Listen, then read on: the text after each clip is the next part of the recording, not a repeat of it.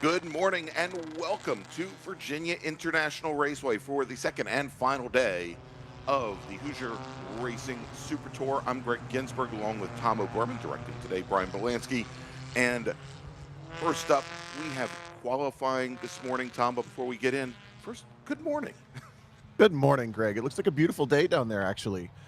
It is a little bit, actually quite a bit more overcast than we had yesterday. Temperatures are almost as warm. We're getting pretty close to 70 degrees ambient air here, but we don't have the sun beating down on the track surface like we did yesterday.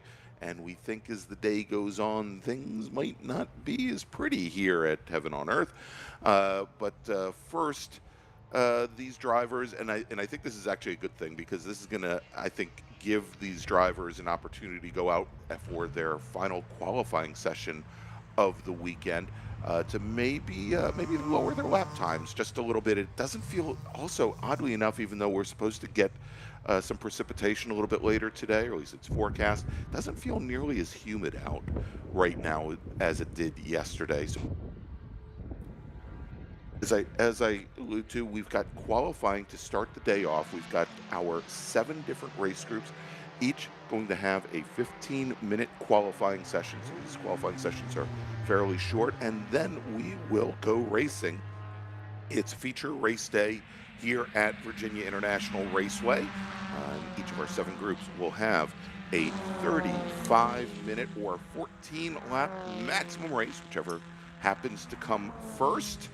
And definitely looking forward to it. We're going to have all 7 qualifying sessions this morning and the first 2 races before we take a break for lunch. First up, Tom, here on their outlap, completing their outlap, is E production, F production, and H production, as well as our very large B-Spec field. And I guess some questions as to whether or not a couple of drivers who had some issues on the very first lap of yesterday's race in B-Spec would be bringing their cars out and testing and making sure that everything is okay to go racing. Yeah, I think 2 or 3 cars involved in that. One of them was Steve Introne, past national champion, and we heard that car was maybe irreparable, but I see him scoring on timing and scoring. That's the beautiful part about B-Spec, is these are basically unmodified subcompacts, and they can take a decent beating without losing too much opportunity to repair them. But that whole field of B-Specs already locked together, coming through Sector 1, headlights ablaze. How do you get those headlights so bright on that Chevy Sonic, those Stewart Black? I mean, those are blinding for me here in Ohio. So yeah, they're a little bright. You know, headlights on for safety. He wants everybody ahead to know that he's coming. Yeah. And it's actually very good to see Stewart head out for the qualifying session this morning. He had a number of issues, and there we go. We're going on board with Stewart Black right now, and you wouldn't see a bloody thing. You wouldn't see Josh Schmidt ahead of him if his headlights weren't so bright. Right.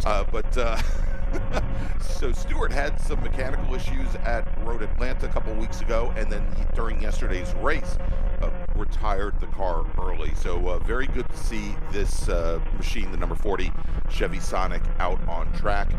And as we see here, I think one of the drivers that was involved in that lap 1 incident yesterday, Josh Schmidt, in Cinnamon in the Burgundy Chevy Sonic just ahead. We only have a couple of non-B-Spec drivers that have gone out for this qualifying session. Tom, I believe one of them is Mark Webber, who's in the Mazda Miata, who's just pulled off driver's right to let this train of B-Spec cars through, as well as Peter Norton in his Caterham 7, just coming out of the Oak Tree turn, and also Stephen Clark in his F production Mazda Miata. And we'll, as the session goes on a little bit, we'll kind of break down where these drivers sit going into this afternoon's race, as the starting order for the feature races today are going to be based on the fastest lap time from yesterday's qualifying session, from today's qualifying session, as well as the fastest lap times from yesterday afternoon's races. Yeah, so that means that starting with B-Spec, Dan Conway will be your provisional pole sitter prior to this session. Again, any session or improvement on lap time in this session, can change these results. Then Rich Roman would be second, Tristan Herbert third, Bryce Robinson fourth, Blair Deffenbaugh fifth, Eric Yeagle and Steve Introne would be sixth and seventh. Those are two cars involved in the incident yesterday. And I misspoke. They're listed on timing and scoring, but we haven't seen them turn a lap on the circuit yet.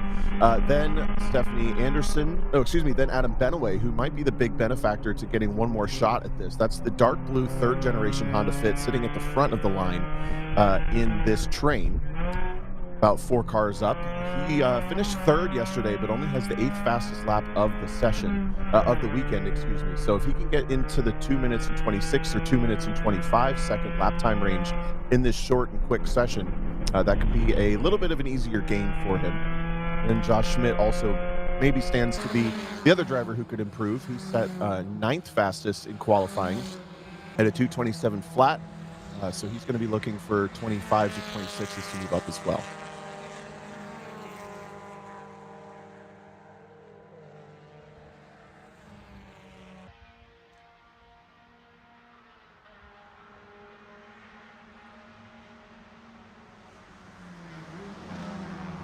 All right, well, I told you that these sessions are going awfully quick, Tom, as they are only 15 minutes in length. So let us take our first break of the day. Thanks to the partners and sponsors. And when we come back, more qualifying action here from VIR. Stay with us.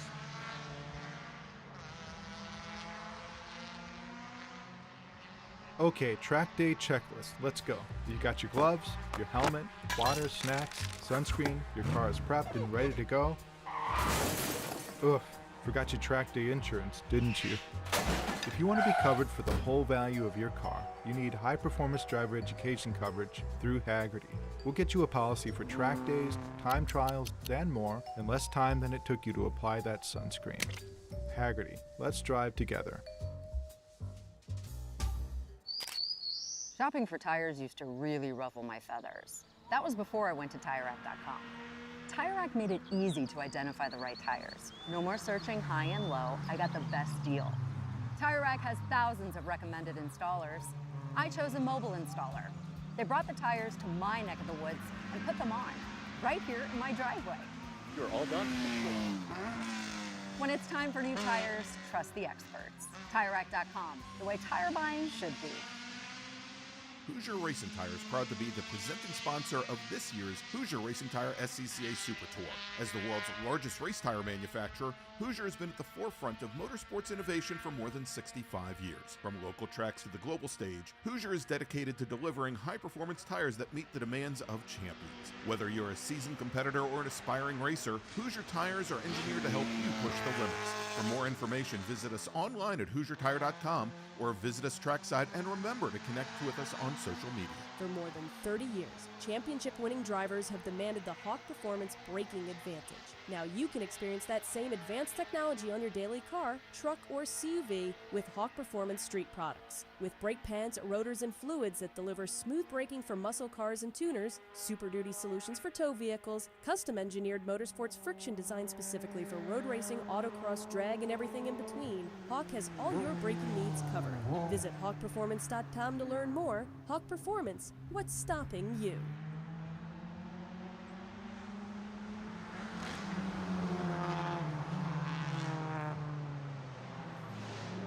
Welcome back to VIR. It is the 2026 Hoosier Racing Tire SCCA Super Tour. We're in the middle of our first qualifying session of the morning. It's E production, F production, H production, as well as B-Spec. And Tom, let's check in on where these drivers stand as trying to set the grid for the late this morning's feature race. I was just looking over at our F Prod drivers. We've got both Robert Garrison and Stephen Clark on track. Robert Garrison came into this session as the third fastest driver in F production over the weekend, with fast lap time set during yesterday morning's qualifying of a 2:11.9, and he is about a second and a half off of that time right now. Stephen Clark was fourth fastest with a fast lap also set during yesterday morning's qualifying at 2:13.21, and he is about 7/10 off of that time, as both of those drivers trying to best Mark Carpenter and Mason Workman, who've kept their cars back in the paddock. The bogey time, the provisional pole time in F production, a 2:10.839. I believe Mason Workman was coming into the morning your fastest driver out on track. I take that back. Tony Ave in his Mazda Miata, the E-production car, was the fastest yesterday. That time, a 2:07.147. We only have one E-production driver on track right now. That is Mark Webber in his Mazda Miata. Yesterday turned in a 2:22.9, and at the moment at a 2:32.109. Yeah, Greg, a bit surprised at how few cars are actually on track right now. We only have 14 cars having scored a lap time. Mason Workman did trip a couple timing loops for a 15th car, but otherwise only half the cars in this run group are choosing to try for an improvement on qualifying. Maybe they expect it to be wet and not important for qualifying later today. Maybe they just wanted to sleep in. Whatever it means, or whatever it is, it means that we don't have a whole lot of shuffling, other than a big improvement from Stuart Black over in B-Spec. A 2:26.0 will move him from what was provisionally 11th place on the starting grid for race 2 all the way up to 4th, bumping Rice Robinson, and then of course the rest of the field down. So that's a huge leap from row 6 to row 2. Exactly, and next fastest driver in B-Spec today is Blair Deffenbaugh in his Honda Fit, the Silver, North Carolina driver, putting in a best lap so far this morning of 2:27.9. Yesterday, he was almost a second and a half faster, turned in a 2:26.46. With Stuart Black moving up to 4th fastest, that's going to drop Deffenbaugh down to 6th fastest. Kind of fun to jump on board here with Stuart Black. Just watching in the upper right-hand corner how little action is happening in the cockpit of that car, with these cars just being so momentum-driven, so little horsepower. You can't be up on the wheel. You can't be too aggressive. And Stuart Black's been racing this car for a very long time. You see all the inputs, very precise, a little on the slow side, just to let the car keep up with him more than anything else. It looks pretty nice. He just improves again to a 2:25.4, and that's actually a new provisional pole for Stuart Black. Our onboard camera car, we watched the last third of it happen at least. Very cool stuff there, all the way up in front of Dan Conway, even by about 1/10 of a second. That would bring your B-Spec grid to Black, then Dan Conway, then Rich Roman, then Tristan Herbert, then now Rice Robinson. It's to still claim 5th, but he will still be bumped back 1 row. 1 row, exactly. All right, Adam Benaway bringing his car down the pit lane. He's taking the number 69 Honda Fit back to the paddock. And Benaway with a fast lap of 2:28.39 in the session is not an improvement for him. He was at a 2:26.9 during yesterday morning's qualifying session. Also, Stephen Clark bringing his F production Mazda Miata back to the paddock. Greg, we also have a new provisional pole sitter in E-production, Peter Norton, 2:06.9. That puts 2/10 on Tony Ave's fastest lap from the weekend in qualifying 1. And that one is not nearly as meaningful. It just swaps them on the front row of the grid. But Peter Norton was able to take a pretty dramatic win yesterday after an off and then after a late charge. And Tony Ave didn't seem to have a whole lot for him. Now he'll start on the pole. All right, Mark Webber puts in a 2:26.122, and Webber, who came into the day qualified 4th in E-production, still running a couple seconds off his fastest lap time from yesterday morning in the Goodyear Redline Oil Mazda Miata. As the checkered flag, Tom is now out on the session, and next up is going to be Spec Racer Ford Gen 3. So again, big changes in E-production, as you said, a swap on the front row, as Peter Norton will start on pole later this morning, and Tony Ave in his Mazda Miata will now start on the outside of the front row. Over in B-Spec, Stuart Black will jump up from a prior qualifying time, probably a former qualifying position of 11th to the pole, displacing Dan Conway, moving Conway to the outside of the front row. Conway's teammate Rich Roman will now start third, with Tristan Herbert starting in fourth position. Those are your front two rows in B-Spec. All right, let's take a quick break. We'll be back with more qualifying action here from VIR. Stay with us.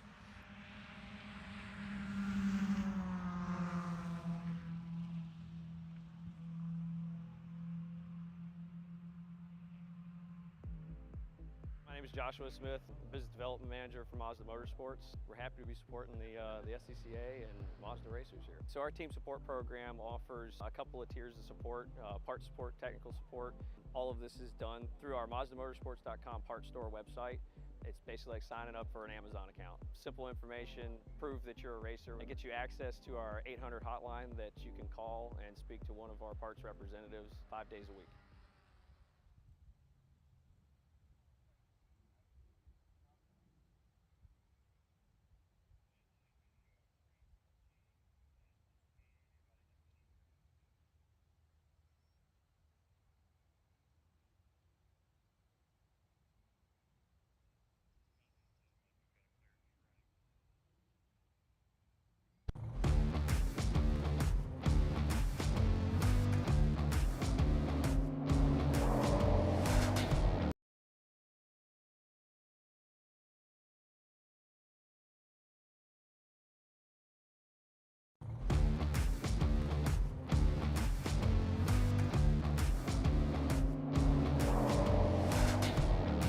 So what is the Tire Rack SCCA Time Attack Challenge? It's Time Attack at its best. It's fast, it's fun, it puts you in the driver's seat at some of the best racetracks across the country. So you might be wondering, can I do Time Attack? Short answer, absolutely. On any given weekend, you'll find everything from a novice driver in their street car to a seasoned racing professional in a mean machine like one of these, both out here to have an amazing time chasing their fastest lap. Now I know what you're saying. John, my car's not ready for this. I don't have a Time Attack car. Well, the beautiful thing is, you do. We have classes such as Sport, where it takes hand tools to bolt on some minor modifications, to Tuner, where you get to do some adjustability with coilovers and add a little bit of power. Then Max, you take that, add wings, more power for pure awesomeness, and then you get to Unlimited, which is, well, unlimited. So what's a Time Attack Challenge weekend look like? Well, that's up to you. Whether you're here to get a new personal best, maybe get on the podium, or maybe your goal is that new lap record. Either way, you're going to get 2 days on track where you can chase your fastest lap.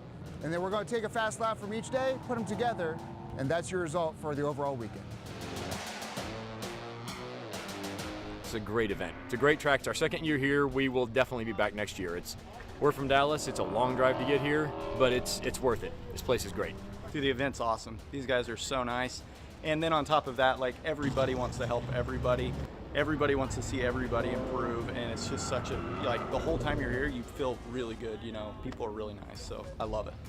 If you want to go the time trial route and put a clock on the car, everybody that's your competitor is also your best friend.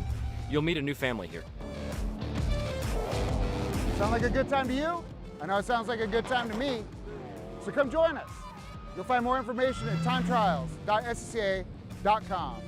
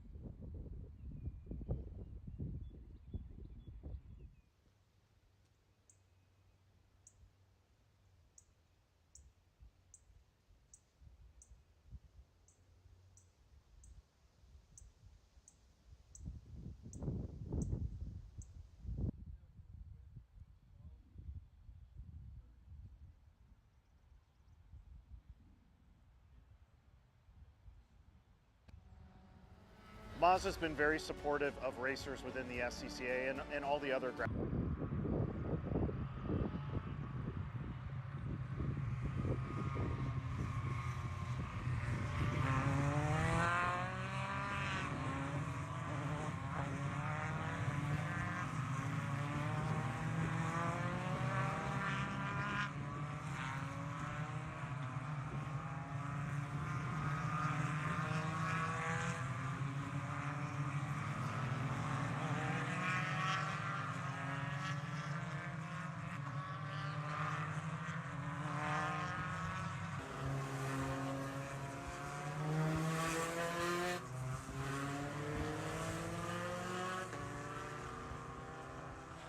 It's the 2026 Hoosier Racing Tire SCCA Super Tour, and next, it's Spec Racer Ford Gen 3, and we have, I think, somewhere along the lines of 40 of our Spec Racer Ford racers out of 48 that have taken to the track to better their times from yesterday, where Clay Russell would be on provisional pole for this afternoon's race. And Jim Goffrey, second fastest. Actually, let me rephrase. Let's try that again. Brian Schofield would be our provisional pole sitter with a qualifying time of 2:04.497. He was yesterday's winner. Clay Russell at a 2:05 flat. Your second fastest driver, Jim Goffrey, at a 2:05.441, third fastest. I think that is kind of the big story from qualifying yesterday, is that Schofield seems to be the only driver who really got or at least got the most complete draft package around this track, let's say. He was 0.6 up on everybody else in qualifying at a 2:04.49. So we need a low 2:04 to get a new pole sitter. We need anything in the 2:04s to get onto the front row, as Clay Russell only at a 2:05.0. So I think if anybody is able to put together something closer to what Schofield had, and I'm going to guess that involves a pretty significant amount of drafting down both the front, well, all three, the front straight, the side straight up into the upper S's, and this long back straightaway. Maybe they can start to challenge that, but otherwise, Jim Goffrey is a full second off of that provisional pole time in third. Sandy Satullo also in the 2:05.4s, as well as Russ Turner. So all of those drivers, I mean, this is a really short session, Greg. All of those drivers going to be hoping to get up to speed very quickly, get with probably just anybody to give them a draft for a period of this session and try to improve. So, Tom, also, as we're running down through that, we had two drivers that left the pit lane together. They are about a half a track behind this entire pack.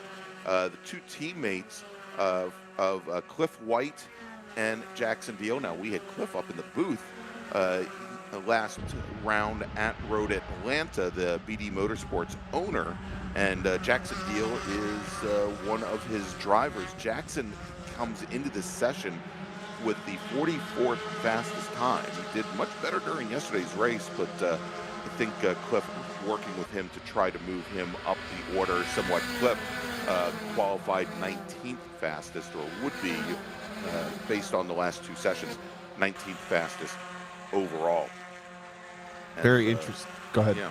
No, I'm sorry. I was going to say that's interesting because Jackson Deal was also the quickest car in the official testing sessions as far as timing and scoring showed. So that driver certainly has a lot more potential. Starting 44th on a 48-car grid is pretty brutal. Yeah, exactly. So trying to get him, I think, a little bit further up, and maybe a pair, just the two of them, might be able to possibly work their way up. There they are, up at the top of the roller coaster right now, with Cliff White, I believe, in the purple. No, actually, no. The purple 59 is Jackson Deal, and you can see they're just ahead of this very large pack behind. So might be in good shape, and I think they just didn't want to get caught up in one of these 10 or 11 car trains that we're seeing directly behind them. They will start their first flying lap in this 15-minute session with 9 minutes and 10 seconds left. Yeah. That is quite a delay and a shortage. But I mean, that is all you really need. These tires are going to be up and ready to go within 2 laps or so, maybe 3. And as long as there's no stoppages, things should look pretty good. The driver that might be in the best position just starting this first lap is Todd Vanacore. He gave himself about 4 car lengths up to that train of 4 cars at the front. You see a good look at it there. And that's the game, is buying yourself just enough distance that you don't get to the next car in front of you, or maybe you do and you coordinate with them. But right now, Vanacore is certainly one of the fastest cars in the first sector just based on that little gap that he bought himself. Kind of packs of 5, 6, and 7 forming throughout. And the fastest times in are in the 2:07s. Remember, the pole time is a 2:04. So we're getting there, but we're not there yet. Maybe a couple of personal improvements down in the bottom half of the field with these times, but nothing at the top. So, Tom, I'm wondering also that based on how far ahead of the lead group there with Schofield and Russell and Sandy Satullo, that perhaps Cliff White is trying to get Jackson Deal hooked up with that very first train, because it's not that far ahead of them, or they're not that far ahead of that group on track, and maybe get Deal. Well, I think they would have dropped back further at this point if that was actually the play. Yeah, I agree. They're close, but not that. They would have gone back. Now, there's the choreography that we've mentioned, is an intentional allowing of the other car behind to go through, and now you get their draft on the next straightaway. So this is pretty good teamwork between these two. It'll be very interesting to see. Right now, Clay Russell has the fastest sector 1 time, just to 0.03 faster than Todd Vanacore, who has the second sector's fastest time right now on this second flying lap. But here comes to complete their first lap the 2 drivers you mentioned all the way at the back, Jackson Deal and Cliff White. And as they come across the line, Cliff White 13th fastest at a 2:08.59, and then Jackson Deal at a 2:07.72, which is at the moment 7th fastest in the session. He's now going to drop down the order as that first group now comes across the line, completing their first flying lap as Russ Turner puts in a 2:06.2. That 2:07.7 for Deal is good enough to move him from 44th on the provisional grid up to about 28th. So he's already knifed the field in half. It's a productive qualifying session, and he'll get to go a little bit further at it. All right, Tom, let's do this. I know we've only got essentially 1 flying lap for some of these drivers, 2 for most in the books, but let's take our break during this short 15-minute qualifying session, and we'll be back with more action here from VIR in just a moment.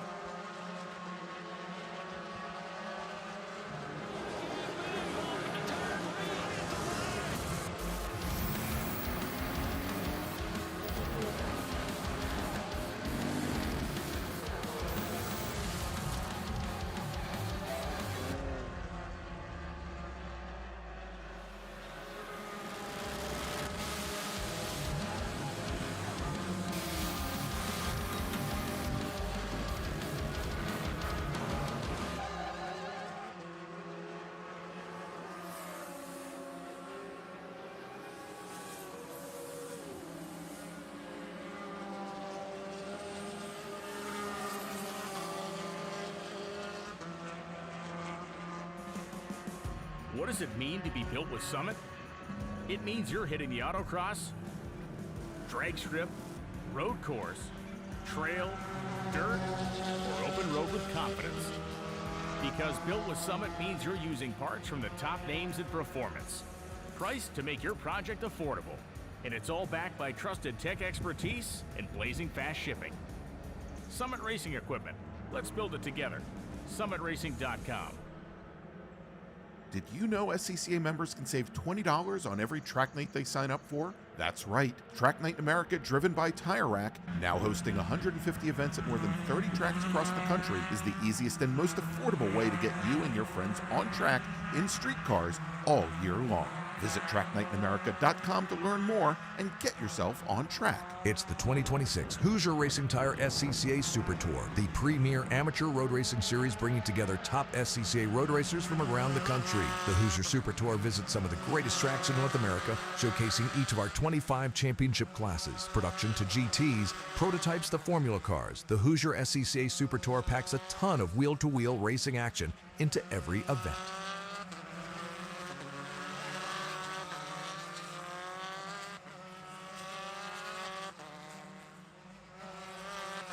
And we're back here at Virginia International Raceway. It's Spec Racer Ford Gen 3 qualifying. Provisional pole time coming into this morning's session held by Brian Schofield with a 204.497. Not quite there yet, Tom. Matter of fact, Clay Russell, who's our fastest driver out this morning, running about a second off of that time. But the 205.562, I think that would be good for what? Would have been good for sixth based on the times from yesterday. And of course, everybody behind running slightly lower. We'll try to make sense of this at the end of the session, but this very first group here, which has been led on track by, I think, alternately Clay Russell and Russ Turner in the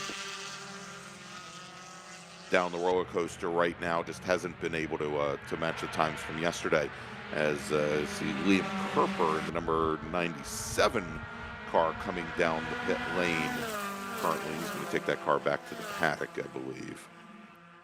Got a question in the YouTube live chat. Hello, YouTube. We are watching with you and enjoying the racing here on Sunday. The question is, what kind of cars are these? These are Spec Racer Fords. They've been around since, I think, the early 80s, Greg. Maybe I don't quite know my history there. Mid-80s. Originally with Renault engines, and yep. When Renault left the market, Ford took over the production of the drivetrains for SCCA Enterprises.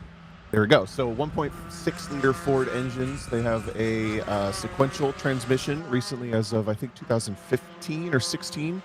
And they're about 1,500 pounds with the driver in them. Cool little sports racers. They look kind of like prototypes, but that's a bit misleading. There's not a lot of aero trickery going on with these cars. Obviously, you don't see wings or anything like that. Think of it a little bit more like a Formula Ford or a lower horsepower Formula car, but with bodywork. And they produce awesome racing. The other question is, what's the red line? Great question. I don't know. Somewhere in the 6,000s. It's not that high. Yeah, if it helps, it is the same 1.6 liter motor that was out of the most recent Ford Fiestas. And, there you go. Aluminum block, aluminum head. Replaced the tractor motor that used to be in the early Ford Escorts, an old 1.9 iron block motor. As Tom said, I think I think the very first year that we were running this drivetrain was, I believe, 2015, if I remember correctly. So it's been about 10 years. There you go. And the other note, this is an associate producer note from someone in the chat. Jackson Deal had motor issues during qualifying, so that's even more of a relief to get a lap in. You had issues in that qualifying session. Jackson Deal still sitting at a 207. He's improved to a 207.6, which might move him from 28th to 27th on the overall grid. Again, grid based on your single fastest lap from the weekend, this session or any other. My eyes right now on Trey Ayers. Down the front straightaway, he's got a session best Sector 1, a personal best Sector 2. He's coming across the start-finish line right about now, Greg.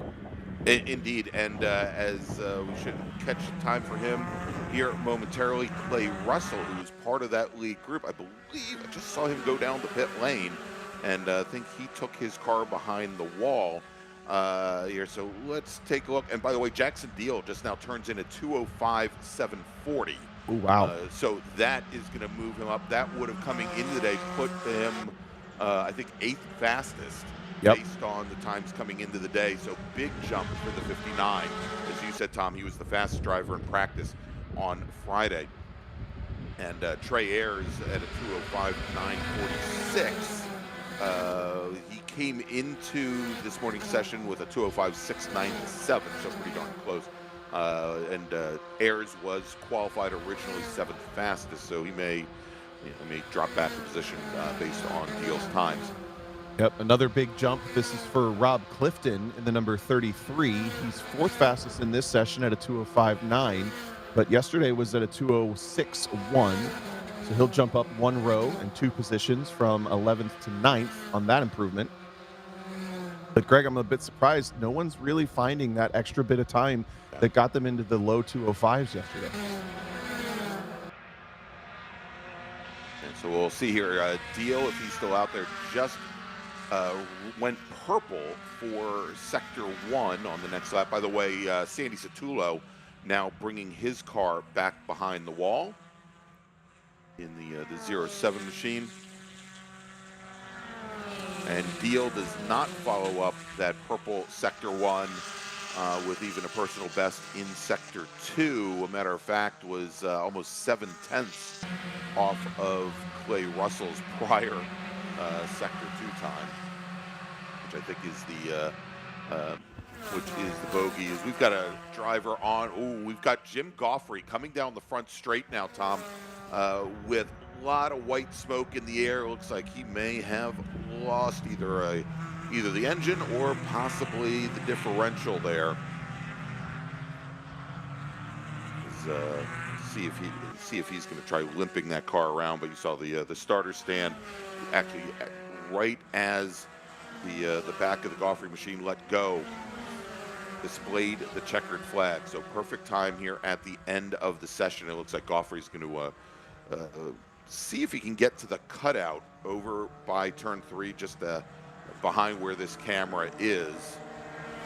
But let's take a look here at the end of the session. Fastest driver on course, Clay Russell, at a 2:05.562.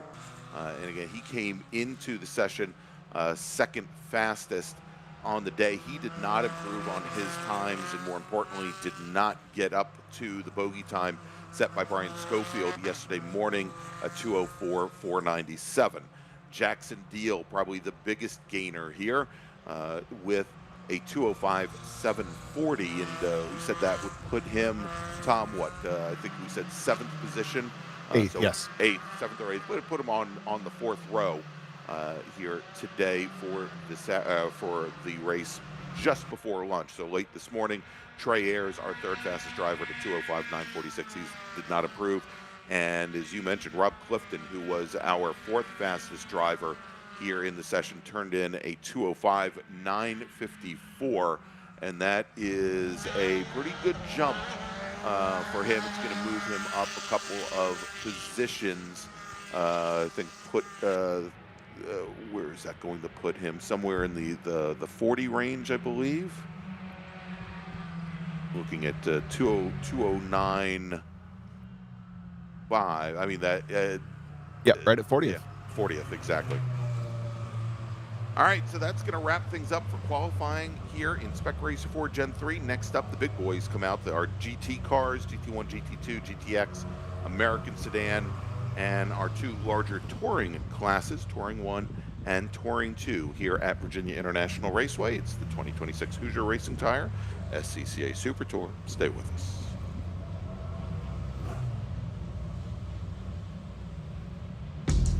We're not supposed to be out here.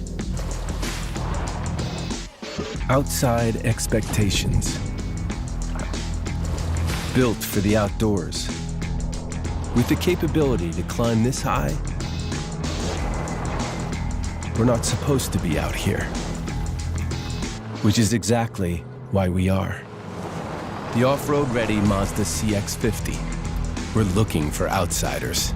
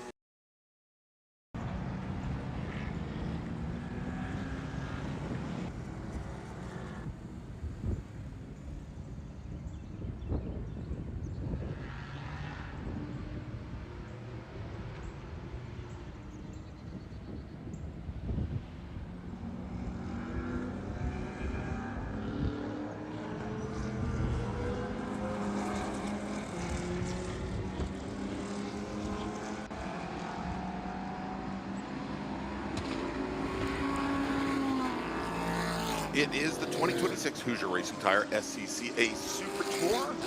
I'm Gregg Ginsberg along with Tom O'Gorman. And next up, Big Bore qualifying GT1, GT2, GTX, Touring 1, Touring 2, and let's not forget American Sedan. Tom, as these drivers heading out on track in GT2, where we had 9 drivers at qualifying times coming into the day. Graham Jacobson, your provisional pole sitter. He's out of Marietta, Georgia in the Stetton Barrett Motorsports Chevy Camaro. His fastest qualifying time of the weekend was a 1:52.832. Kevin Allen and his FGR Hoosier Rebello Racing Engines Nissan, second fastest at 1:54.26. And Kevin's out of the Buccaneer region. Over in GTX, Jason Craver, who was our first driver to leave the pit lane this morning in the in his Lamborghini Super Trofeo, the Lexington, North Carolina driver, sitting on a 1:47.6, with Tim Day Jr. in his Ligier, a 1:49 flat in the TJR Motorsports GTX entry. Now over in Touring 1, James Candelaria in the Candelaria Racing Products Hawk Hoosier Chevy Corvette turned in a 1:56.134 yesterday morning. He's the provisional pole sitter in that class. Almost 4 seconds up from the rest of the field. Brian Goodman, second fastest driver in the class in his BMW M3. And then in Touring 2, William Bolt out of Alpharetta, Georgia in the Bolt Racing Carbotech Chevy Corvette, a 2:04.6, with James Davidson out of West Melbourne, Florida, also in a Chevy Corvette, the One Mo Time Racing entry, a 2:05.8, so a little bit more than a full second off of Bolt's times. Getting to jump on board right away with James Davidson here in Touring 2, following some Touring 1 and GT2 cars. A huge amount of oil dry down the outside of the braking for Turn 1, and that last little car width would have been really nice for Davidson because he ran out of track there on the exit, having adjusted that line, so he'll slip just behind one of the BMWs. I think Russell King there gets through, starting this first flying lap. But I think the big thing from yesterday that stood out with this group is just that they didn't really get to run their full race distance. We had that spin and residential. What am I trying to say here? Residual? Residual? Yeah. Nope. No. Following. Oh no, Greg! I'm having my first little now you're first starting brain to sound fart. like me. Either way, Gary Crook had a spin and a delay for that race. We didn't get to go back racing because of that. So these drivers are all going to be looking forward to that. But the opportunity to improve their times as well is important. And I think the best race that was shaping up was Jason Craver versus Tim Day. Craver in the Lamborghini Super Trofeo car, Tim Day in the LMP3 car. Super different cars that run very similar lap times, particularly here at VIR with so much straightaway for that Lamborghini to stretch its 600 plus horsepower. But Tim Day, if he can find another couple of tenths or even a second, he'll be able to be basically on the same lap time as Craver.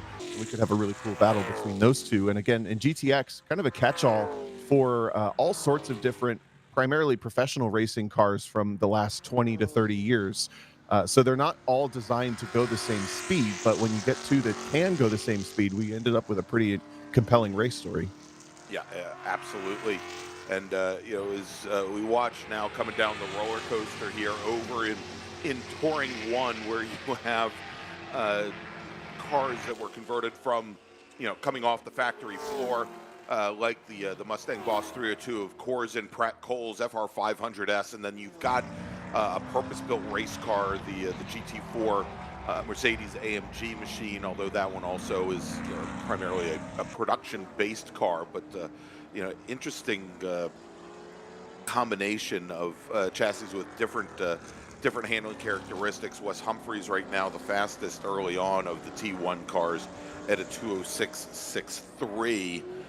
Which is about 10 seconds off of the provisional pole time, as these drivers are still trying to get up to speed here this morning. And looking forward, we anticipate some weather, some rain to come in throughout the day at some point. In fact, it might just be starting now. There's a couple splashes of precipitation on James Davidson's windshield just there. But either way, that newer and much more advanced Mercedes AMG GT4 with Wes Humphries at the wheel, he could be in a really good position if it starts to get more wet. I mean, he's about 5 seconds off the pace in the dry from James Candelaria, but Candelaria in a much more raw and garage built version of a Touring 1 car there in the C6 Corvette versus, you know, a fully manufactured and designed and engineered Mercedes-Benz race car.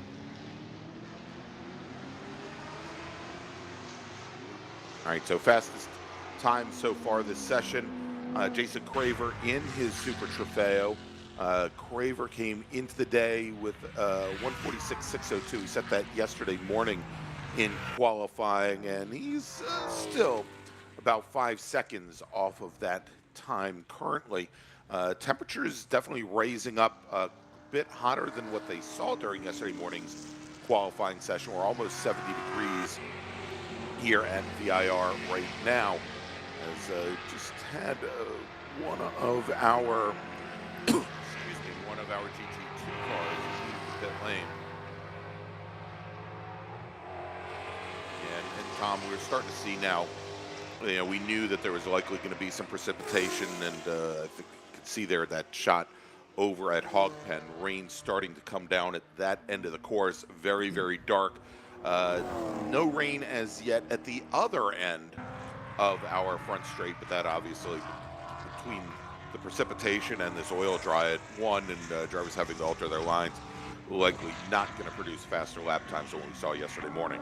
Yeah, the circumstances not looking good for this group, but our cameras do pick up the rain a little bit more aggressively than the camera, or than the reality is, right? Those little white pixels certainly pop up pretty quickly on our cameras. The track still looks okay, other than, as you mentioned, the braking zone for turn 1.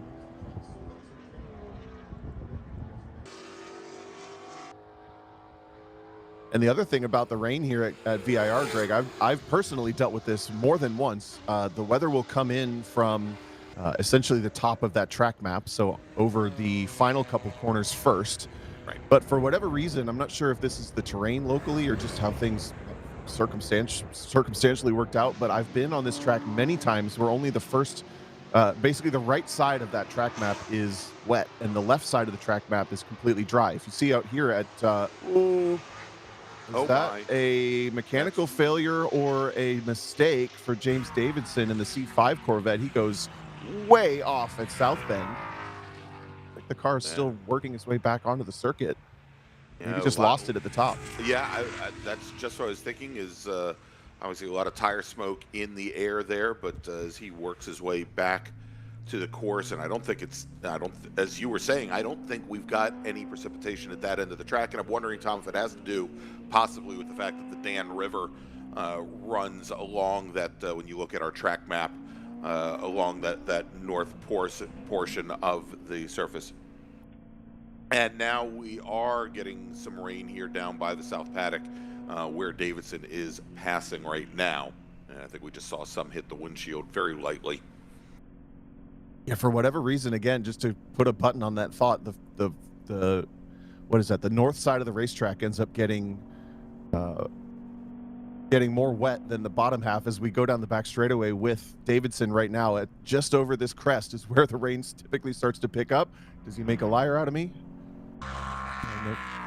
Oh, and that was Tim Day Jr. blasting by. Yeah, it looks like Davidson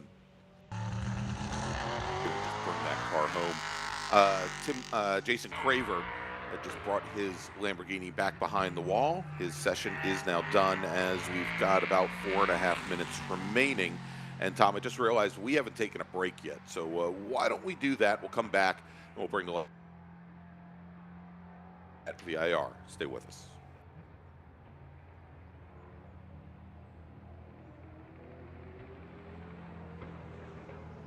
Okay, so pretend this is your race car. It's on the trailer, and you have an accident. Ouch! At least your truck's insurance will pay for another one? Yeah, not so fast. Standard insurance won't replace your race car, whether it's in the trailer, in the paddock, in the garage, or the repair shop. But at Haggerty, we can protect it for what it's really worth anytime it's off the track. No matter what or where you race, offer less than a set of race tires. Haggerty, let's drive together. For more than 30 years, championship-winning drivers have demanded the Hawk Performance braking advantage. Now you can experience that same advanced technology on your daily car, truck, or CUV with Hawk Performance Street products. With brake pads, rotors, and fluids that deliver smooth braking for muscle cars and tuners, Super Duty solutions for tow vehicles, custom-engineered motorsports friction designed specifically for road racing, autocross, drag, and everything in between, Hawk has all your braking needs covered. Visit hawkperformance.com to learn more. Hawk Performance, what's stopping you? Want to try SCCA racing, but with an appropriate focus on fun and learning? The SCCA Race Experience program is exactly that, with both short sprint races you can drive by yourself and endurance races you can do with friends. All you need is an SCCA membership, a driver's license, a properly equipped car, and the right driver gear. Visit scca.com/racex to find more information and events near you. Hoosier Racing Tire is proud to be the presenting sponsor of this year's Hoosier Racing Tire SCCA Super Tour. As the world's largest race tire manufacturer, Hoosier has been at the forefront of motorsports innovation for more than 65 years. From local tracks to the global stage, Hoosier is dedicated to delivering high-performance tires that meet the demands of champions. Whether you're a seasoned competitor or an aspiring racer, Hoosier tires are engineered to help you push the limits. For more information, visit us online at HoosierTire.com or visit us trackside, and remember to connect with us on social media.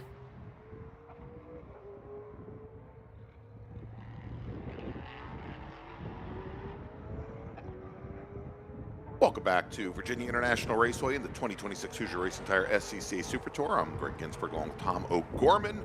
And Tom, with the appearance of those raindrops, it looks like a lot of our qualifiers here in this race group decided to take to the pit lane. We do still have a decent number of drivers out on track. I think William Moore in his GT2 Camaro out of Chagrin Falls, Ohio. Did I pronounce that right? You're the Ohioan. You would know better than me. Also, the 46 car of Steven Sowers, another one of our GT2 racers. He's in a Ford Mustang, as well as the, let's see, who else? The 53 car, I think, out on track as well. That doesn't make sense because I don't think we've got a 53 car out there. The number 12 machine, though, definitely out, Tom. Still circulating around. I agree on the sense that the rain might have spooked some people off the racetrack, but I disagree that that's a reasonable thing to be worried about, because Tim Day Jr. is matching and improving his best times from qualifying yesterday in the LMP3 car coming up onto the front straightaway right now. So the opportunity, despite the little bit of precipitation, is still there. And Day, once again, is going faster and faster yet. Got a session best sector 1, just comes across and improves into the 48s. That's 0.2 faster than he went in qualifying yesterday. So the opportunity is absolutely still there. And the last part, Greg, the beautiful thing about being in Ohio is you can say everything wrong. We have a Rushi, Ohio, spelled like Russia. We have a Lima or a Lima that they say backwards from, you know, it's the pronunciation's optional. Optional, perfect. Sounds like every place in Pennsylvania as well. All right, yeah, so as you mentioned, Tim Day Jr. improving upon his times from yesterday.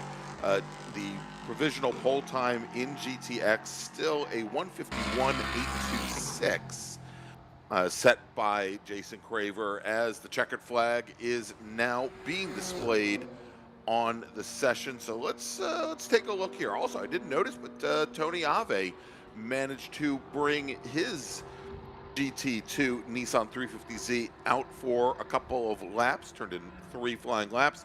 A 155.259 was the fastest time that he put in. That actually will be enough to bump him, Tom, up the order. He came into the session 6th fastest in GT2, and he managed to improve by a couple seconds. Actually, I guess about like 1.3 seconds. So with that 155.25, he now will find himself starting 3rd in GT2, displacing Ike Keeler and Tiger Tom Patton. With William Moore, 159.302. Moore does improve, but he came in today at a 2:47. So he finds about a second over yesterday's times. Robert May, 159.619, also finding about 0.6 of a second compared to yesterday. Brian Scheibel, our sole GT1 racer, turned in a 201.817 and that was about 2 seconds off of where he was yesterday. We did not have our sole American sedan racer head on track over in Touring 2, Russell King. He gave us a 2:07.948, and that does best his time from yesterday, but is not going to move him up in the order. He should still start third in Touring 2. James Davison had a 2:11.741. That was off of his times from yesterday, but he should still start second in GT2. All right, as the 5-minute warning's just been given to our Spec Miata racers, Tom, why don't we take a break, and we'll be back in just a few moments with more qualifying action here from VIR.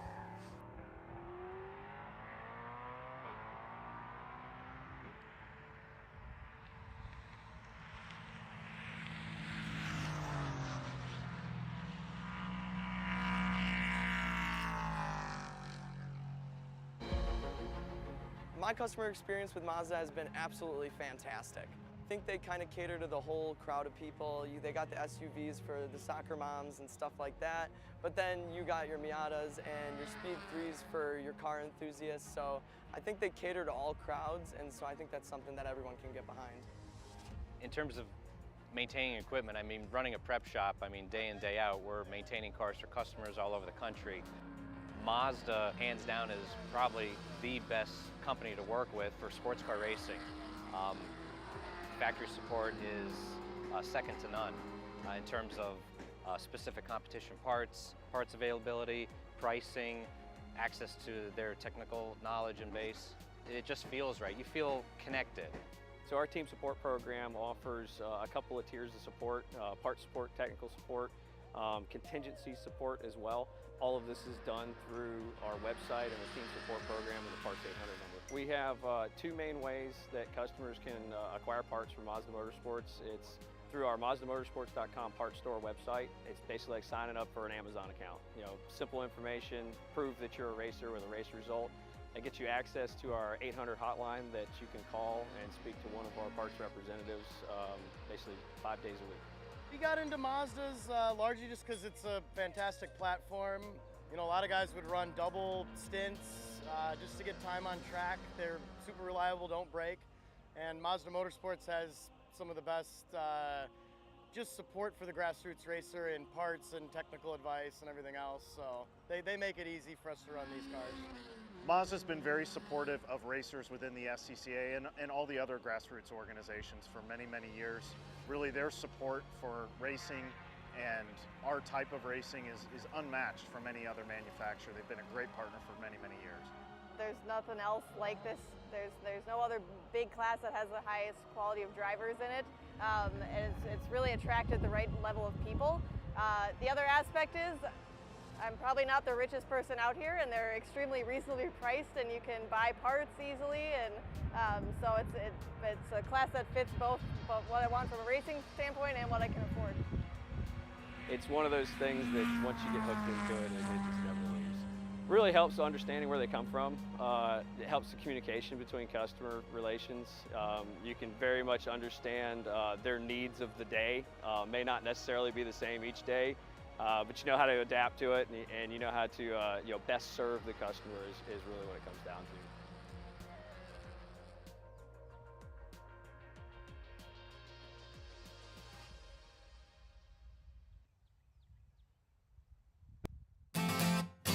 My name's Pat Prevenus. Dave Onischuk, Chicago region.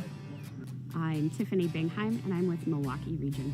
My name is Carter Kundinger. I'm a part of the Milwaukee region, and I have been doing this for 3 years.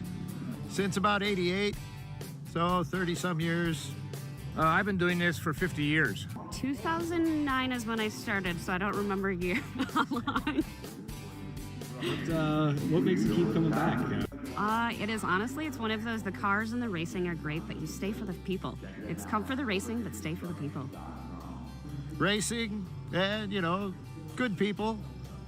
It's not only the racing, but it's the people too. I mean, I can't go away from that. I've met a lot of my very close friends here, and connections that you make with your fellow workers, even drivers, safety crew, just about anyone, is honestly just something that, you know, it just keeps me coming every single year, every single weekend. Because both my son and my daughter and my brother also flag, so it's a family thing. Well, there's a lot of excitement. There's a lot of excitement. You know, if you're a race fan, there's no better spot. There's been a lot of great memories, a lot of friends, a lot of racing friends. It's a great group of people. Everybody cares for one another, helps each other out. Those are probably the biggest memories, more than just the racing. I mean, it's fellow workers, the drivers. It's been amazing. I've met my best friend here. You know, my husband. So it's really a family event. I mean, it's great. I came out here when I was a high school student as a spectator and kind of fell in love with the place. And during my college years, I joined as an SCCA member and started working corners right away, and I've been doing it ever since. This is the best seat in the house.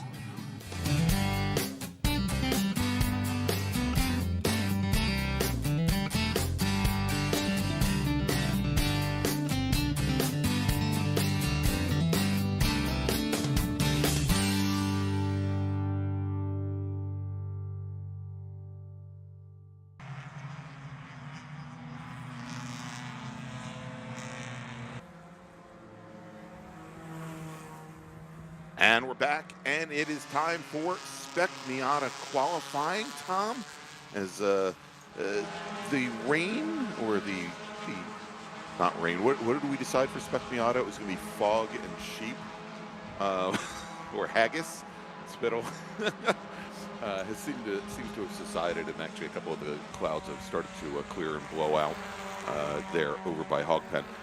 Drivers on track, almost every single one of our Spec Miata drivers, Tom, set their fastest lap times, not during yesterday's race, but during qualifying yesterday morning. Max Stallone with your provisional pole time coming into our final qualifying session of the weekend.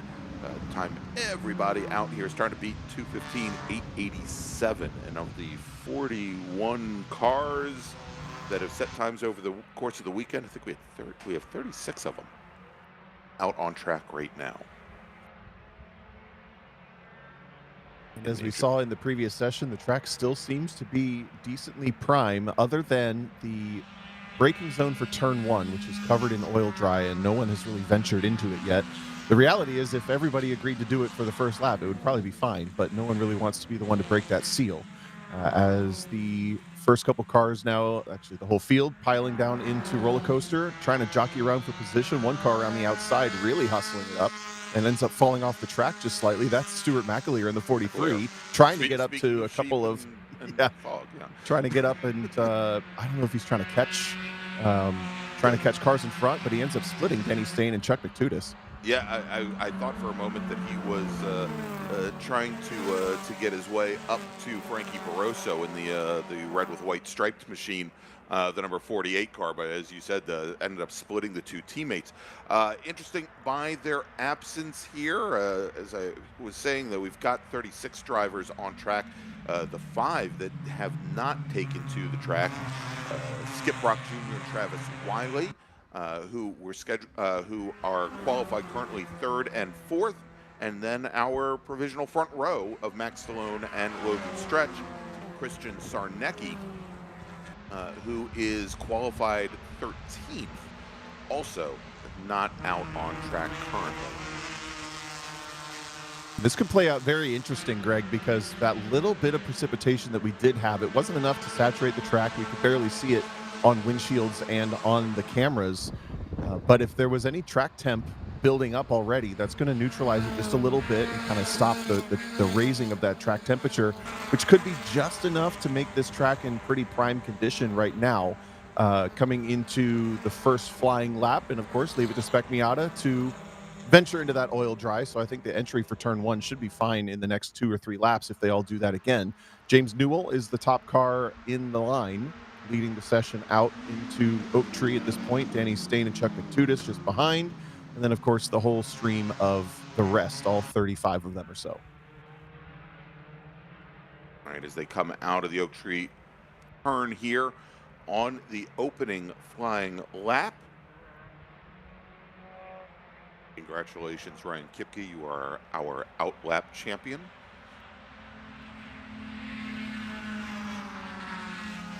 All right, real quick, Tom, as we wait for the first times to come in, let me make a quick call over the PA here. Attention in the paddock with Jack Stanford, driver of the number 115 Touring 2 car. Please see the race director in impound. Jack Stanford, driver of Touring 2, number 115.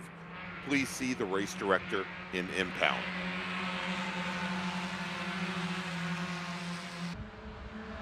Yes, indeed. As we're back, a little bit more precipitation starting to show. I'm looking at the sidewall of that tire barrier. See the reality of what the rain looks like. Not a whole lot.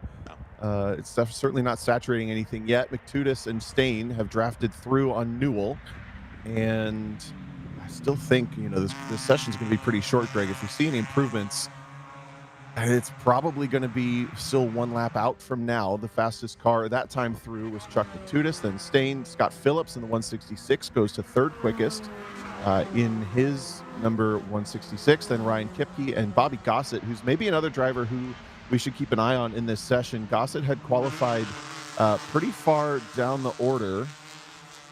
We're trying to find him there in 16th position 15. Provisionally, so he's looking to improve on a 217 flat in that 144 car. And Danny Stain looking like he's having some challenges with the number 39 car as he comes to a complete stop between turns 3 and 4. Of course, losing his drafting partner Chuck McTutis in the process. He gets that car back underway. We'll see if he can continue out the rest of the session.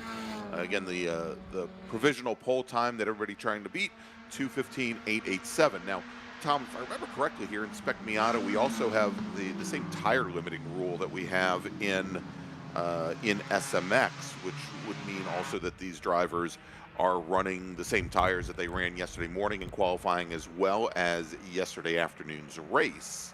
Correct. And I'm sure that, given that they would be on a minimum now of their third heat cycle, probably would affect the ultimate times they could put in as well.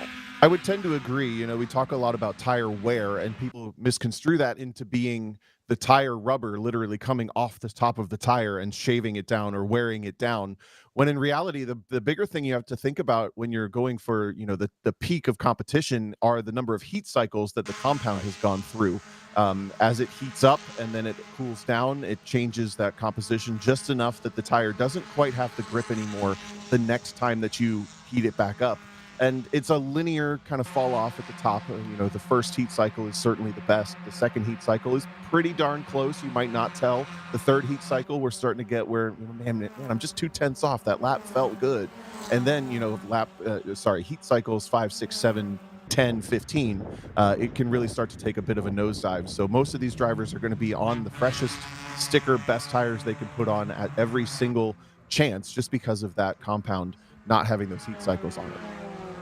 All right, so as the field comes through and completes their second flying lap, at the moment, Stuart McAleer now from Glasgow, Scotland, your fastest driver at a 2:18.443. But to put that in perspective, at the moment, that would be good for 26th position based on the times from yesterday.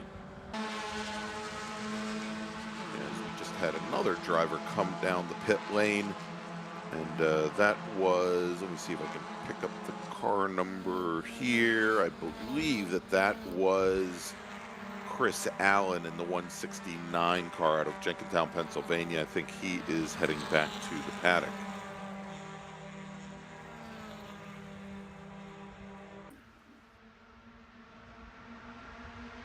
Whoa, with just under 6 minutes to go.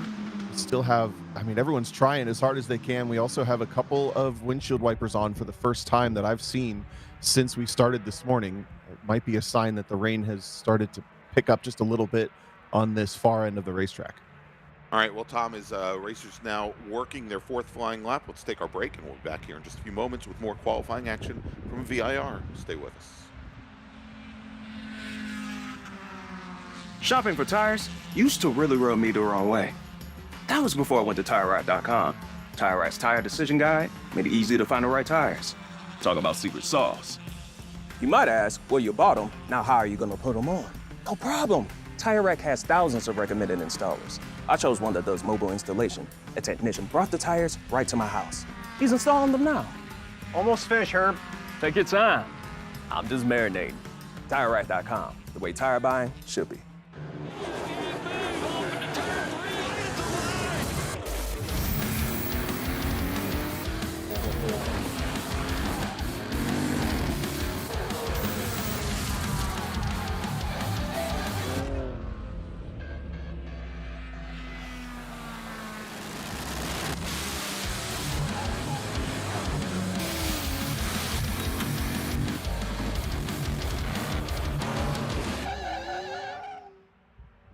Hoosier Racing Tire is proud to be the presenting sponsor of this year's Hoosier Racing Tire SCCA Super Tour. As the world's largest race tire manufacturer, Hoosier has been at the forefront of motorsports innovation for more than 65 years. From local tracks to the global stage, Hoosier is dedicated to delivering high-performance tires that meet the demands of champions. Whether you're a seasoned competitor or an aspiring racer, Hoosier tires are engineered to help you push the limits. For more information, visit us online at HoosierTire.com or visit us trackside, and remember to connect with us on social media. If you like what you see today, become part of the action by joining the Sports Car Club of America. Whether you want to drive, flag, organize, officiate, have fun with cars, or meet 65,000 enthusiast friends, SCCA offers plenty to feed your motorsports obsession. Ask someone trackside how to get involved or visit SCCA.com for more information. Did you know SCCA members can save $20 on every track night they sign up for? That's right. Track Night America, driven by Tire Rack, now hosting 150 events at more than 30 tracks across the country, is the easiest and most affordable way to get you and your friends on track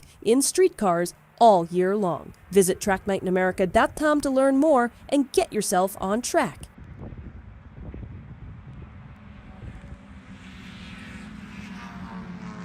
Welcome back to VIR. It is Shopping for tires? for Spec Miata. I'm Gregg Ginsberg along with Tom O'Gorman. Catch you up right now. Fastest driver on track now, James Newell, driving the number 23 machine. He's out of Old Hickory, Tennessee. Qualifying time 2:17.301. As all of these drivers now looking to best a provisional pole time set by Max Stallone at 2:15.887. Yeah, the evidence of drivers pushing hard in the last stage of this session is certainly there. We had one car off at Oak Tree who was able to rejoin. We also had Domenico Liucci off at Roller Coaster and is still trying to rejoin. Now just does so in front of a little pack of cars. But still, Greg, no major improvements at the top of the board. I'm trying to keep track if we have any improvements anywhere. We're watching another car off at the Roller Coaster, and maybe this is a sign that these tires, having run a full race distance yesterday plus qualifying and now into this session, are just not in their prime. Drivers trying a little bit too hard early on. All right, sounds like that's the 71 car. Just went wide. That's Jack Wilson out of Bethesda, Maryland, my old home.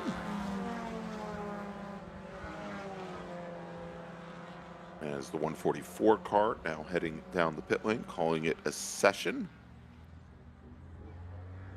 That being Bobby Gossett. And Bobby gets his way up to 7th in the session, a 2:17.67. That is still about 0.7 of a second off of where he was coming into the session, as he and his sister Ellie came into the morning 15th and 16th fastest, respectively.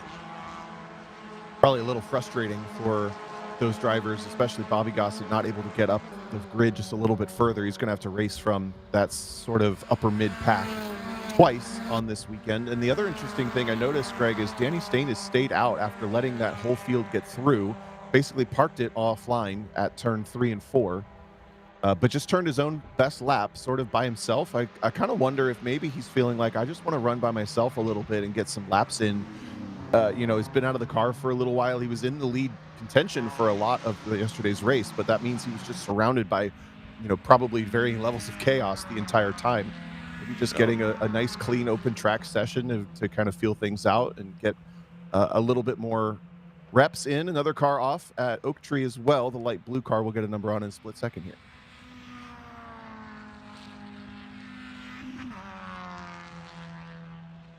see if I can get the number. I think it might be possibly the 06.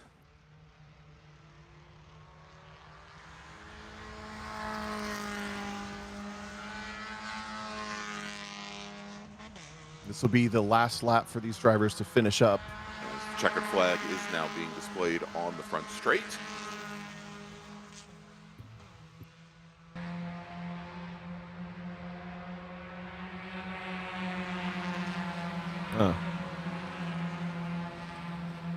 This time through, an improvement for Stain. Not faster than his fastest time in qualifying yesterday. It's 4/10 off. I'm trying to see if he's by himself. No, he does have a couple cars in closer proximity, so it's unlikely that was undrafted. But either way, choosing to kind of go off a lockstep with everybody else. All right, so at the moment here is our last drivers filter through, and Stain's teammate heading down the pit lane now, as Chuck Matudis could only, without his drafting partner, only manage 15th fastest in the session, a 2:18.53. Fastest, again, set by Danny Stain, a 2:16.67. That is still 0.8 of a second off of the provisional pole time set by Max Stallone yesterday morning.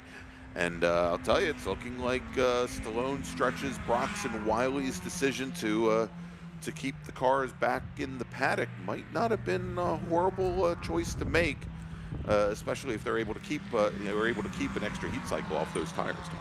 Yep, that's a great choice, and I hadn't even considered that. But I think they knew. You're exactly right. I think they knew they were safe from losing positions, or at least not too badly if they did lose any positions. And that one extra heat cycle can be kind of a make or breaker when you're talking heat cycles 3, 4, and 5. All right, so that's what it looks like here, going into the race in Spec Miata, which will be just a little bit after lunch. It'll be our second race after lunch today. Max Stallone should be your provisional pole sitter alongside his teammate Logan Stretch, and I just got a great little note from Bob Stretch that the car that Stallone is racing, the 103 machine, was the very first of the Wheels America race cars put together by the Stretch brothers when they were just 16 years old, and that car still running well enough to be put on pole here in Spec Miata. So Skip Brock Jr., Travis Wiley scheduled to start on the second row. Christian Meyer and John Salerno should make up row number 3 in Spec Miata. All right, next up is going to be Super Touring Light and Super Touring Under, Touring 3 and Touring 4. And no, folks, there are no WRXs that we know of running in Touring 3 this weekend. But we're going to take a break. We'll be back here in just a moment with our 5th of 7 qualifying sessions this morning here from VIR. Stay with us. Grassroots organizations for many, many years. Really, their support for racing and our type of racing is unmatched from any other manufacturer. They've been a great partner for many, many years. Mazda, hands down, is the best company to work with for sports car racing. Factory support is second to none. It just feels right. You feel connected.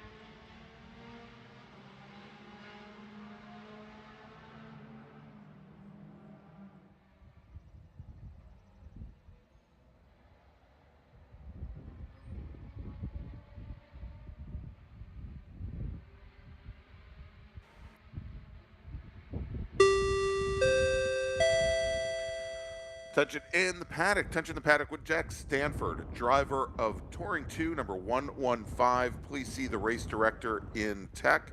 Jack Stanford, driver of the number 155 Touring 2 car. Please see the race director in tech. And we're back here at VIR for the 2026 Hoosier Racing Tire SCCA Super Tour. And now, Tom, on track for qualifying is STL, STU, Super Touring Light and Super Touring Under, as well as Touring 3 and Touring 4. And this group had some really fun racing yesterday. The track still looks like it's in decent condition. So starting with STU, your provisional pole sitter there. But yesterday's second place finisher is Darren Treacle. 2:02.9 is the time for STU in the BMW. Then Tony Ave, who won yesterday's race on the final lap. In the number 44 car, the bright blue Honda Civic is second, only about a tenth back, about 0.102 seconds back. Then in STL, Nick Leveroni will be your current provisional pole sitter. He's got 0.4 of an advantage on the timers over Derek Ketchie. That's an NB Miata, blue and orange and black, over a silver Honda Civic, an 8th gen car there, running, I believe, a K20 2-liter car. Then in Touring 3, Nick Hammond took the win pretty dominantly. He's also your provisional pole sitter in the Nissan 370Z Nismo in the 206s, 206.6 for the number 41 car. Devin Anderson looks like it doesn't quite have the raw pace for this big track in the GR86. We thought he might be able to run a longer distance a little bit quicker, but actually ended up dealing with William Bolt for most of yesterday's race. That's your top three on the grid as well. Then Kevin Fryer has a fairly dominant 3.4 seconds over Madden Workman. Madden was improving all through yesterday in the race, picking up positions here and there, but maybe some clean racetrack for that newer driver. Give him an opportunity to go a little bit quicker. John Ferguson was third in Touring 4. Yeah, and it was a nice fight yesterday between Leveroni and Derek Ketchie, between the Mazda and the Civic, until it wasn't. Nick Leveroni has brought his car out for qualifying in STL. I think the only two drivers that have not gone out, Chuck Hines in the number 57 green STL Mazda Miata, and also Deacon Greenfield in his Honda CRX. And I think Deacon was having some challenges with that car towards the end of yesterday's race. Over in Touring 3, Nick Hammond was the last of our Touring 3 racers to head to the track. And again, Hammond pretty much walked away from the entire T3 field early on after an early challenge from Devin Anderson. Andrea King and Michael Brandt have not headed out on track for qualifying in STU. Tony Ave, who had a great fight early on with Darren Treacle. Neither Ave nor Treacle have gone out for qualifying. Fiorelli and Michael Reese are out, however. And then in Touring 4, these two drivers that are on track, Madden Workman, all 15 years old, and finished second in yesterday's race, and John Ferguson. They are out on track. Yesterday's race winner in Touring 4 and provisional pole sitter Kevin Fryer has not brought the number 98 Miata out. John McClendon, Grant McDonald also choosing to stay behind the pit wall.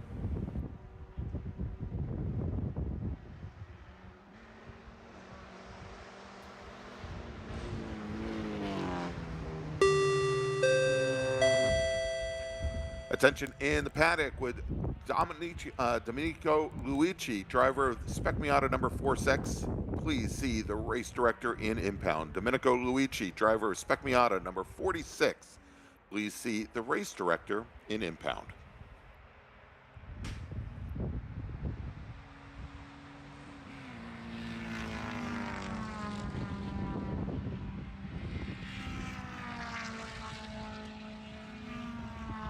The Gregg Ginsberg worship account is back. They're making Gregg Ginsberg Easter Bunny cookies, Tom.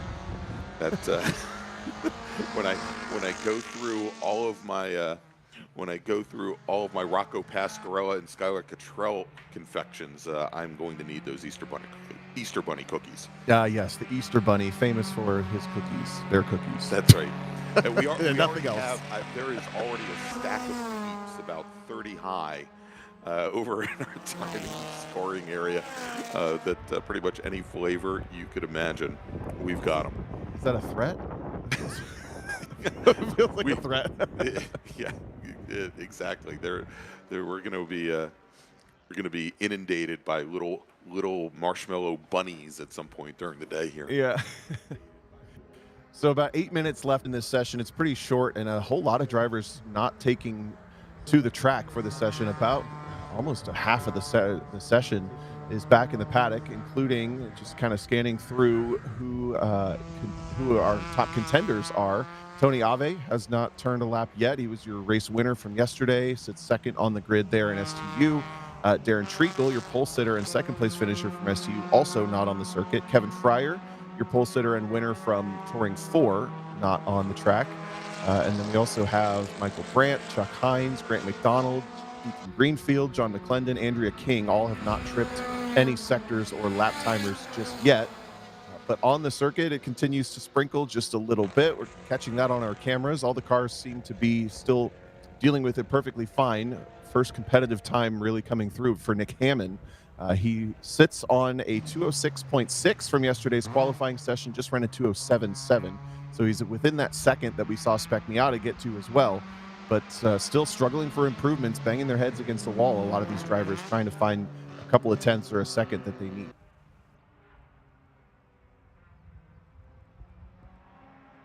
All right, so yeah, as you mentioned, Nick Hammond almost getting to his fast lap from yesterday morning.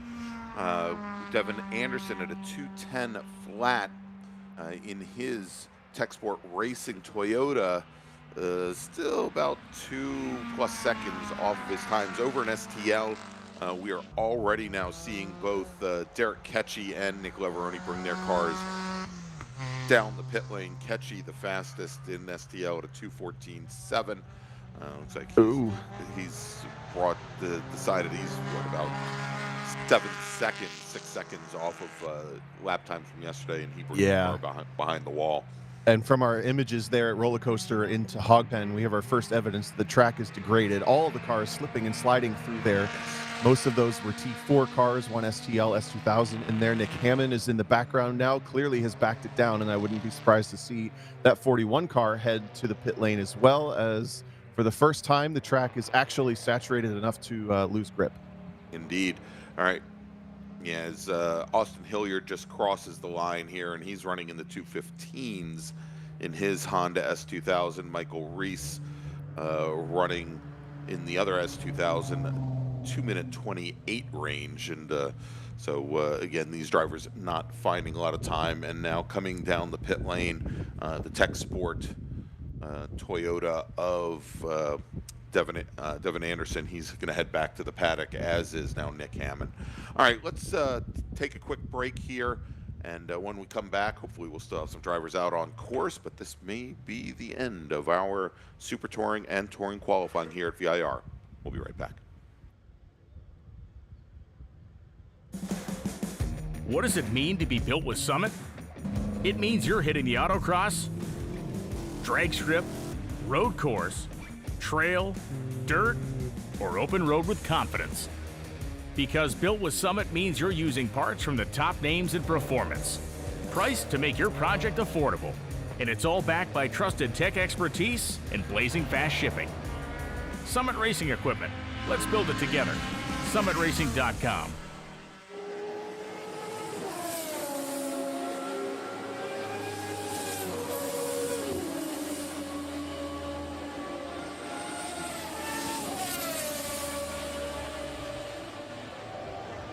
Okay, track day checklist. Let's go. You got your gloves, your helmet, water, snacks, sunscreen, your car is prepped and ready to go. Oof, forgot your track day insurance, didn't you?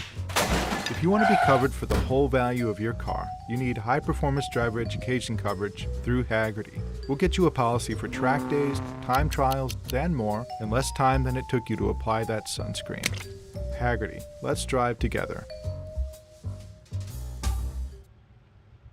Hoosier Racing Tire is proud to be the presenting sponsor of this year's Hoosier Racing Tire SCCA Super Tour. As the world's largest race tire manufacturer, Hoosier has been at the forefront of motorsports innovation for more than 65 years. From local tracks to the global stage, Hoosier is dedicated to delivering high-performance tires that meet the demands of champions. Whether you're a seasoned competitor or an aspiring racer, Hoosier tires are engineered to help you push the limits. For more information, visit us online at HoosierTire.com or visit us trackside, and remember to connect with us on social media.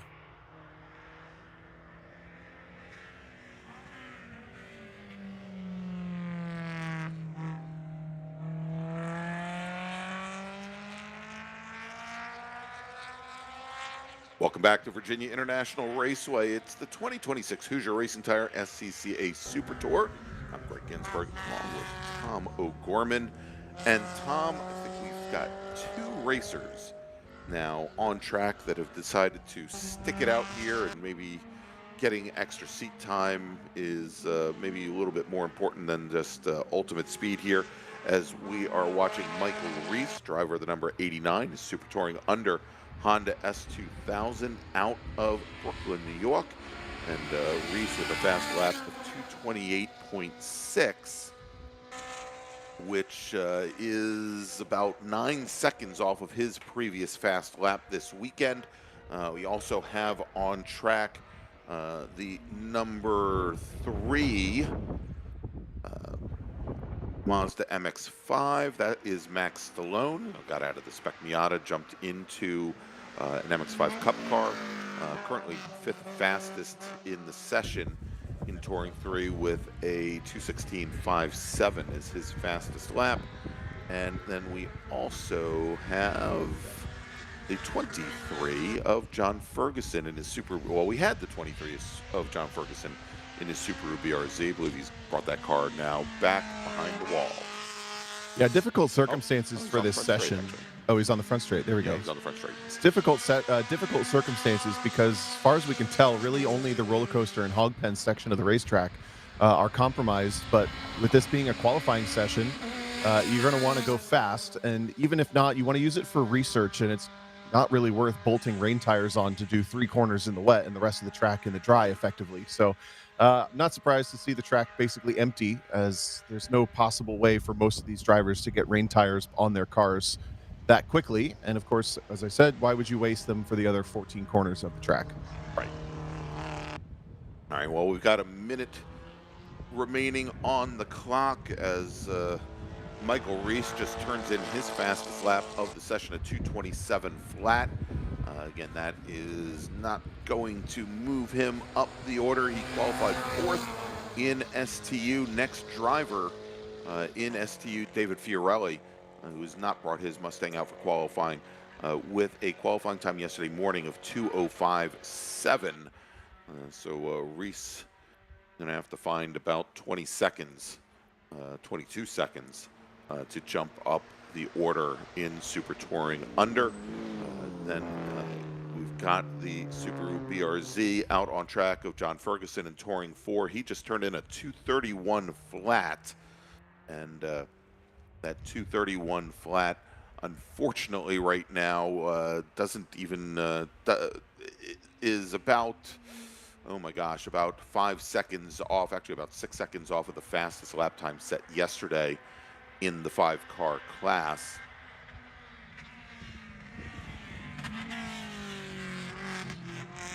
Well, Greg, checkered flag is out on this bit of a sleepy session just based on the weather circumstances. So we'll have no changes to the grids coming to the checker or to the green flag for the feature race later today for Super Touring and Touring 3s and 4.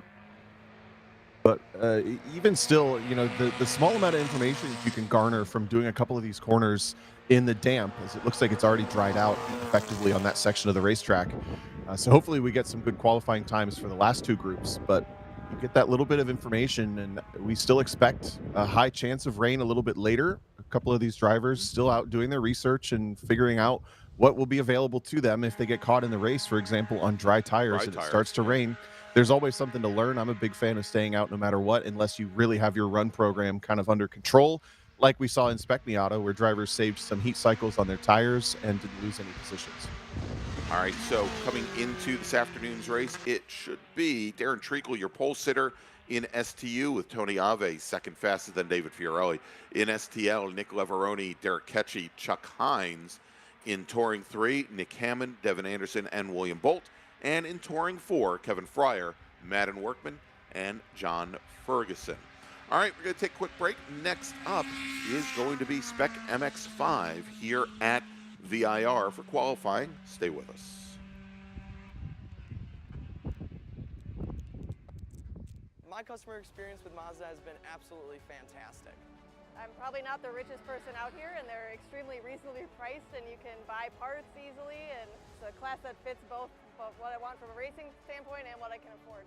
We got into Mazdas largely just because it's a fantastic platform, and Mazda Motorsports has some of the best support for the grassroots racer in parts and technical advice and everything else, so they make it easy for us to run these cars.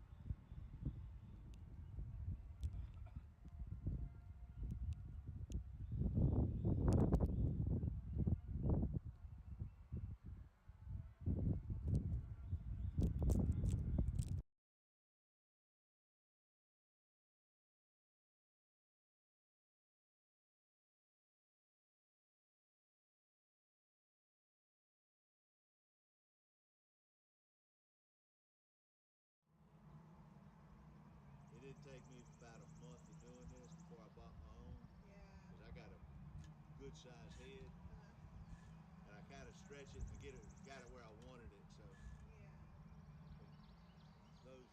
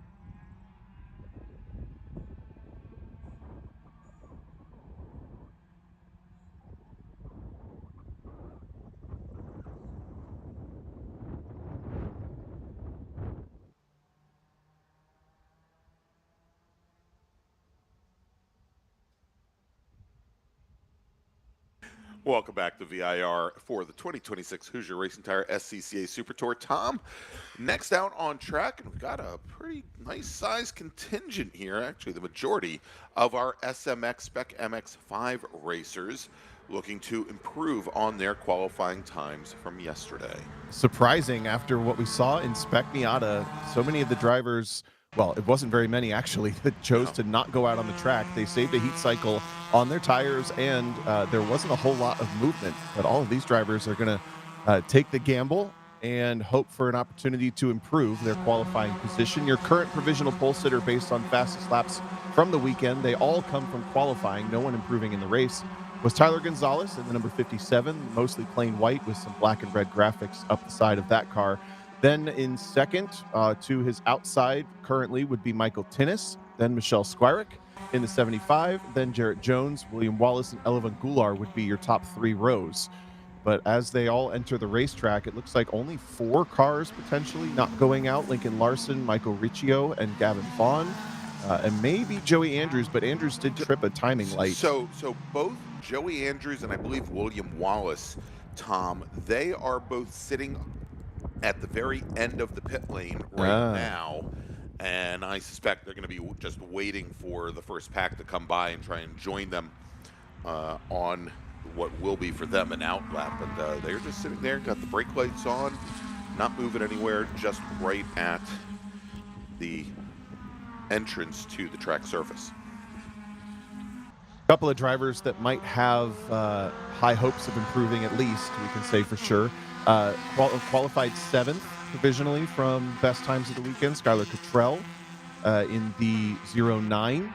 That car had a bit of an up and down race yesterday and probably doesn't want to come from that far back in the field again. Camden Gruber in 8th, also ended up racing for the top 3 yesterday.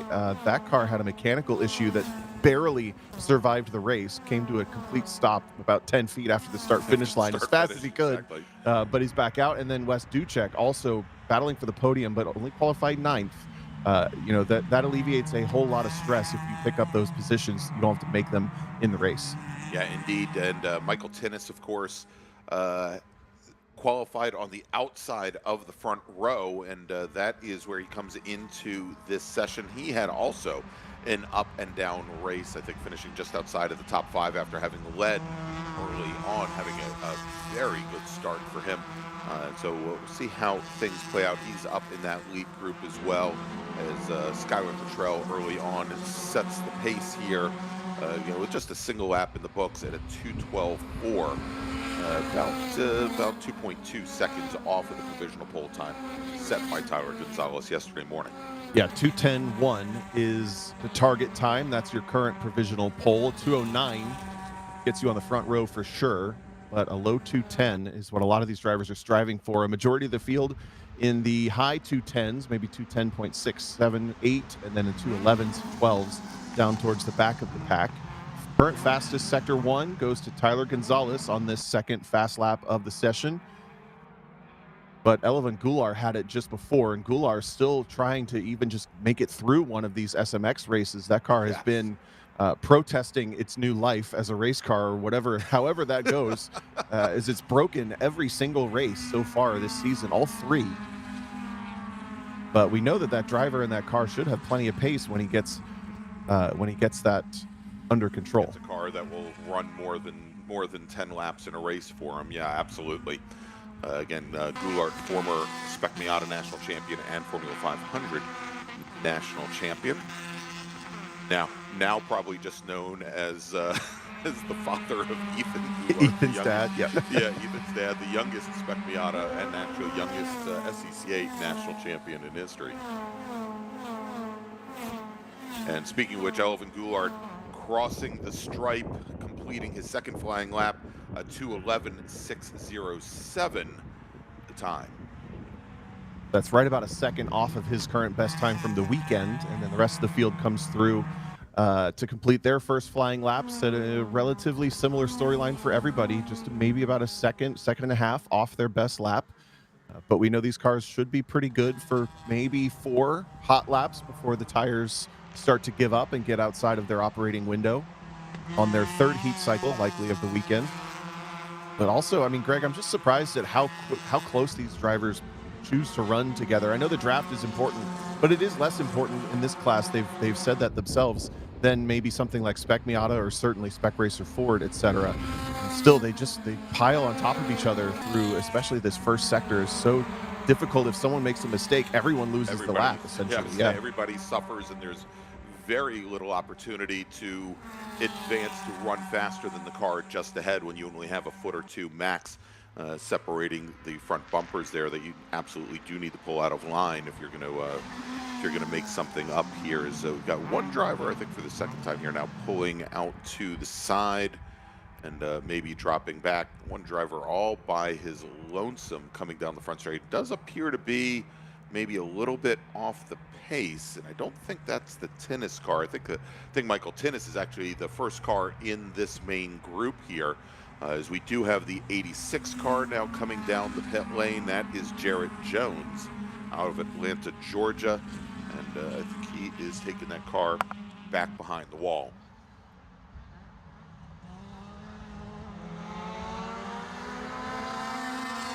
Still some strategic swapping of positions in the third sector of this lap. I think you were correct in saying, I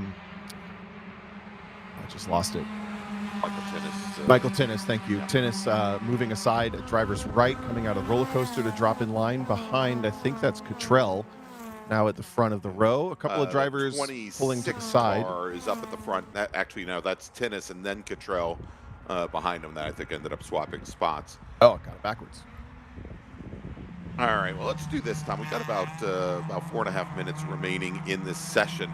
Let's take a quick break. We'll track the last couple of laps here. See if somebody improves upon the provisional pole time of 2:10.139 set yesterday by Tyler Gonzalez. Stay with us. Shopping for tires used to really grind my gears. So many tires, and the thought of choosing the right one made me, Precisely. That's before I went to TireRack.com. I got the best deal hands down. My tires ship fast and free, arrive the next day like clockwork. Tire Rack even gave me 2 years of free road hazard protection. Precisely. TireRack.com, the way tire buying should be.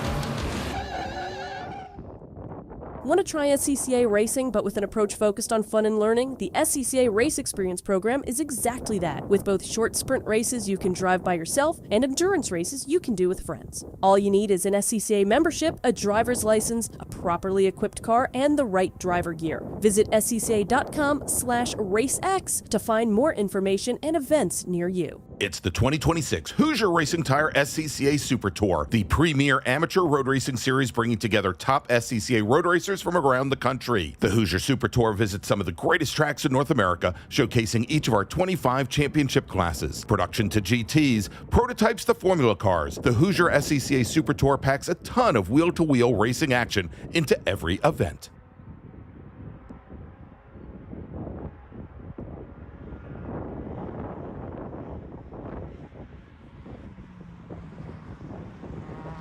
It is the 2026 Hoosier Racing Tire SCCA Super Tour. It is also SMX qualifying, Tom, where Elvin Goulart has just reset fastest lap of the session at a 2:11.57. That is still only what would be good enough for 13th position based on times set yesterday, where Tyler Gonzalez is your provisional pole sitter.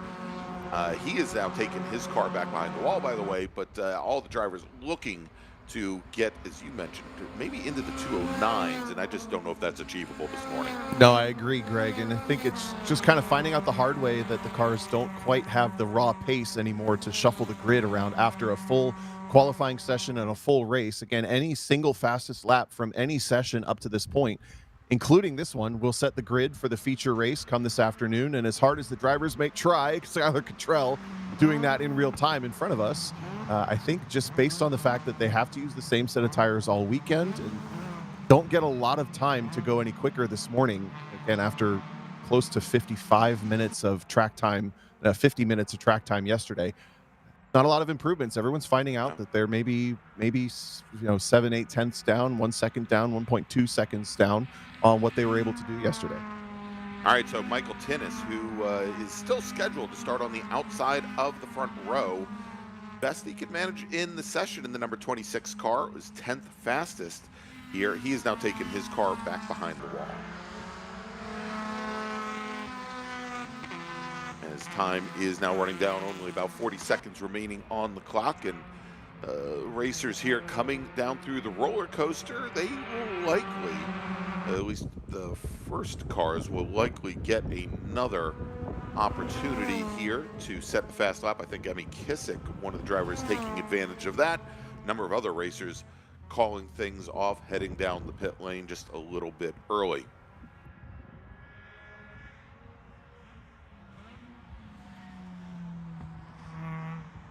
As Elvin Goulart once again resets fast lap, but again only at a 2:11.57 as the checkered flag, Tom, now being displayed for all following cars.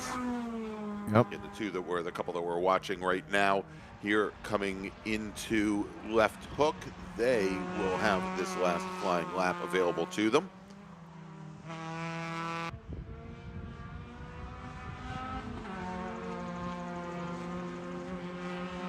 So this race, this weekend schedule, first of all, is using a follow by, so there's not a specific race time, but we do know that we should be back from lunch right around 1 p.m. Eastern, roughly thereabouts. And this Group 6 race should take place maybe somewhere between 2:30 and 3 o'clock this afternoon if everything stays on track. You're not going to want to miss this one. I've been so impressed, Greg, with Spec MX-5 this year. Yes. I think it's been meeting just a really good intersection of good, hard, clean racing without being too chaotic. I think, as a class tends to grow and more people get interested, it also goes through teething issues of functionally it's just more cars trying to share the same racetrack, and that tends to end up with one small decision ending with bigger consequences for everybody involved. But these drivers have been walking the line of that pretty appropriately, I think, without much car-to-car contact. We haven't had many full course cautions, knock on wood, throughout the season relative to other classes. So I highly recommend making sure that you're back on the live stream with us if you go anywhere in time for this SMX race. Yeah, indeed, over the 3 years that SMX has been part of SCCA road racing and the Super Tour, I think we've seen a wholesale change, I think, in the quality of the racing. here, Tom. Much more conscientious, but still very close and very hard. And I think, as we saw during yesterday's race, so many racers had the opportunity to come home with the win, and win it the right way, I guess is the best way of putting it. So definitely looking forward to it. That will be our second to last race here this afternoon. Next up here for qualifying, though, our last qualifying session of the day. It's going to be our open wheel and prototype racers, the fast Formula cars, Formula Atlantics and Continentals, FE2, as well as our prototypes. And then after that qualifying session, Tom, we go racing. We're going to have 2 races before lunch. That will be the first, and then we'll wrap up the morning with Spec Racer 4 Gen 3, another always exciting race to be had there. So we're going to take a quick break. We'll be back with our final qualifying session here in just a moment from VIR. Stay with us.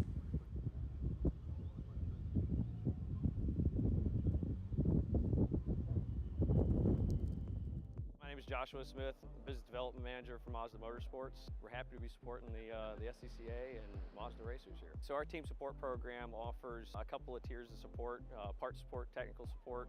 All of this is done through our MazdaMotorsports.com parts store website. It's basically like signing up for an Amazon account. Simple information, prove that you're a racer. It gets you access to our 800 hotline that you can call and speak to one of our parts representatives 5 days a week.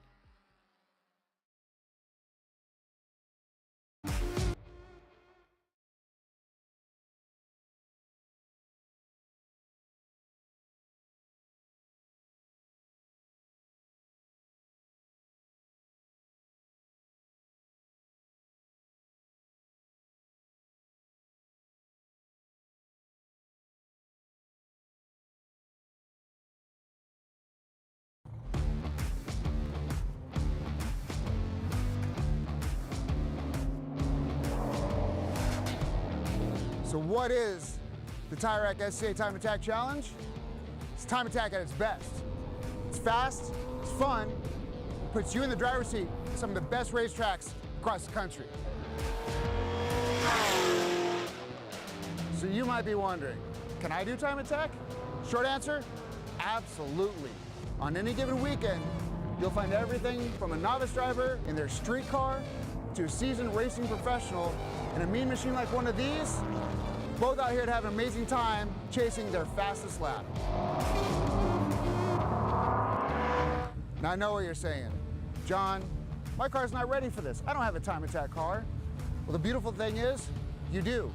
We have classes such as Sport, where it takes hand tools to bolt on some minor modifications, to Tuner, where you get to do some adjustability with coilovers and add a little bit of power. Then Max, you take that, add wings, more power for pure awesomeness, and then you get to Unlimited, which is, well, unlimited. So what's a Time Attack Challenge weekend look like? Well, that's up to you. Whether you're here to get a new personal best, maybe get on the podium, or maybe your goal is that new lap record. Either way, you're going to get 2 days on track where you can chase your fastest lap. And then we're going to take a fast lap from each day, put them together, and that's your result for the overall weekend. It's a great event. It's a great track. It's our second year here. We will definitely be back next year.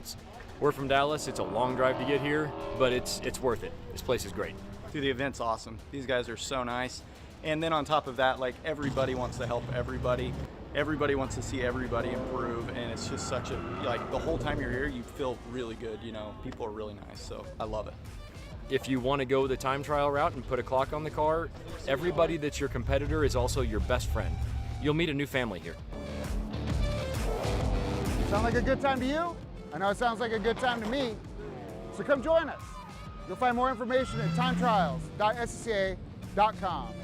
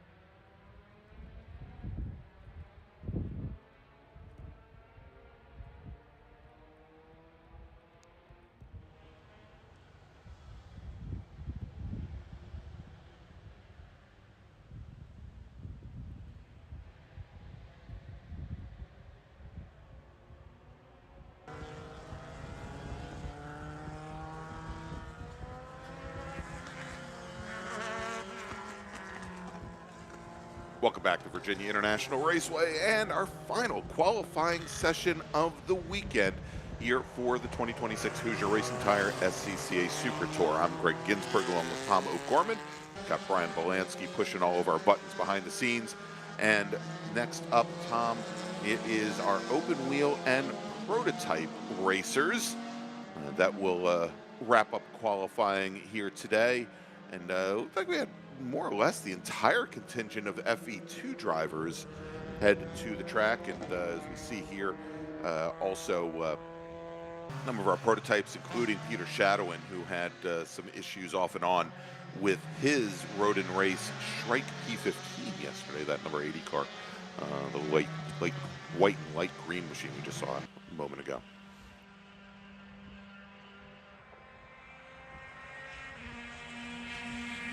So as we come into this final qualifying session, our provisional pole sitter in Formula Continental, Brandon Dixon, out of Tuscaloosa, Alabama, in his citation, turned in a 152.315 yesterday.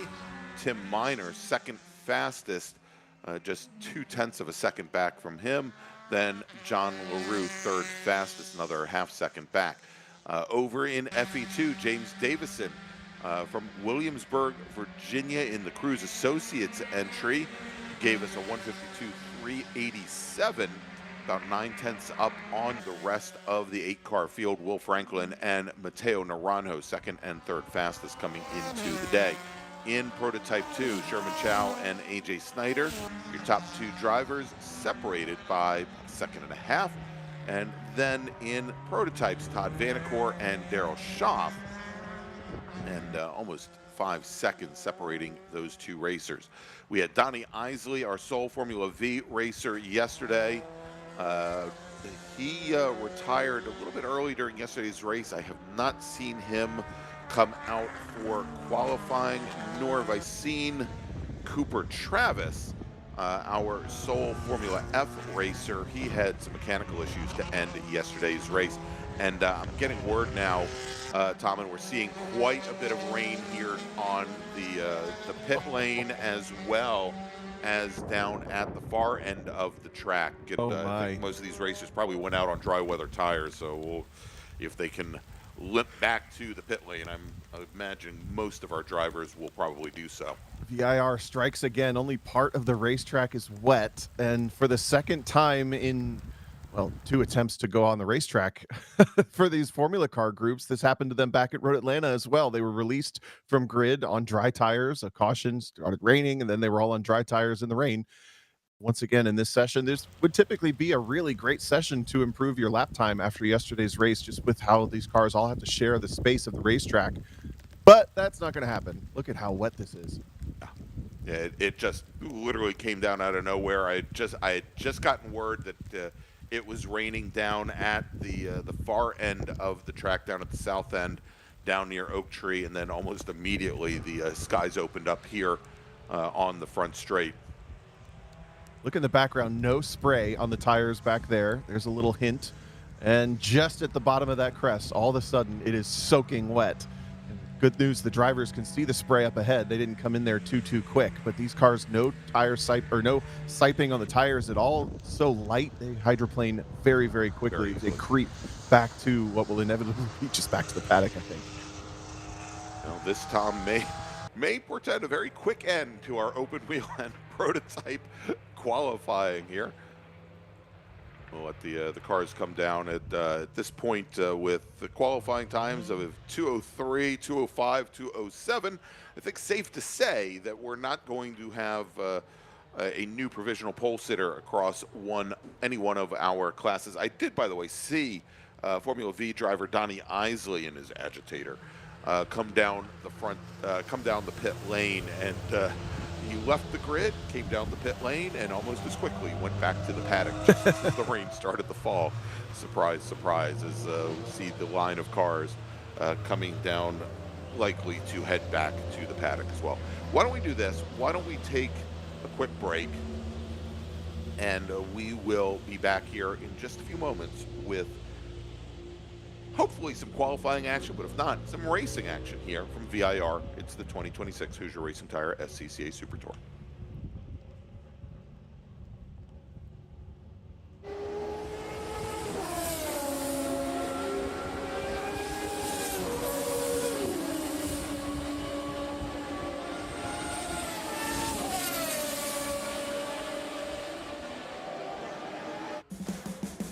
What does it mean to be built with Summit?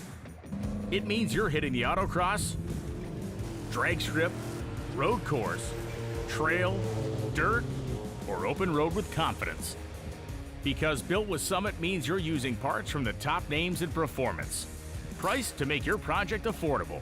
And it's all backed by trusted tech expertise and blazing fast shipping. Summit Racing Equipment. Let's build it together. SummitRacing.com. Hoosier Racing Tire is proud to be the presenting sponsor of this year's Hoosier Racing Tire SCCA Super Tour. As the world's largest race tire manufacturer, Hoosier has been at the forefront of motorsports innovation for more than 65 years. From local tracks to the global stage, Hoosier is dedicated to delivering high-performance tires that meet the demands of champions. Whether you're a seasoned competitor or an aspiring racer, Hoosier tires are engineered to help you push the limits. For more information, visit us online at HoosierTire.com or visit us trackside, and remember to connect with us on social media. For more than 30 years, championship-winning drivers have demanded the Hawk Performance braking advantage. Now you can experience that same advanced technology on your daily car, truck, or CUV with Hawk Performance street products. With brake pads, rotors, and fluids that deliver smooth braking for muscle cars and tuners, Super Duty solutions for tow vehicles, custom-engineered motorsports friction designed specifically for road racing, autocross, drag, and everything in between, Hawk has all your braking needs covered. Visit hawkperformance.com to learn more. Hawk Performance, what's stopping you?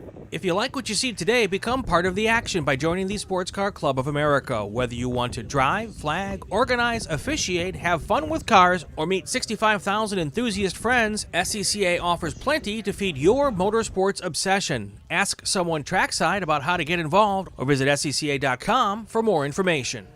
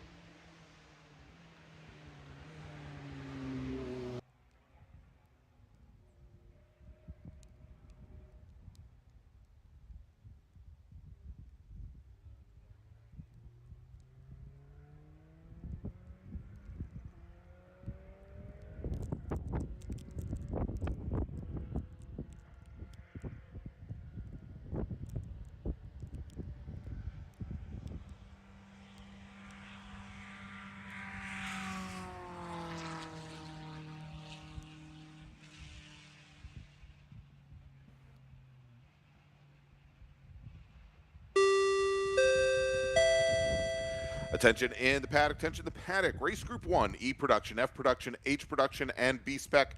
Please head to the grid. Your race starting in just a few moments. Race Group number 1, E Production, F Production, H Production, and B-Spec racers, please head to the grid. All right, so Tom, as we come back here after our break, and we have one driver on track currently for our open wheel and prototype qualifying. That is Peter Shadwin, multi-time GT Light National Champion, and I believe single-time T2 National Champion, as he is looking to get in some damp seat time in his Shrike. And it was interesting. There was a call over the radio before he went back out on track because all of the drivers, of course, came down the pit lane at almost identical times as they were all in a line. Some of our volunteers thought that maybe the session had been black flagged, and Shadow had wanted to go out on track to put in some laps. They didn't know whether or not they would allow him to do it, but obviously here no black flag, and Shadow now putting in, I think, his second lap under damp conditions here. Yep, and otherwise no improvements for obvious reasons. So basically everybody who went out, they had the right idea. They were on dry tires. The track was dry. They thought they might get a lap or two before the weather, and no, it didn't quite work out. So everyone else back in the paddock trying to stay dry, most likely. But this is pretty savvy from Shadowin to get the rain tires bolted up on that car relatively quickly.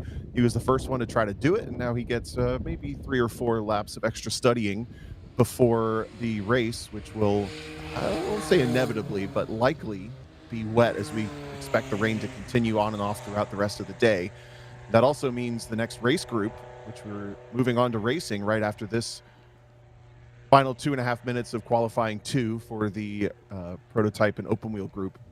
They're probably scrambling back in the paddock and back in the pits, trying to get their cars prepared, maybe even some final setup changes on some of the production cars, because it is still coming down and the track continuing to get at least stay as wet, if not get wetter. Yeah, it was funny, Tom. I had one of the drivers in our first race ping me offline asking whether or not he should bolt up either dry weather tires or the wet weather tires, and at the time it was bone dry out and we hadn't had a single bit of precipitation, and obviously things changed quite a bit in 20 to 25 minutes, and we didn't necessarily expect any precipitation to show up until maybe 1 o'clock or so, right after the lunch break. But again, how things change. And unfortunately here, as the rain continues to come down, it's only about 70 degrees ambient air temperature, so we're not going to see a lot of that water evaporate, I think, before our first race, let alone our second race here this morning. So next up is going to be our small bore production and B-Spec race, and then we're going to wrap up the morning with Spec Racer 4 Gen 3. That'll be our second and final race of the morning. We'll take a quick break for lunch, and then we'll be back with our remaining 5 races. As we've got 1 minute remaining on the clock, and Peter Shadowin's going to turn another lap here. Shadowin currently lapping in the 2-minute 45-second range, and to put things in perspective, that is about 40 seconds off of where he was running in the dry. You can see how effective the bodywork is, and the kind of under tunneling. I'm not sure this car actually has tunnels, but you can see even without the aero bolted on, most people think that comes from the wing, but down the front straightaway, that car throwing a pretty big rooster tail as the air kind of scoops up from out underneath the bodywork and produces some downforce still for Shadow. And this is a long time ago class called Sports Racer or Sports 2000. Yeah, and it's correct me if I'm wrong, Greg. I think it's kind of a Formula Continental with bodywork and no wing, if that's correct. A 2-liter engine. So exactly, yes. I think Lola I think T90s, if I remember correctly. I'll have to check the chassis, but very big in that.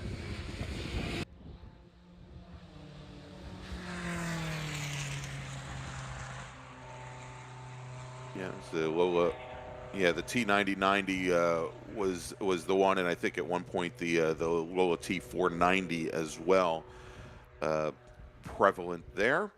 There's actually still a really healthy group of these vintage racing together as the class sort of phased out from, I think it even had a pro class for a little while. Then, of course, national club racing competition until maybe the mid-2000s, just kind of guessing from what I remember as a kid.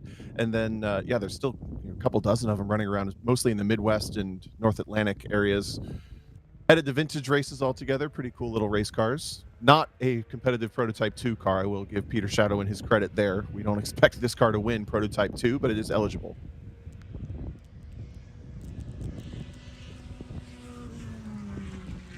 All right, so that now brings out, I think, the checkered flag on the session. And Peter Shadowin now heading down, is he coming down the pit lane yet? Trying to check where he is. No, he's up at the top of the roller coaster. There he is. And And Tom, I was thinking back to John Fergus, the red, white, and blue Sports 2000 that he ran for a number of years. I think he was on pole like 3 or 4 years consecutively. Trying to remember if he turned in any national championships, but well, looks like we're going to take another lap here. And now Peter Shadowin will see the checkered flag. So another 3.2 miles, but there we go. That wraps up our final qualifying session as Shadowin turns in a lap time at 2:45. Probably the last lap was a 2:47 flat. Again, fast lap of the session for him at 2:45. Fastest driver in the session, Matteo Naranjo, in his Formula Enterprise 2 car. He gave us a 2:03.951 on his out lap, Tom.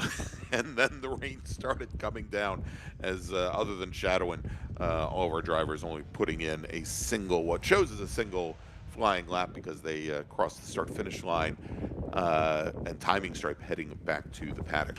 All right, we're going to take a break. Next up, we're going to be racing here at Virginia International Raceway. It's going to be E production, F production, H production, and B-Spec. We want you to stay with us. We'll be right back.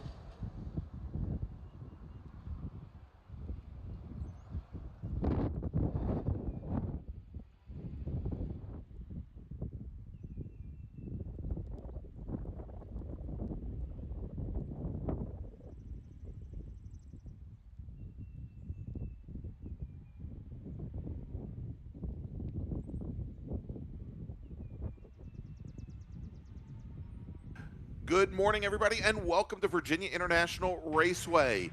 It is time to go racing here at the 2026 Hoosier Racing Tire SCCA Super Tour. First up this morning, it's going to be our production classes and B-Spec. We're going to have a split start with our production cars up front, or pardon me, our E-production and F-production racers up front behind the first safety car and then behind the second safety car. B-Spec followed by H-production. Let's run down the starting order. We'll give you that first group first. Starting on the pole in E-production, driving the number 0, Caterham 7, it's Peter Norton. Starting alongside Norton in his Mazda MX-5, driving the number 28 E-production car, it's Tony Ave. Your second row made up of our F-production pole sitter, driving the number 52 Mazda Miata, Mason Workman, and he will start alongside F-production Acura Integra racer, Mark Carpenter. Then we got Robert Garrison in the number 6 F-production Mazda Miata, starting alongside another F-production Mazda Miata, that is Stephen Clark in the yellow number 13 machine, and then the Mazda RX-7 of James Gregorius, another F-production entry, alongside Doug Piner's E-production BMW Z4. Then we got Les Cheney in his Acura Integra, the bright blue number 33 machine, with Mark Weber in the number 70 E-production Mazda Miata, starting 10th. And then finally in our first group, it's Doug Sanders in his Fiat 124 Spider, that's the number 10 machine, racing in F-production. Now let's move over to B-Spec, where our pole sitter, after qualifying this morning, big jump in the field for Stuart Black, driving the number 40 Chevy Sonic. He's going to start alongside yesterday's pole sitter, Dan Conway, driving the green number 98 Mazda 2. Rich Roman will start third. He's in the number 11 Mini Coupe, alongside Tristan Herbert in the bright blue number 103 Mini Cooper. Rice Robinson, you can't miss him. He's in the bright pink number 150 Mazda 2. He's going to start fifth, with Blair Deffenbaugh in the number 87 Honda Fit, starting in 6th position. Scheduled to start 7th, driving the number 46 Honda Fit, it's defending national champion Eric Yeagle, with Steve Introne driving the number 12 Honda Fit, scheduled to start 8th. Adam Benaway driving the number 69 Honda Fit will start 9th today, and on the outside of row number 5, driving the number 19 Chevy Sonic, Josh Schmidt. Chris Taylor in a Mini Coupe, the number 18 machine, will start 11th alongside Stephanie Anderson's Mazda 2. She's driving the 138 car. And then we got John Robinson. He will start 13th today. He's in the number 35 Mazda 2. He starts alongside the sold Nissan Versa in the field. That is driven by Richard Osborne. Brandon Lewis in his Ford Fiesta, starting 15th today. That's the number 79 car. And right alongside him, starting in 16th position, driving the number 3 Chevy Sonic, JB Swan. Rob Wilmoth driving the 151 Honda Fit will start 17th on the field, alongside Chris Capaldi's Mini Cooper. And then rounding out our second group, our 2 H-production racers, your pole sitter in class, driving the number 5 Toyota Yaris, it's Tom Roaring, and he will start right alongside Robert Horrell in the number 91 Honda CRX.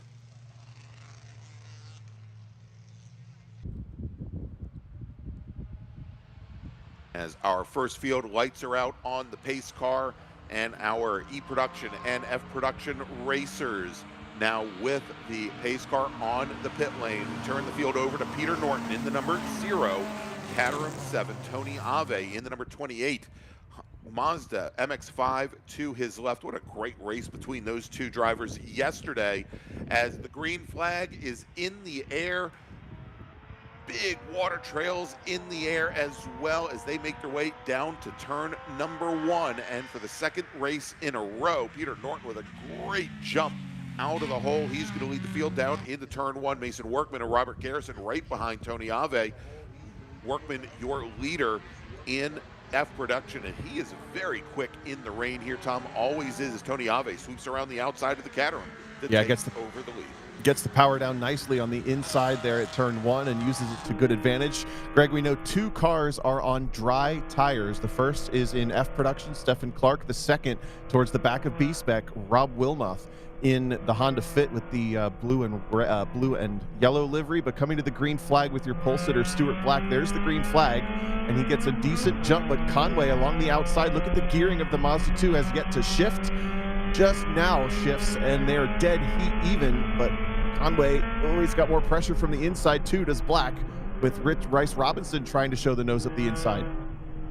There you go, as we see and actually that is Rich Roman in the Mini Coupe, poking down the inside on Stuart Black, as we had the Mazda 2 of Conway get pushed to the outside. He's now going to drop back. He's going to be right alongside his teammate as Rice Robinson comes right up alongside as they go 3 wide into the NASCAR bend. Stuart Black going center of track to hold off all comers behind as they continue to be 2 by 2 directly behind the number 40 Chevy Sonic there. And now, as things straighten out, it is Dan Conway running second in B-Spec with Tristan Herbert slotting into 3rd position.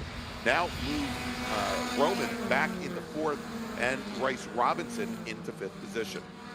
Great start from B-Spec, though, to keep it clean after yesterday's Shemazel. Roman having some mechanical issues, potentially dropping to the back. My iRacing instincts almost kicked in for a cut penalty, but that's not what we're doing here today, Greg. We're racing for real, and unfortunately, Roman, a huge issue there, drops all the way to the back of the field. At the front of the field, though, Tony Abe is starting to drive away from Peter Norton, struggling in that much lighter Caterham 7. Can't really carry any speed as Mason Workman in the F production car, 1 category lower, is keeping all over the back of Norton, and looks like he kind of wants to get by. Yeah, indeed, there, as we find Doug Piner in his BMW Z4 did not make the field today in E production. Over in F production, Mark Carpenter and Les Cheney, the 2 Acura Integra drivers, not taking the green flag today. I'm wondering how the 2 front-wheel drive cars would have done in these damp conditions. And then, oh my gosh. Big spin in the background. I think it was Robert Garrison on the exit, and Peter Norton is also MIA, or at least didn't catch him in those 2 camera angles. Where has the Caterham gone? That's absolutely right. Let me see if we could pick up where the number 0 is on our Flagtronic system. I'm showing him coming into turn 3 right now. I think he is still out on track, but had some issues over at turn 1. As we jump over to the B-Spec field for now.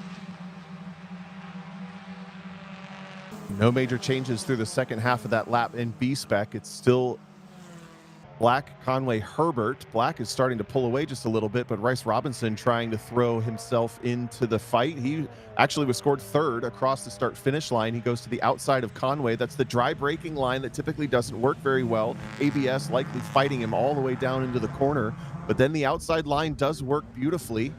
He's going to pick up the position over Conway, and Chris Taylor is going to try to go with him in the orange and blue Mini Coupe. He gets the nose just underneath the back bumper of Conway for a split second, but now has to fight back in line with Adam Benaway in the new Honda Fit coming back at him. Good battling there for 5th. As Tristan Herbert now getting around Stuart Blacks. They came out of the NASCAR bend into left hook, moving the Mini Coupe to the lead.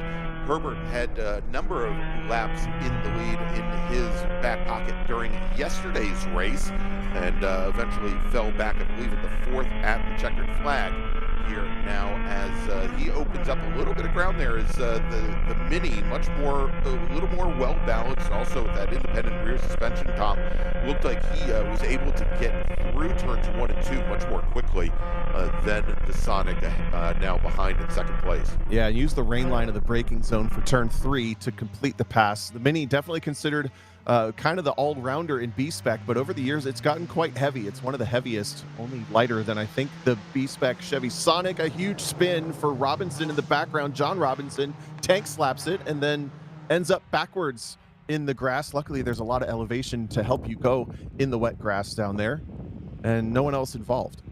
And he's going to come down the hill just a little bit and then rejoin. So he is back out. That local caution over at South Bend now being withdrawn as our E-Production racers complete their 2nd lap. Tony Ave now opening up after that off by Peter Norton on the prior lap. Almost a 30-second advantage over Peter Norton's Caterham. In F production now, Mason Workman has opened up 15 seconds on our new 2nd place racer. That is Stephen Clark, as we saw Garrison with those issues coming through turn 2 early on. Garrison now falling back to 3rd. the time difference between Mason Workman, who's on your camera now, on wet tires, and Stephen Clark on dry tires was 7 seconds last time across the start-finish line. And Greg, I'm not sure with how overcast and kind of mild it is, there's not a likelihood of this track drying out throughout this race, even if it doesn't continue to rain, which may be just a gamble from Stephen Clark. Maybe those are the only tires he's got. But this B-Spec battle is catching some slower F production traffic. Herbert still has the point, but it's still now a 3-wide battle. Look at the lunge from Adam Benaway from 5th in the new Honda Fit down the inside. It's going to end up on the dry line towards the apex. That can be tricky.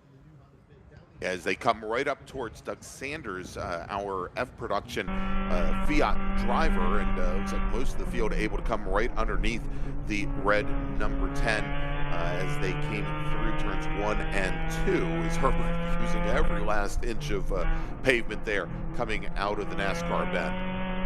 Kind of surprised at how well these B-Spec cars are handling this the dry line on the wet tires on the wet racetrack. Look at Bryce Robinson in the back, the upper left-hand corner of your screen. You can't see it fully underneath our timing tower, but he is absolutely buried in the back bumper of Stuart Black, trying to keep touch with Tristan Herbert, who seems to really have a good handle on what this track and car have to offer him right now. He's pulled out another 2 car lengths in Sector 1.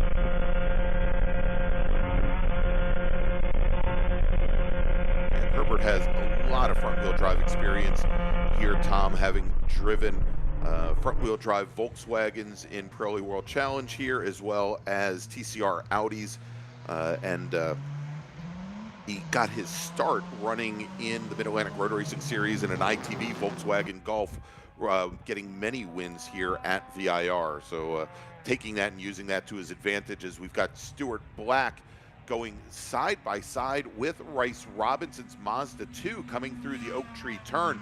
That slows up almost the entire B-Spec field behind Tristan Herbert, as he's now opened up about 8 car lengths as they make the run towards the top of the roller coaster.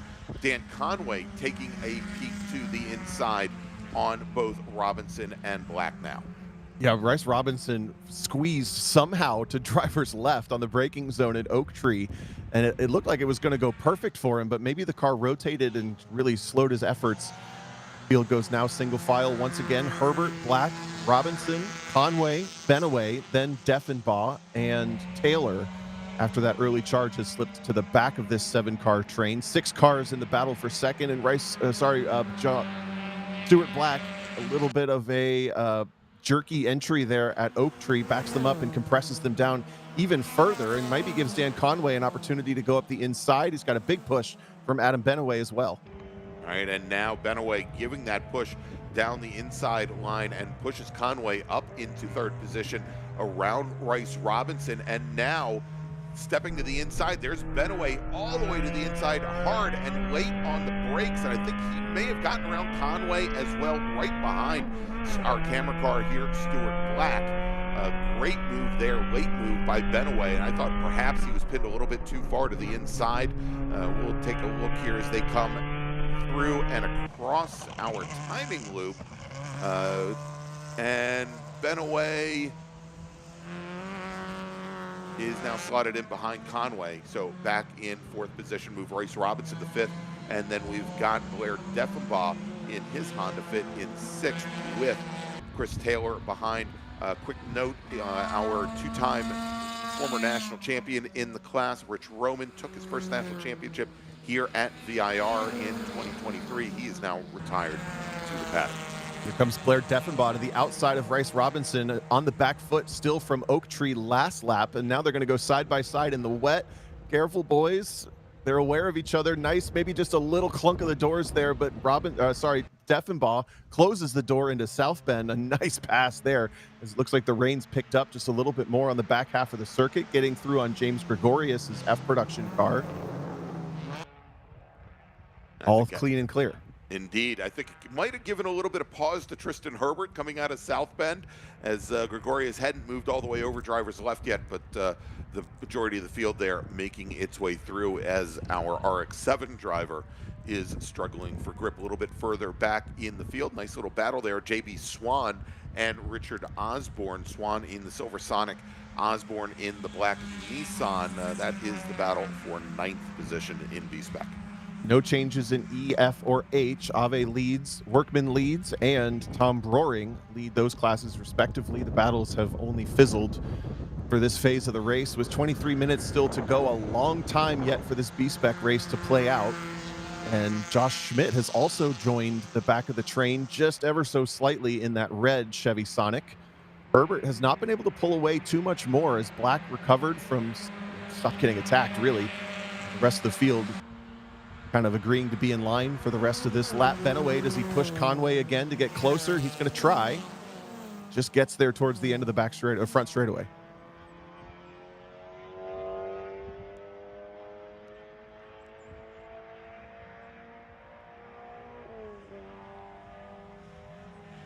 Benaway once again takes a lunge down to the inside on Conway, just as Blair Deffenbaugh pulls alongside drivers left going into the dry braking zone. Tristan Herbert going very deep, very wide through turn 1. And once again, Stuart Black able to hold off the attack from the 2 Fitz and the Mazda 2. Yeah, Herbert is really committed to the dry line right now. If you watch the car, it's going to the same places it would naturally go in the dry. And that can work, but it tends to be high consequence if you end up slipping just a little bit. Specifically, I saw it in the braking zone down in turn 1. There in turn 3, he's all over the curbs. And that means that every little mistake costs you a couple tenths. I think that's why the rest of the field has stayed in touch. They're maybe getting a little more creative by even by necessity when they go side by side and finding some grip in places that Herbert has not explored. This time up the straight towards the upper S's. Stuart Black is as close as he's been since the start. Yeah, you know, I was wondering about that, Tom. You know, especially going into turn 1 here, we know that the traditional dry braking zone over drivers left can get, especially in warm weather, can get very, very slick, as it's been polished down quite a bit in the last almost 10 years since the track has been repaved. And I'm a little surprised that, you know, in these damp conditions that Herbert has not maybe shifted in just a little bit. And it definitely looks like he does lose quite a bit of time from turn 1 all the way to turn 4. And again, keeping these drivers at least in touch, even though Stuart Black has had to ward off Dan Conway and Adam Benaway for the last 3 laps or so. Yeah, typically we'd see that because of the draft, but I agree, Greg, completely. I think it's just because Herbert is pretty locked into that dry line. He's maybe losing some time in places he's not aware of, or is just content with dealing with it. Whatever the circumstances, he's in the car, we're not. He's in control of the race, but has certainly lost his lead. Stuart Black with a huge push down the back straightaway from Dan Conway, and they've essentially rejoined the battle for the lead. All, well, let's call it all 7 of these cars have. Exactly. All right, now I know we have not given much love over to our production classes, but I can confidently say this is the battle to watch right now. Tom Broering has about 27 seconds right now on Rob Horrell over in H production. In E production, our overall leader, Tony Ave, now with a 50-second advantage on Peter Norton, with Mark Webber running quite a bit back from there. And over in F production, Mason Workman now opening up a 20-second advantage over Robert Garrison, who's gotten back around Stephen Clark. Again, Clark on the dry weather tires, who is now about 20 seconds back from Garrison in 3rd. We're riding on board with Stuart Black, 2nd place in B-Spec, watching Tristan Herbert now exploring. That's maybe the most we've seen him go offline, and I'm sure he's been doing it other laps that we haven't seen. But this lap is actually able to pull out just maybe a car length or 2 as they expand through the lower S's up the side straightaway here between turns 6 and 7 into the upper S's. Stuart Black with the what we like to call the big block Chevy here in B-Spec, the only 1.8 liter, getting the power down, cutting, the smallest little big block you've ever seen. Maybe. That's right. But look at the speed up the S's. He's going to have maybe a look at Herbert into South Bend. Herbert comes right across his nose there for the last right-hand portion of the uphill S's, and then I think by necessity, Black might have had to get out of the throttle just a little bit at the last part of that complex, and Herbert able to maintain and carry speed through South Bend, opens the advantage back up. Sketchy moment on the outside curb just there, and now Dan Conway has to make the decision, do I pop or do I push? And he pops. He's going to, not for a second though, maybe he thought he had a run. And the biggest difference, we've talked about it probably every B-Spec broadcast I've commentated at this point, but the gearing ratios in these cars is one of the biggest differences. Such different shift points, and the Mazda now gets a bit of the draft and pops to the inside. Conway going to try to go through for second place and see if he can bring the battle to Tristan Herbert, who's controlled this race since partway through lap number 1. Coming down into Oak Tree, did Conway make the move? He's got the nose still to the outside, but Black defends it nicely and brings Benaway and Deffenbaugh back into the ring for second. Yeah, as Tony Ave now about ready to come up right onto the back of this B-Spec battle. And Tom, I look back even to the first runoff years here at VIR, where there, as far as the Honda Fits were concerned, that the later Honda Fits with a 6-speed transmission versus the 5-speed in the earlier models. And there was always thought that the top gear, of course, was useless in those newer Fits, but I think it was second gear that was so much shorter than in the earlier Fits that it just had lots of problems getting out of Oak Tree and going down the back straight, that people tried to just stay away from that newer chassis here at VIR. And I think as time has gone on, obviously, and some of those older Fits have started to age out, that by necessity people are running the newer Fit chassis here, as Stuart Black had some challenges coming out of Oak Tree and onto the front straight. And now Dan Conway as well as Adam Benaway, and let's also throw Deffenbaugh into the mix, have all gotten around the number 40 machine. So Stuart Black now finds himself in 5th position in B-Spec, where just a moment ago he was running in 2nd. Yeah, whatever happened to Stuart Black was just as we cut from one camera to the other, and he lost so much momentum. We have the overall leader also navigating this B-Spec traffic.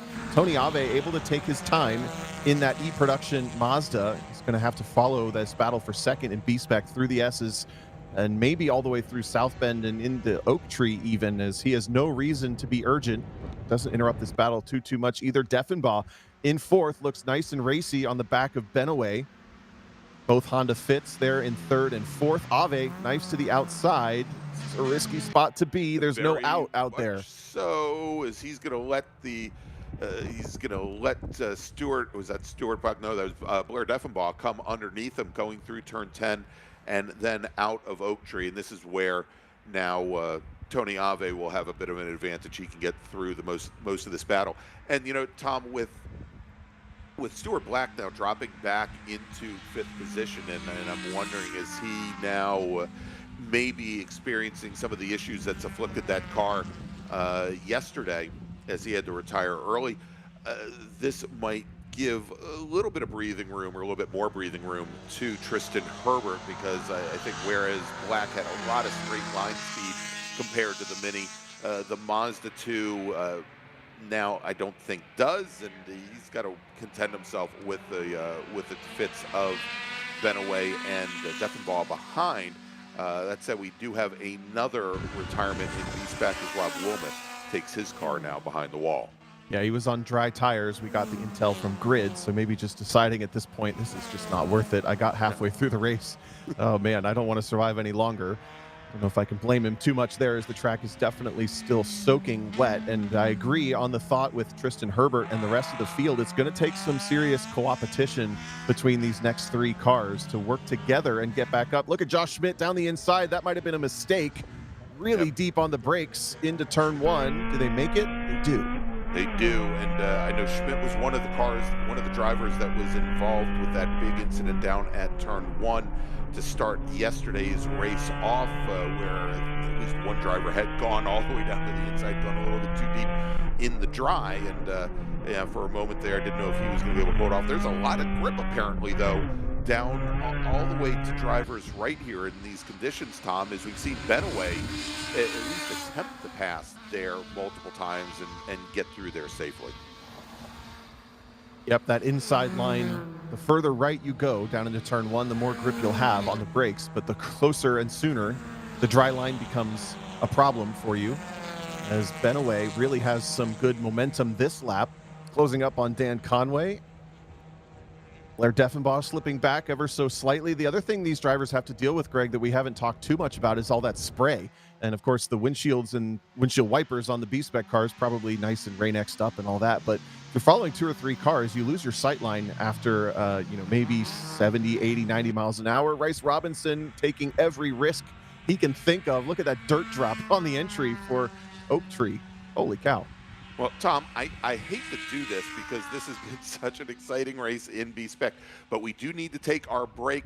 Before we do, I'm going to call our last race of the morning to the grid, but we've got to thank some partners and sponsors here. Otherwise, we wouldn't be able to bring you all this great coverage from VIR this weekend here on the Super Tour. Attention in the paddock, Would Spec Racer Ford Gen 3 drivers please head to the grid? Your race is next. Spec Racer Ford Gen 3 racers, please head to the grid. Also, we've just received word that the planned lunchtime drive-arounds here have been canceled for today due to the rain. Again, if you were planning on helping our NCR scholarship program with their lunchtime drive rounds, unfortunately those aren't going to be happening today, but you can still make a donation. Head over to the folks over at the hospitality tent. They'll show you how. All right, we're going to take a quick break. We'll be back here in just a few moments with more racing action from VIR.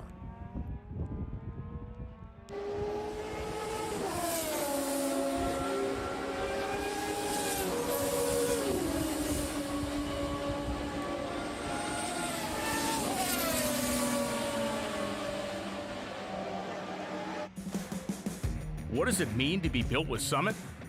It means you're hitting the autocross, drag strip, road course, trail, dirt, or open road with confidence. Because built with Summit means you're using parts from the top names in performance, priced to make your project affordable. And it's all backed by trusted tech expertise and blazing fast shipping. Summit Racing Equipment. Let's build it together. SummitRacing.com. Hoosier Racing Tire is proud to be the presenting sponsor of this year's Hoosier Racing Tire SCCA Super Tour. As the world's largest race tire manufacturer, Hoosier has been at the forefront of motorsports innovation for more than 65 years. From local tracks to the global stage, Hoosier is dedicated to delivering high-performance tires that meet the demands of champions. Whether you're a seasoned competitor or an aspiring racer, Hoosier tires are engineered to help you push the limits. For more information, visit us online at HoosierTire.com or visit us trackside, and remember to connect with us on social media. For more than 30 years, championship-winning drivers have demanded the Hawk Performance braking advantage. Now you can experience that same advanced technology on your daily car, truck, or CUV with Hawk Performance street products. With brake pads, rotors, and fluids that deliver smooth braking for muscle cars and tuners, Super Duty solutions for tow vehicles, custom-engineered motorsports friction designed specifically for road racing, autocross, drag, and everything in between, Hawk has all your braking needs covered. Visit hawkperformance.com to learn more. Hawk Performance, what's stopping you? If you like what you see today, become part of the action by joining the Sports Car Club of America. Whether you want to drive, flag, organize, officiate, have fun with cars, or meet 65,000 enthusiast friends, SCCA offers plenty to feed your motorsports obsession. Ask someone trackside about how to get involved or visit SCCA.com for more information.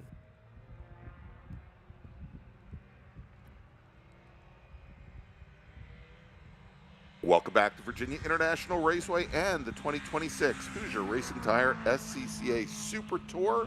I'm Gregg Ginsberg along with Tom O'Gorman, and let's get you caught up over in E-Production. Tony Ave in his Mazda Miata, the silver number 28 machine, is your leader in class. He's got, I think, over 40 seconds on the rest of the E-Production field. Mason Workman, who we're following down through the roller coaster right now, he is your F. Robert Garrison running in second, Stephen Clark running in third. In B-Spec, your leader is Tristan Herbert, who has now opened up about 3.5 seconds on Adam Benaway in his Honda Fit, with Blair Deffenbaugh running third, Dan Conway fourth, and then finally in H-Production, Tom Broering in his front-wheel drive Toyota Yaris has about a 1.5 minute advantage on Rob Orrell's Honda CRX. And in B-Spec, the battle has continued. Tristan Herbert leads the way by quite a bit, still 3 seconds or so up the road, maybe 2.5. But Adam Benaway and Blair Deffenbaugh have gone through on Dan Conway, so it's now Mini Cooper, 3rd-gen Honda Fit, 2nd-gen Honda Fit. Here they are coming into the lower S's, or upper S's, excuse me, and then Dan Conway, the first of the Mazda 2s. Chris Taylor in his Mini Coupe has gotten up from 7th into the 5th position as some woes for Stuart Black have been dropping him down slowly but surely all the way down to 8th now behind Bryce Robinson in the pink Mazda 2 and Josh Schmidt in the red Chevy Sonic as well. Look at this battle for second, compressing in a big balk for Tristan Herbert as he caught that production Miata at a very awkward spot. Didn't quite know what to do with him. I think that's Mark Webber. Just trying to navigate that corner, and Herbert found him at the braking zone, lost maybe a car length or 2, but it wasn't a race ender for him. Of course, he still has a huge distance back to second place and the rest, as Webber probably wondering when these cars are going to pass him. You got to lift a little more than that, Mark. They've only got 100 horsepower, but there he finally does. There you go. So they're all going to get by, and it might be challenging for Chris Taylor and Bryce Robinson that I think may get to Mark Webber just as they come into turn 14, right up at the top of the roller coaster. We'll know that in just a moment, and it looks like both of those drivers do manage to navigate past the Miata under braking as they now come down the hill. Whoa! Look at Josh Schmidt throw that little Chevy Sonic from side to side there in turns 14 and 15. That was a lot of rotation for a front-wheel drive car. It just shows to show you what they're dealing with on the slippery, dry line, trying to track out there, and all of a sudden the back end wants to be the front. Schmidt has dropped off this battle as well. He was kind of in touch. The top 8 were for the most of the first half of this race, but now it's kind of decreased down to a battle of maybe 6 cars. Herbert has had control of this race for most of it, but he's had a couple little slips and slides here and there that has brought him back in touch with the rest of the field 2 or 3 times. Stuart Black is going to call it a day as that car's mechanical issues continue. Yeah, unfortunate for the driver of the number 40. Started today's race on pole, and he is now taking his car back to the paddock as Tristan Herbert now looks to hold off Adam Benaway. Benaway taking double wins here a year ago in the dry, albeit, and we hadn't seen him on the Super Tour since, and trying to make his presence known as we've got a local caution down at turn 1, and that I think now being possibly recalled, and I'm looking to see if that was possibly, I'm going to get some more information here in just a moment. It might have actually been our F production leader, Mason Workman, given what I was seeing on our electronics transponder system here. As soon as I get some more information, we'll let you know. Oh, big wiggle through South Bend for Tristan Herbert, trying to keep the car above 90 miles an hour, probably still even in the wet. Front-wheel drive just kind of pulling it through as the back end tries to rotate. Adam Benaway has made huge gains in this lap. He's going to be right on the border of the draft distance up to Tristan Herbert. The Mini Cooper, relatively small profile, still a relatively low car as well, trying to break the draft just a little bit for the bigger Honda Fit in the background. But I think Benaway is there. He's effectively closed the gap up.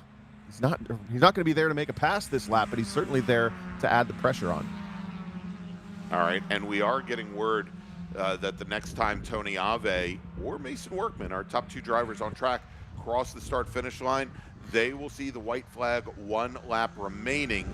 So as Tristan Herbert now brings Adam Benaway and the rest of the B-Spec field through the roller coaster, they will have, I believe, 2 more laps here at VIR. Ooh, a big slide for Herbert. He's getting braver and braver on entry speeds. Benaway keeps it tight and tidy, and it pays off this time for him. He's got a big head of steam. As Bryce Robinson in the background goes into the mud, loses track of the steering wheel, and barely saves the car getting back onto the racetrack. We're down to only 5 cars in the conversation for B-Spec, and we're side by side into the braking zone for turn 1.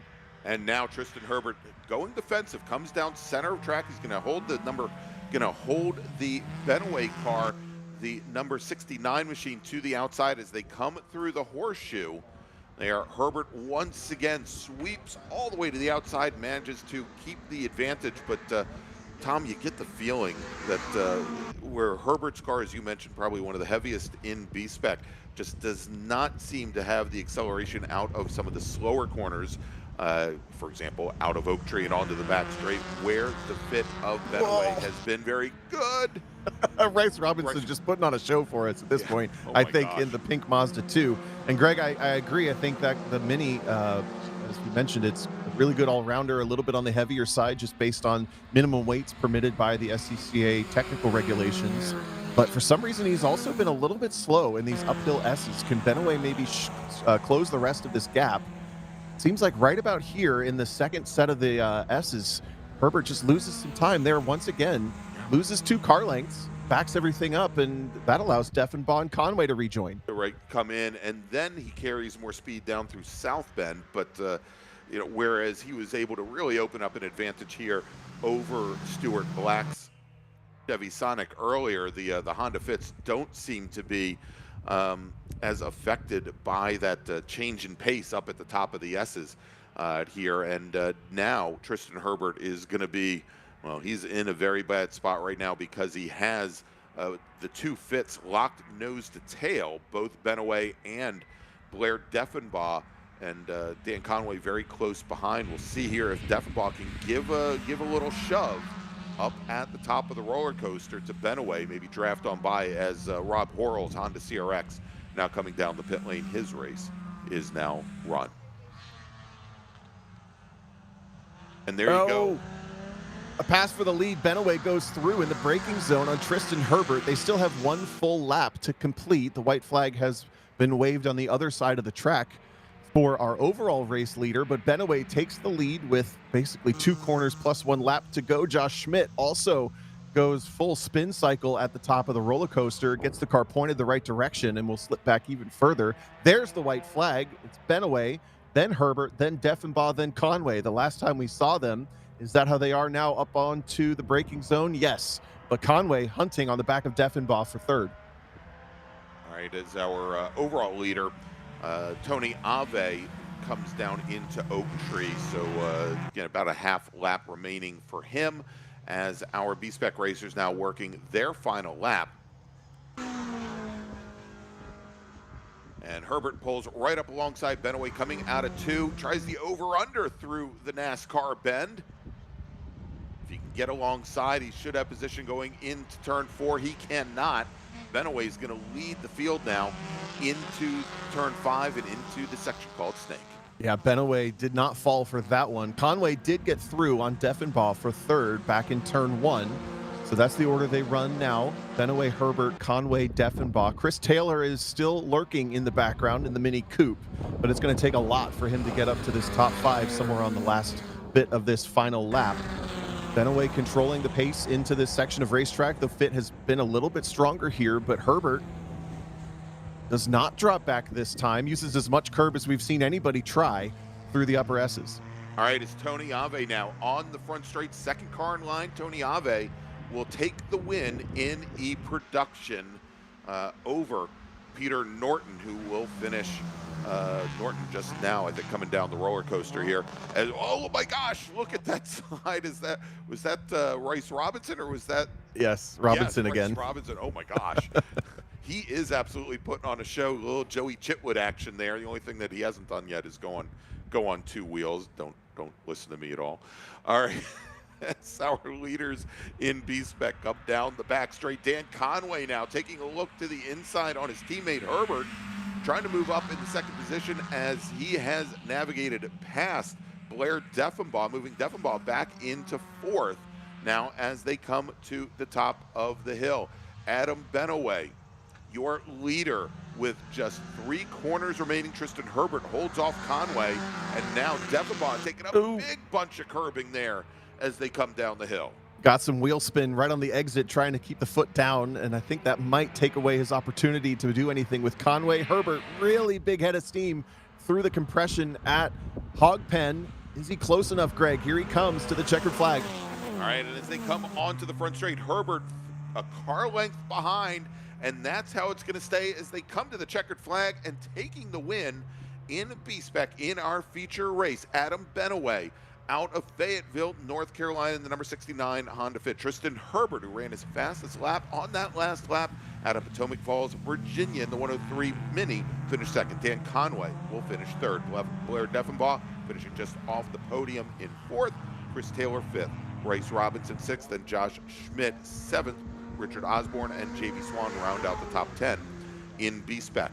Over in E-Production, Tony Ave will take the win. Peter Norton finishes almost 2 minutes in arrears. Mark Webber will finish 3 laps down in third. And then finally in F-Production, taking his second win of the weekend, Mason Workman with Robert Garrison finishing second. Stephen Clark will finish third. James Gregorius will finish just off the podium, 2 laps down. And unfortunately for Doug Sanders, he retires his Fiat after only 3 laps. All right, let's make a call to the grid, Tom, for our final race of the morning, and then we'll take a little break. Attention in the paddock. Spec Racer Ford Gen 3 racers, this is your final call to the grid. Spec Racer Ford Gen 3, please head to the grid. All right, one more race before we break for lunch here, and as you heard, Spec Racer Ford Gen 3 should be a great one. Stay with us. We're not supposed to be out here. Outside expectations. Built for the outdoors. With the capability to climb this high, we're not supposed to be out here. Which is exactly why we are. The off-road ready Mazda CX-50. We're looking for outsiders.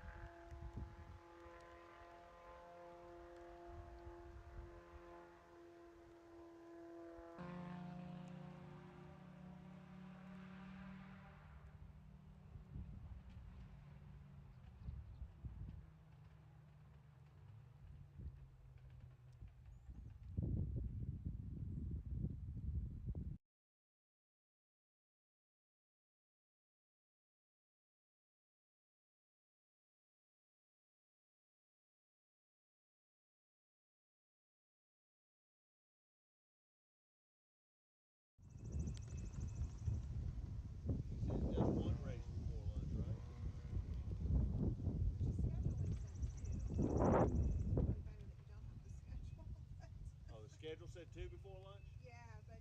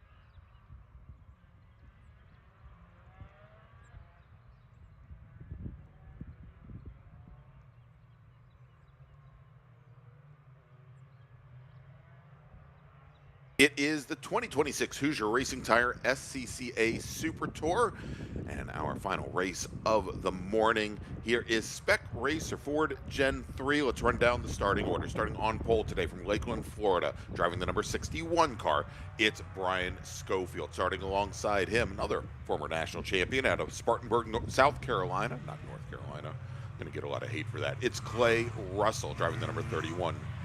Jim Goffrey, scheduled to start third in the number 68 car out of Jupiter, Florida. We saw him have something expire at the end of qualifying this morning, so we'll see if he makes it to the grid. Sandy Satullo in the white 07 car out of Hillsborough Beach, Florida, scheduled to start fourth. Russ Turner out of Montpelier, Virginia, starting fifth in the number 23 car. Todd Vanacore on the outside of row number 3, driving the number 119 entry out of Ormond Beach, Florida. Then we got Trey Ayers starting seventh. He's in the number 7 Spec Race Ford out of Dahlonega, Georgia, with Jackson Deal, probably our biggest leapfrog in qualifying this morning. He drives the number 59 car. He's from Granger, Indiana. John Green will start 9th in the number 29 machine. He's from Gainesville, Georgia, with Scott Monroe rounding out row number 5. He drives the 00. He's from Seabrook, Texas. Rob Clifton is in the number 33 car. Rob will start 11th. He's out of Evans, Georgia, with Gianclaudio Angelini starting 12th. He's in the number 6 machine. He's from New Haven, Connecticut. Dexter Suba is lucky 13 today. He's in the number 89 car. He comes to us from Hollis, New Hampshire. And then Michael Green in the number 88 car. He will start 15th. He's out of Gainesville, Georgia. He drives the number 88 car. Rounding out row number 8, yes, will be the number 21 Spec Racer Ford of Charlie Rogers. He's out of Pittsboro, North Carolina. Then we got Sam Schechter in the 66 car. He's from Boyd's, Maryland. Tom Burt in the number 45 machine, starts 18th. Then we got Bruce Myers. He's in the 111 car from Greenland, New Hampshire, and he will start right alongside Jeffrey Lehner out of Gloversville, New York. Jeffrey rounds out the top 20.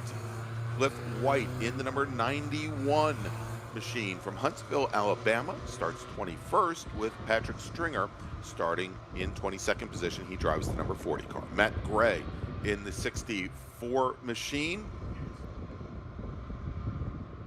will start 23rd, with David Anzalone starting 24th. And actually, let's move over. I think we're missing one here. We'll keep with what we got on the screen there, with Liam Kerper running in 24th position out of Langhorne, Pennsylvania. Ethan Bentnick Smith next, scheduled to start 25th today in the number 34 car, and he will start alongside Joe Colasaco, who drives the number 30 machine. Next, it is John Dole, who will start 27th today. He drives the number 18 machine. Next to Brian Cates, who is in the 27 car, and he starts 28th. That's not too confusing for me. Craig Chase will start 29th alongside Jamison Huffman in the number 38 machine, with Lee Hill, North Carolina region favorite Lee Hill. He's in the 72 car. He will start 31st. Dominic Colasaco will start 32nd. Steve Clifton will start 33rd, with Keith Frazier starting 34th. Russell King starts 35th alongside Ryan Stark, and then starting 37th will be Joe Blanks alongside Scott Ross. And then rounding out the top 40, we've got Steve Zametis in the number 14 car, and Richard Herman, who's got the number 1 on the side of his Spec Racer Ford Gen 3.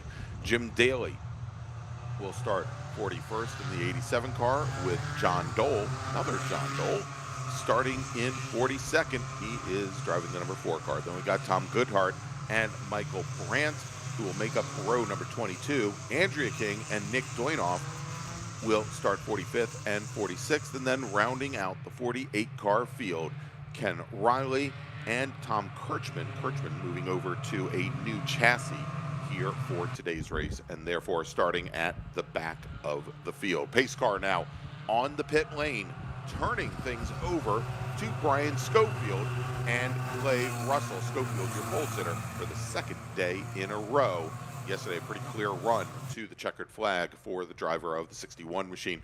As the starter looks over the field, they come past me on the front straight, and green flag, Tom, is in the air as they come around that slight bend, and once again a shot out of the hole. It is Brian Schofield as he opens up a car length now on Clay Russell. Coming down the inside is Russ Turner in the 23 machine along with Sandy Satullo.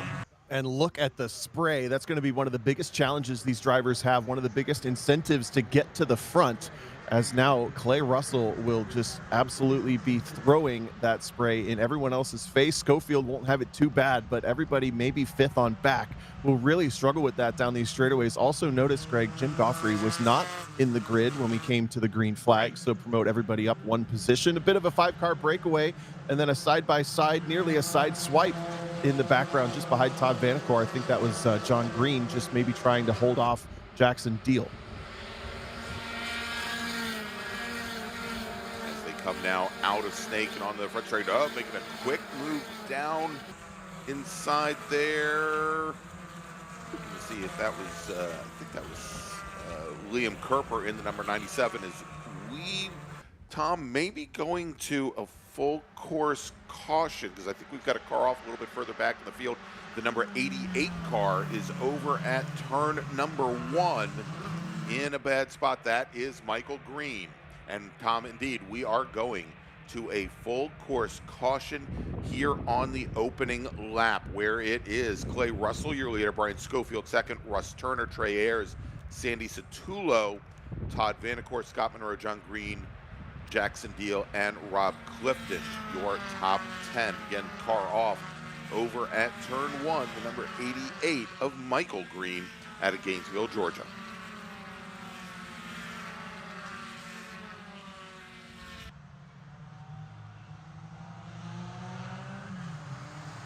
The field will be collected by the pace car up onto the front straightaway. I was just trying to find, I think that's a really nice start for Scott Monroe, up 3 positions. And he was the car I mentioned side by side in the lower S's.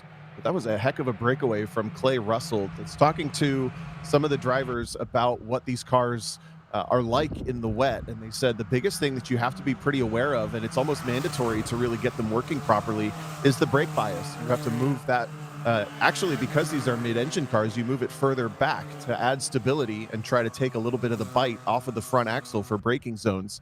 And as the weather changes, you have to be pretty adaptable with that in these cars. It looks like, whether that's the factor or something else, Clay Russell really has it figured out. Indeed he does. So you'll see here, of course, we've got the starter stand displaying both the yellow as well as white flags. The word was that the number 88 car was actually stalled out on the track surface. Again, calling for that quick full course caution as things starting to bottleneck there at the entrance to turn number 1. And accordion up, might be our first 3-wide passing opportunity going into turn 1 of the morning, and not necessarily the intended result. Yeah, they released the pace car just in front of the incident, so the pace car sat waiting to make sure that it was controlling the pace of the field through, and it basically left 50 cars having to come to a stop there at turn 1. Just kind of funny circumstances. It's interesting. You pay attention to full course yellows on racetracks, and it starts to look a whole lot like traffic patterns on the highway during rush hours. Drivers kind of zone out of their race car driver brain and turn into traffic, and then it turns into that kind of situation. Everybody now gets to get single file again and continue on. Hopefully a quick pull for that single car off. Looks like drivers left at turn 1.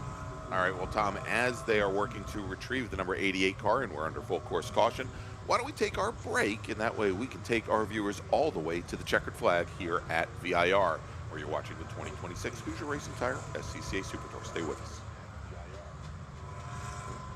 Shopping for tires used to really grind my gears. So many tires, and the thought of choosing the right one made me, Precisely. That's before I went to TireRack.com. I got the best deal hands down. My tires ship fast and free, arrive the next day like clockwork. Tire Rack even gave me 2 years of free road hazard protection. Precisely. TireRack.com, the way tire buying should be.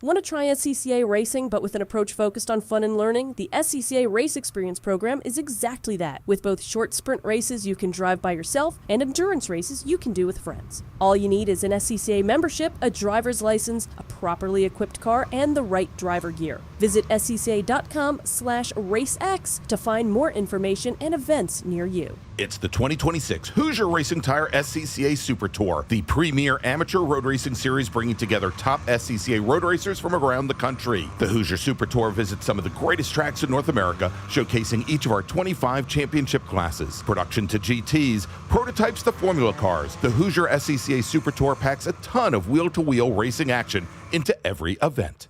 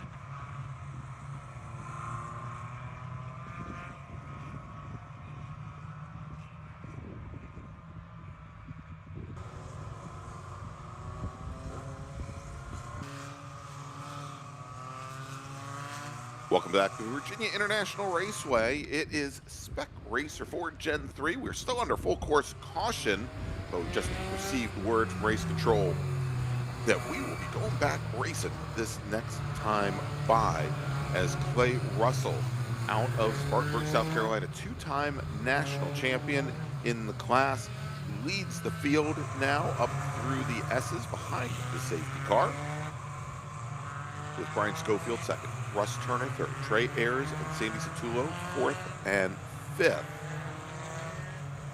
Todd Vanacore, Scott Monroe, John Green, Gianclaudio Angelini moving up to ninth position for having started in 10th. And then Jackson Deal sitting right on the outside of the, well, the very edge of the top 10. He and Angelini swap positions on that opening lap. So we really only got about 2/3 of a lap complete before this full course came out. And in that 2/3 of a lap, your leader, Clay Russell, had built about a 10-car length lead over Schofield, who had started to pull away from Russ Turner by a similar margin, that top three. Curious to see if they can repeat that or if everybody else got a little bit of their footing in that first 3/4 of a lap or 2/3 of a lap or so. Everyone trying to keep some semblance of warmth in these rain tires under these relatively light spec Racer 4s, only about 1,500 pounds. And especially those front tires are critical. With a mid-engine car, it's so difficult to get heat in that front end. Look at Schofield really just scrubbing the front end across the ground, and now Russell does it as well. Ends up backing up the field just a little bit in the background, but that's okay. Pace car starts to drive away just a little bit as Russell now focuses on the restart.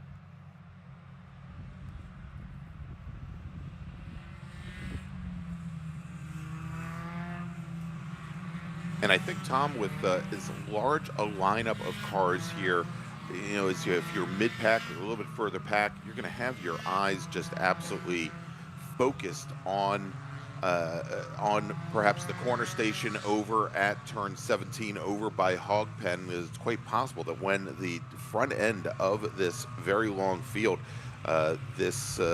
today, I believe, 37 car field takes the green, some of those drivers, they may still only be coming out of the roller coaster, in which case, as soon as that green flag flies at the start-finish stand, all of our corner stations will be dropping their yellow flags, and you can go racing. You don't need to wait until you get to the start-finish line to start making up positions. Inevitably, somebody might be maybe sleeping here on the restart. Really slow pace from Clay Russell. He does somewhat get a choice of when to go, but the whole field stacking up out of eagerness. And you're right, Greg, the first time they might see the green flag all the way back at turn 17 or 18, especially with the spray. You got to be using any resource you have, though. They build the speed up towards the start-finish line.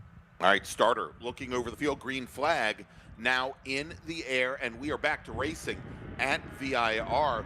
Russell with a good start, but I'll tell you, Schofield might have gotten to the throttle maybe even a little bit quicker than the 31 machine. He takes a quick look to the inside on the 31, but as he does, Russ Turner in the blue number 23 car, he goes to the outside, and Schofield manages to hold him off, and with a ton of spray right behind. That's Trey Ayers. He started today's race in 7th position. He is now up to 4th, having gotten around Sandy Satullo and Todd Vanacore. Takes another quick look to the inside on the 23 of Turner, thinks better of it, drops back in line, but that doesn't stop 3 cars from going into turn 4 together. Rob Clifton, Jackson Deal, and Gianclaudio Angelini just ahead of Kerper, Clifton, and Dexter Suba. And I think that was Suba, actually, that came down the inside on the blue and yellow machine of Kerper. Really high-quality start here, though, for Spec Racer 4. The top 3 breaking away a little bit as they did before, but the second 2 in line there, 4th and 5th, Trey Ayers and Sandy Satullo holding with them. And it's so difficult to tell, is someone behind me just looking for sight lines, is just trying to get out of my spray, or are they actually going to go for a pass, especially in the bottom half of this field, maybe 15th on back, still working that out amongst themselves. All right, little pack starting to form. Go ahead, Greg. Excuse me. Tom, we had the 19 machine come to a stop between turns 3 and 4, and I believe it may be just on the side of the pavement. That was, I just had it here a moment ago, and it slipped out of my hands. Ryan Stark out of Franklinville, Tennessee. There he is, driver's right, and I think that was another one of the BD Motorsports machines. We've got the local caution at 3. We'll see if that begets another full course yellow. I haven't heard anything about the safety car standing up yet, however. You know, the safety vehicle's ready to go just in case they only have to go a couple hundred feet and then pull it backwards if we do go full course. But we're still green flag racing, and once again, Clay Russell has sprung out about a 7 or 8th car length lead over Schofield. Sandy Satullo also has gone through on Trey Ayers. That's the white car in 4th. Now Ayers in the blue and yellow slips back to 5th. And that top 5 still has a decent little gap back to Todd Vanacore, who's red and black with the nose cone there. As they come down into turn 1, still green flag. And way to the inside for Clay Russell, trying to get off the dry lines braking zone. Vanacore has come back now on airs. Got 2 battles of 3 each.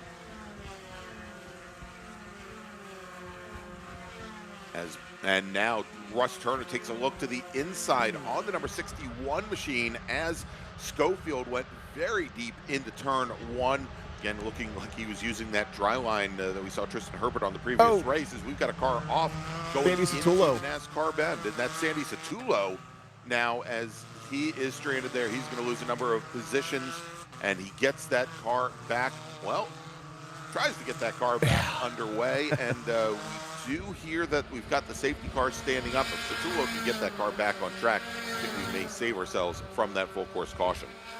Yeah, they're not going to be happy with the car spinning in a local yellow zone, but the reality is if he saw the local yellow and did something out of the ordinary, broke his rhythm, that might be why he spun. Either way, that car is definitely not in an ideal position. We're expecting any moment now a full course yellow, a little bit of motion there in the flag station. Potentially, no, still green flag. As Russ Turner going to try to pull something out in the last couple seconds here down through Oak Tree Corner. That's giving them a huge gap, but I don't think it's going to last very long, Greg. No, not at all. I think we'll see now. Looks as though... Oh, and there we go, Tom. Full course caution here. And so I thought that perhaps Trey Ayers, who was kind of basically sitting out there by himself, might have needed Vanacore and Monroe to get up to him, or maybe for him to drop back just a little bit to pick those 2 drivers up from behind to make a push towards our top 3. But not going to matter now, as we are back once again to full course caution here at VIR. With the timer just at about halfway, we're 17 minutes down, 17 minutes to go or thereabouts, but only 14 laps in this race. Total, we should have been able to complete that even in the rain fairly comfortably. These yellows are going to maybe push us into a time-determined race. We'll probably see at least another lap of caution once they catch both cars. I'm not sure if Satullo is able to continue, but certainly the number 19 car that you mentioned of Stark, just either likely not able to refire the car after he ended up off the track, right? Exactly. There is, again, the emergency services teams and kind of house rules here. If VIR is going to send the emergency services teams, the field must be what they consider to be under control. And that's either going to be a full course caution or black flagging the field and bringing them down the pit lane. So it looks like they've already got the 19 under tow. And we'll see now if they can get it back onto the track surface, whether or not he's getting pulled, whether or not he can get that car refired and continue on, or otherwise they'll likely have to pull him back towards, there's another cutoff right past the bridge as they head towards the uphill S's that brings drivers onto what they call the North Course. All right, so the safety car now dialing back the speed a little bit, trying to get that field under control behind those emergency services teams. And hopefully this means, Tom, that this will be just a single lap under full course caution that we'll be able to go back racing this next time by. Yeah, we've done that. We've done this dance twice now. This will be our 3rd time coming into turn 1 with the whole field full of spray. So drivers learning something new every time through that process, figuring out maybe some grip opportunities, especially if you're watching Clay Russell from maybe 2nd, 3rd, or 4th, noticing where he's hunting for some grip. We could certainly see this thing take a totally new shape. But right now it looks like Clay Russell has both the car control and the pace and the setup, all the cards you want in your hand. He's got them so far. He's sprung out about a 2-second lead on a single lap, 2 for 2 of these starts. We're going to do a 3rd here and see if he can repeat it once more. All right, so as the emergency services team took that cutout that we anticipate, we'll see the safety car now bring the field through the uphill S's. And next time they come onto the front, our racers come onto the front straight, they should see the green flag. We can go back racing. As you were saying, Tom, this is a race that is governed either by the total number of laps, 14 to be exact, or on the clock. And with only 15 minutes remaining and only 5 laps so far in the books, racers will be working lap number 7 the next time they cross the start-finish line. This one likely to end on time. And this will be our final race before lunch. We'll take about an hour for lunch, and when we come back, it's going to be the big board drivers, our GT and large touring cars. They will be first out, followed by Spec Miata. But expect 5 races to round out our afternoon here at VIR.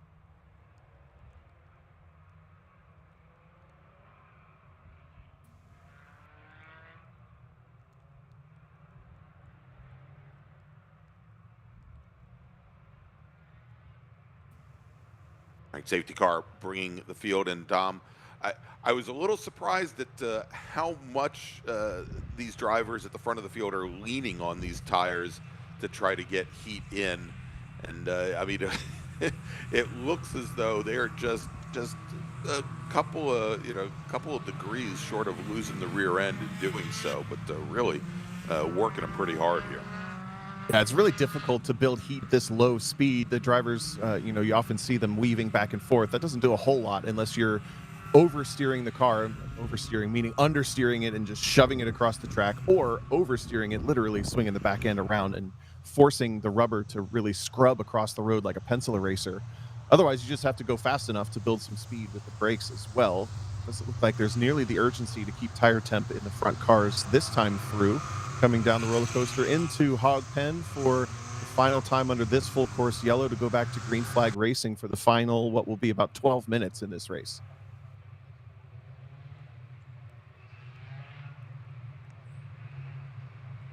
All right, lights are out on the pace car as we suspected. And the pace car now making its way to the pit lane, turning the field over once again to Clay Russell from Spartanburg, South Carolina, driver of the number 31 Spec Racer Ford. Schofield trying some last-minute tire warming as he has Russ Turner, Trey Ayers, Todd Vanacourt directly behind. Starter looks over the field as they come up towards the bend here on the front straight, and green flag now in the air.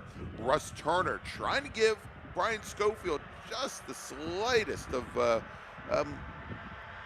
urging him, let's just say, down towards turn 1 as Clay Russell goes to protect the inside. Turner trying to sweep around the outside as they come into the horseshoe at turn 1. Now Russ Turner, the driver's left of Brian Schofield, as they come into the NASCAR bend. He's able to slice by the number 61 machine, our pole sitter today. So move Russ Turner up into second. Right back behind them, it is the blue and yellow number 7 of Trey Ayers with Todd Vanacourt. Scott Monroe there, as well as Rob Clifton slices right underneath John Green to move Clifton up into 7th position. Gianclaudio Angelini sitting back in 9th. That was a great move from Russ Turner, and now he stays nicely in touch with Clay Russell in your top 2 positions. Todd Vanacourt also a really aggressive start, tried to go around the outside in the braking zone back at turn 1. Look how close he is to Trey Ayers. He probably can't see anything, but he just knows that red flashing light. As long as he follows it in front of him, he'll be okay. Loses a car length or 2 as he loses probably some confidence, losing sight as well at the top of the S's. Top 2 breakaway, Schofield in no man's land. Ayers, Vanacourt, Monroe, and the rest now streaming through. Probably about 85 or 90 miles an hour before they jump on the brakes for Oak Tree Corner. Nice pass up the inside for a car in about 11th or 12th, but the field surprisingly single file this time, Greg.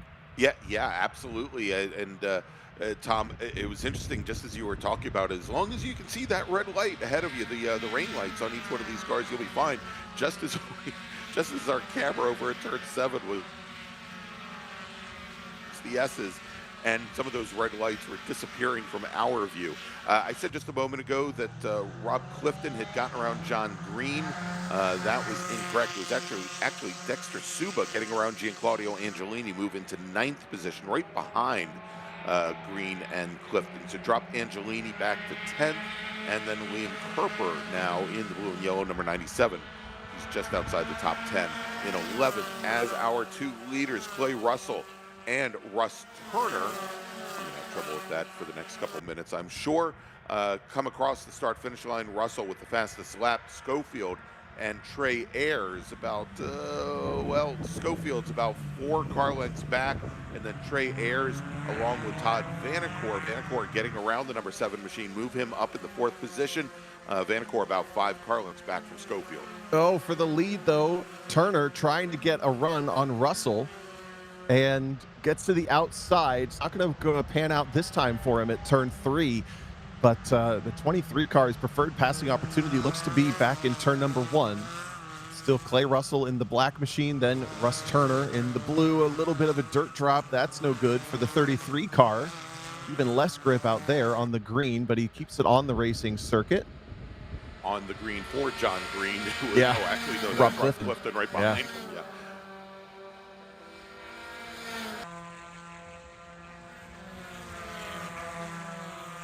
Todd Vanacore also getting through on Trey Ayers, last time through down, I believe, the back straightaway. So he leads the second pack of cars, starting in 4th position on back. Then Ayers, Monroe, Green, Suba, Clifton in that order. Clifton just lost a position to Angelini and maybe Kemper as well.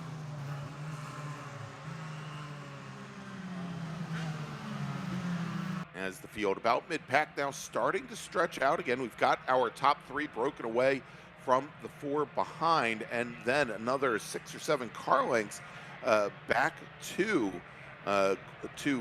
Dexter Suba, Rob Clifton, Gianclaudio Angelini, Liam Kerper, David Anzalone in that pack as well. As now Trey Ayers takes a look to driver's left, looking to move back to 4th place and get around Todd Vanacore. And as they cross our timing stripe up at the top of the roller coaster, Trey Ayers gets the pass made. Let's see if he's able to hold off under braking as they come down the hill. Indeed, Trey Ayers now move him back to 4th. Vanacore 5th. Scott Monroe and John Green part of that battle as well as they come down the roller coaster. The classic drafting duel as the top 3 continued to try to find any opportunity, specifically Russ Turner and Brian Schofield, any opportunity to get back to Clay Russell. In fact, Sector 1, fastest of the race for Brian Schofield on this previous lap, but lost it in sectors 2 and 3. Doesn't make a whole lot of progress as he ends up being the 3rd fastest car on the track.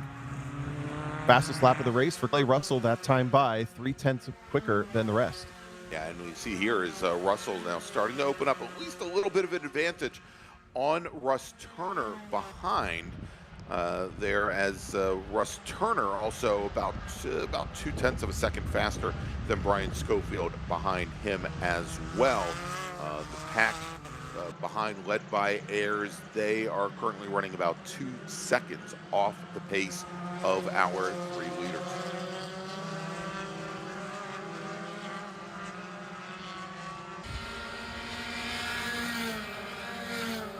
Trey Ayers in 4th position, able to pull away just a little bit from Todd Vanacore. After that blistering start, the red and black machine settles into 5th position. In that 4-car train, it's Ayers, Vanacore, Monroe, and Green, and then a gap back to Suba, Clifton, Angelini, Kerper, the drivers you were all mentioning about 45 seconds ago. Interesting to see these little packs of 4 starting to form, Greg. I don't know if that's just a circumstance or a coincidence or what, but looks like that's about the closest that the drivers can stay once together. As the rain continues to fall, the spray has not lightened up at all either. These drivers will be absolutely soaked at the end of this race, except for maybe Clay Russell, who's had clear sailing this whole time.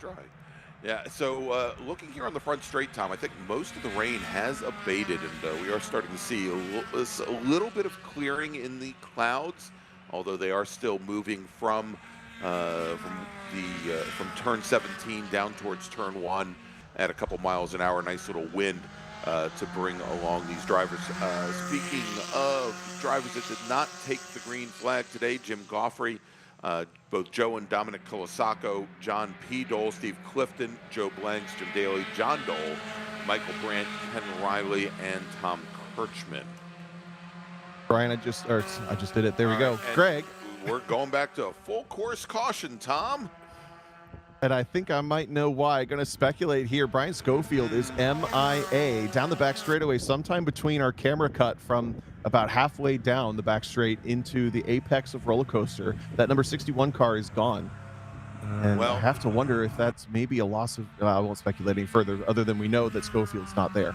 Exactly, and Brian and Tom. Well, Brian's our director, but Tom. I have too many Brians. I swear. I mention this every race weekend. It sounds like this time when our leaders come by, they are going to. And as a matter of fact, even our drivers now not in the lead, they are seeing the checkered flag displayed to end this race. And I think after 3 full course cautions, our folks over in race control may have seen enough here. So checkered flag being displayed. And so that will wrap things up for Spec Racer Ford Gen 3. I don't want to say anything yet because, again, only some of these racers have seen the checker. But it should be Clay Russell, your winner today out of Spartanburg, South Carolina. Russ Turner finishing second. Trey Ayers finishing in third. Todd Vanacore, Scott Monroe, fourth and fifth. John Green, Dexter Suba, Rob Clifton, Giancarlo Angelini, and now Liam Kerper rounding out your top 10. David Angelo, Sam Schechter, Sandy Satullo, 13th. Patrick Stringer, Jameson Huffman, Jeffrey Lehner, Jackson Deal, Matt Gray, Brian Cates, and Ethan Bentnick Smith round out the top 20. All right, well, that's going to wrap things up for our morning coverage of racing here from Virginia International Raceway in the 2026 Hoosier Racing Tire SCCA Super Tour. We're scheduled to take an hour lunch break. We're maybe running a few minutes behind where we anticipated this break starting, but as soon as we get information from Race Control, we'll definitely put it on the screen for you, let you know, and for everybody here in the paddock, we'll let you know when our next group, our big bore group, scheduled to be on track. It's probably going to be somewhere around 1:15 Eastern time. So stay tuned. Again, we'll update you soon as we've got more information. But I want to thank you all for joining us this morning, and we'll see you this afternoon. 5 feature races here from VIR. Hope you join us.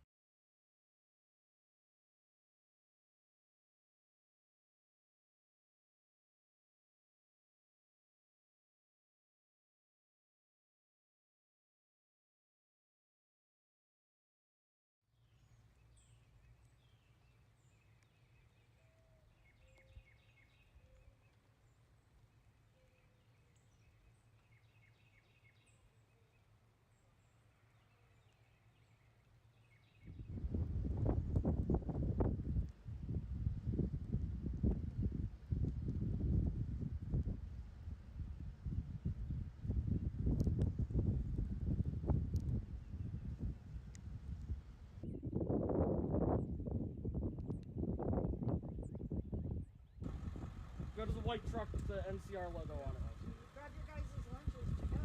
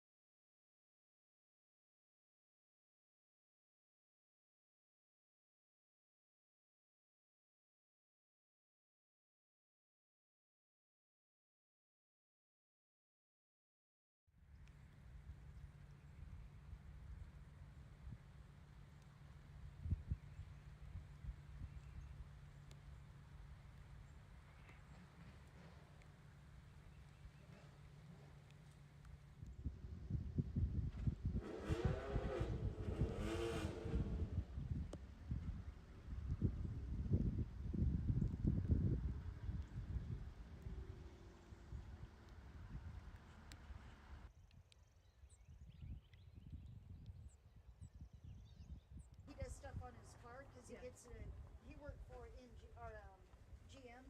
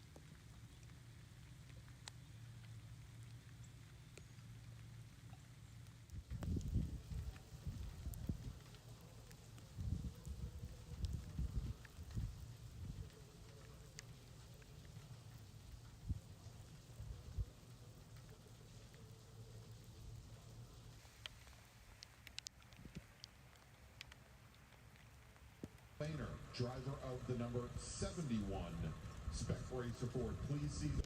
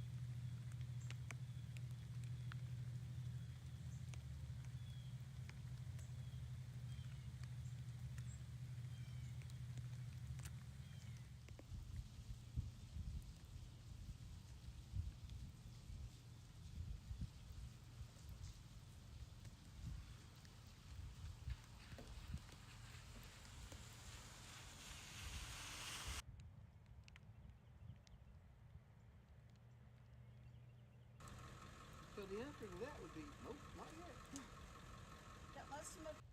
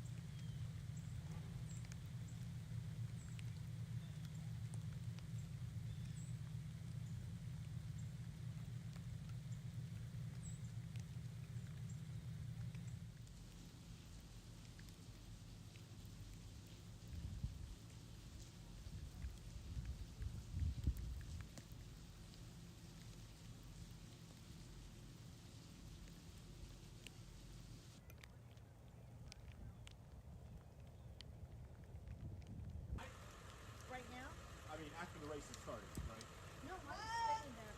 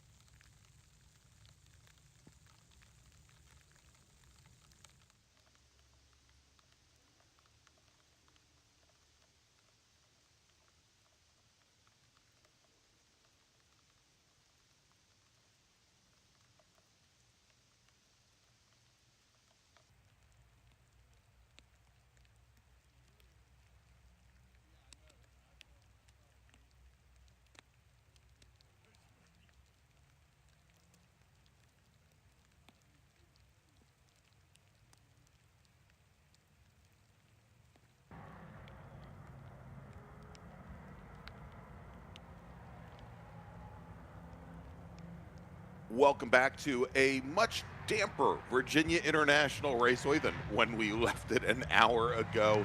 It is time to go racing once again here at Heaven on Earth. I'm Gregg Ginsberg along with Tom O'Gorman, our director Brian Belansky.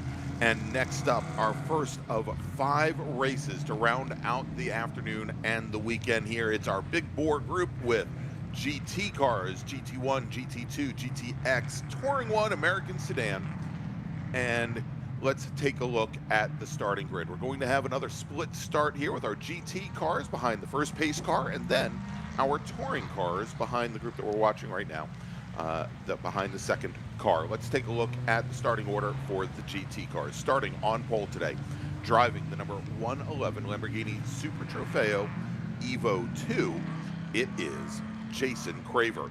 Starting on the outside of the front row in his Ligier JSP 320, also in GTX class, Tim Day Jr. Graham Jacobson is your GT2 pole sitter. He's in the number 19 Chevy Camaro.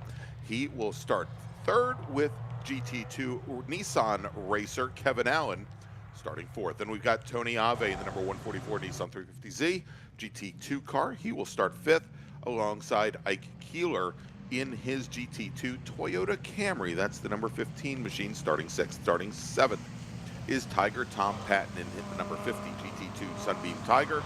And then we've got Jack Stanford.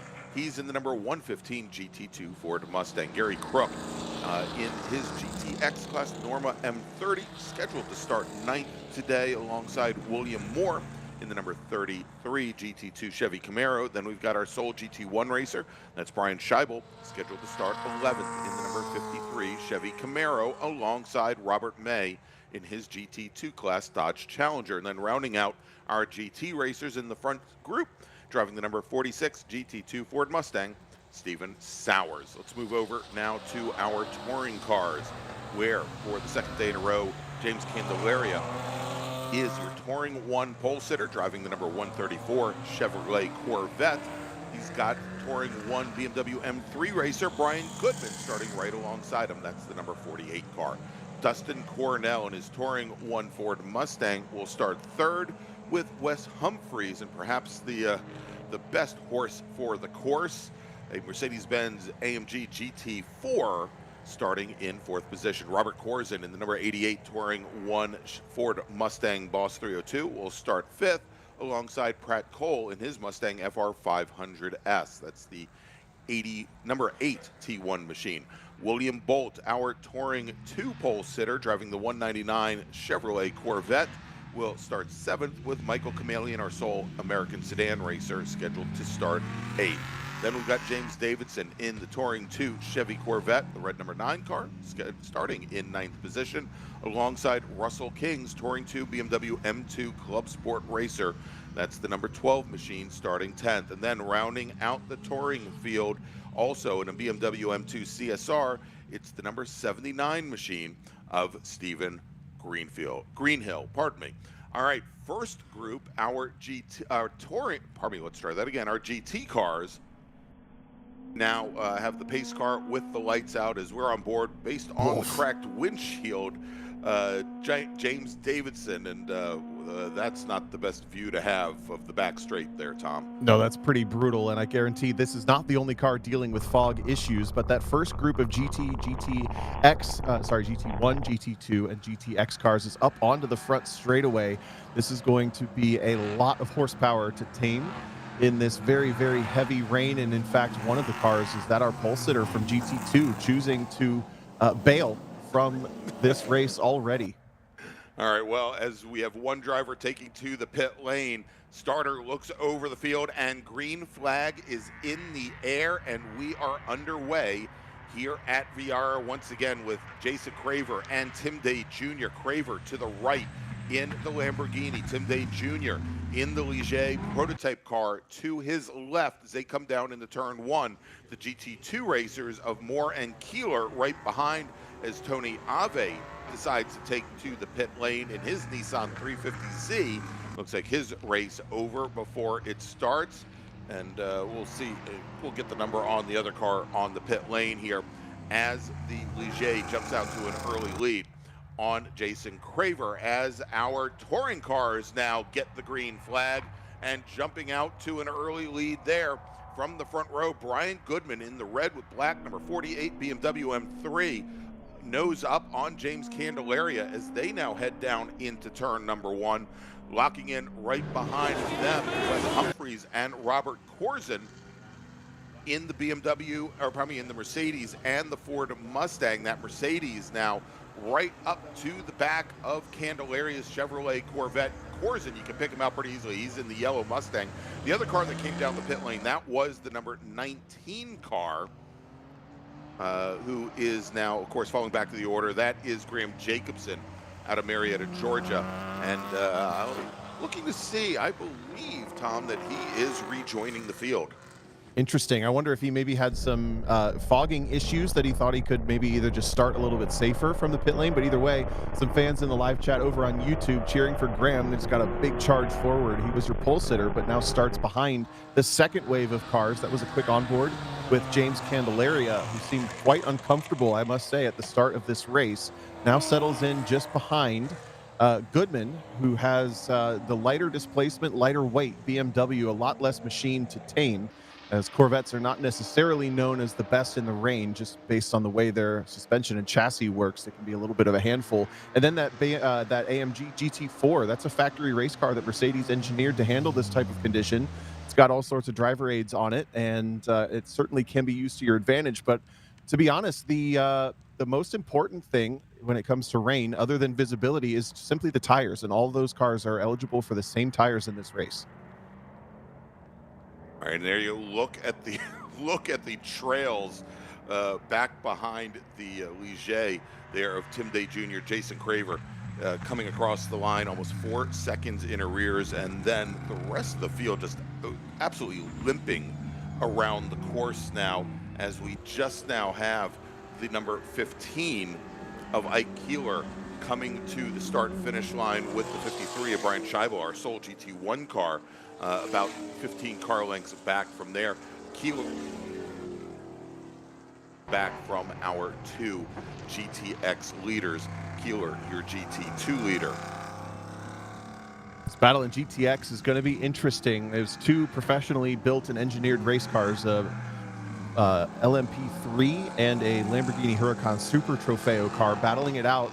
And you might think they're very different. Of course, they are very different in a lot of ways, but they've realistically actually been turning very similar lap times across this whole weekend. And Tim Day Jr. has dug deep at the beginning of this race. He put 3 seconds on Craver alone in the first sector of the green flag lap. And most of that gap is what you see now. Craver has responded quite nicely, but it looks like he's struggling to get any closer now, as, again, realistically, the main thing that they're fighting is grip underneath the tires. Obviously, from hydroplaning, we just saw a bit of that from Graham.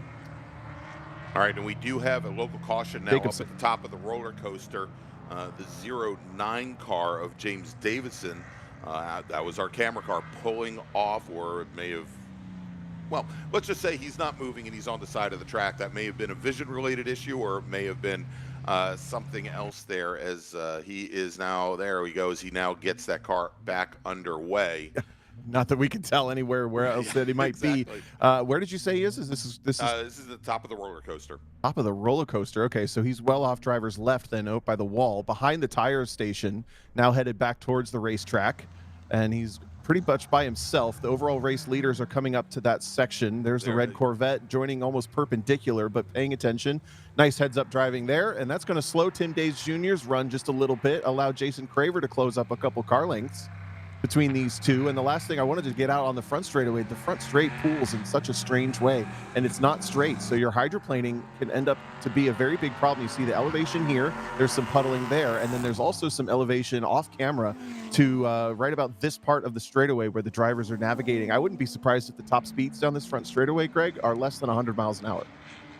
That would not surprise me in the least. And we just had both the 199 of William Bolt, that's the GT2 Corvette, and the 99 American Sedan of Michael Kamalian come down the pit lane. And I think both those drivers are now heading back to the paddock. So they're dropping like proverbial flies out here, Tom, as these drivers have problems. Now I'm starting to we saw the in-car from Davidson's Corvette where we saw the windshield was all fogged up.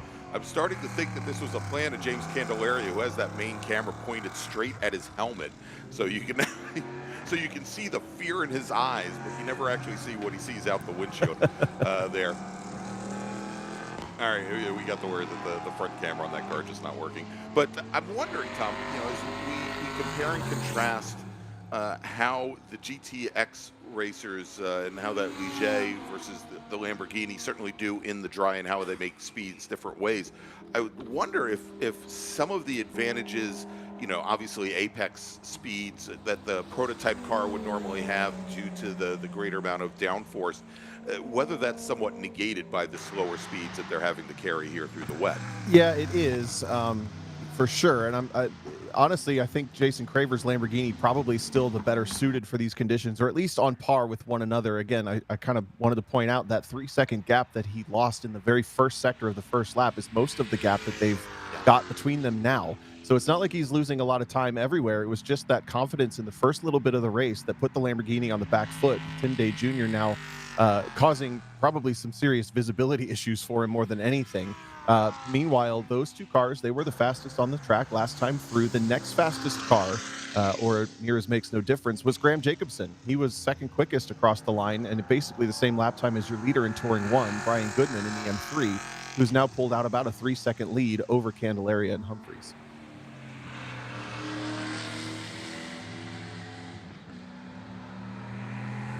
Hard to say from this camera angle, but it almost looks like the rain has picked up a little bit during this race. The car's visibly still struggling to find any confidence in grip through most of the corners. That section down at Roller Coaster through Hogpen is one of the slickest sections on this racetrack in the wet. It's just the car is loaded pretty much 100% of the time through that section. Turns 3 and 4 are the other really slick section. That's kind of this lower S area that I think Candelaria has just come through, or is he in the braking zone for the Oak Tree? Hard to tell. He is. I'm trying to look through the rear view mirror as to where he is. I think he's actually heading up through the S's right now. So, a little hard to tell there as all the green arm code goes by. Yeah, his mirrored image track map there on the right's throwing me off. It's the back straight that he's on, but it's mirrored image. So there's your leader in Touring 1, dealing with your leader in GT2, I believe. That is, Ike Keeler in the Camry's actually gone through. That's William Moore that Brian Goodman is having to navigate. And Moore, a bit of a cork in the bottle, is just trying to get through these corners and open the car back up. He's collected the entire T1 podium behind him. I was going to say, this is bringing Candelaria as well as our third place racer, now Wes Humphreys, right behind as now as the Camaro shifts over to driver's left there, allowing Goodman, Candelaria, and Wes Humphreys through. And Wes Humphreys with a great run, Tom, coming down the front straight, and we'll have to see here as they come out of the horseshoe. I think we may have a new second place T1 racer. Yeah, apologies. Our front straight camera there frozen from the rain, whatever else. But you're right. The BMW gets through, and actually Candelaria and Humphreys do not. So the T1 field is now split by your third place car in GT2, William Moore in the Hawk Performance Camaro. Now Candelaria shows the nose up the inside into this super slick section of racetrack. Wes Humphreys trying to go through. He wants to go through, but he just can't find the confidence quite in that really tight section. Tries to put the power down and go around the outside. That's not going to work. Into this single file section at the lower S. Finally now, Moore pulls to the side and makes it easy. So that now, for as quickly as our Touring 1 field had bunched up, they have separated once again with about 6 car lengths separating our leader in the class, Brian Goodman, from James Candelaria, and then Wes Humphreys, as they are now working lap number 4. And just ahead of them, there's the burgundy and black number 15 GT2 entry, the Toyota Camry of Ike Keeler. Keeler and Scheibel were going back and forth for a little while, and all of a sudden Keeler has dropped way off. Scheibel is your leader in GT1, way up the road. That has allowed Steven Sowers in his Ford Mustang, the white with blue stripes car, rolling down the roller coaster right now. That's your new leader in GT2. And Tom, look at this, that is as quickly as the T1 field had separated as they were trying to work their way past William Moore's Camaro, that Wes Humphreys now has been able to pull right back up to the rear of Candelaria's Corvette. You know, it just seems that Humphreys is very tentative when he has another car directly in front of him, tentative to try and make the pass, as we saw, and you know, but at least with some clear air, he's got pretty good speed in the wet. Yeah, he closed that gap really fast. You're right. He came into the S's even on that prior lap just so fast. Relative to Candelaria, and I agree, it's really difficult, you know, when you're wheel-to-wheel racing, you kind of have an inherent trust for the cars around you, and you expect that they're going to do something similar to what you're trying to do. So that's all fine and good in the drive for the most part, but when you add in all these wet conditions, it's maybe the closest thing is like driving on the street when it's snowed. You have to really worry about what other cars are going to do, because you may realize that they possibly aren't going to be in full control.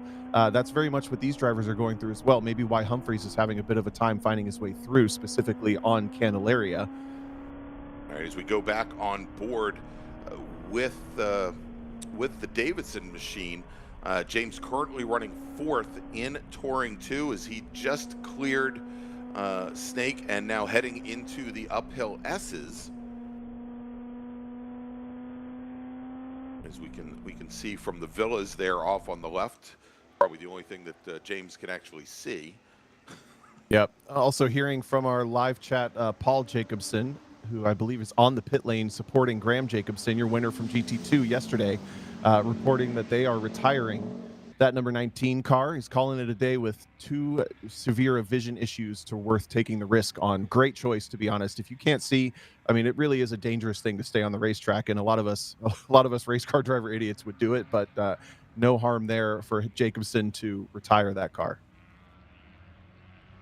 I say that lovingly, of course, the race car driver part. Of course you do, Tom. Yes.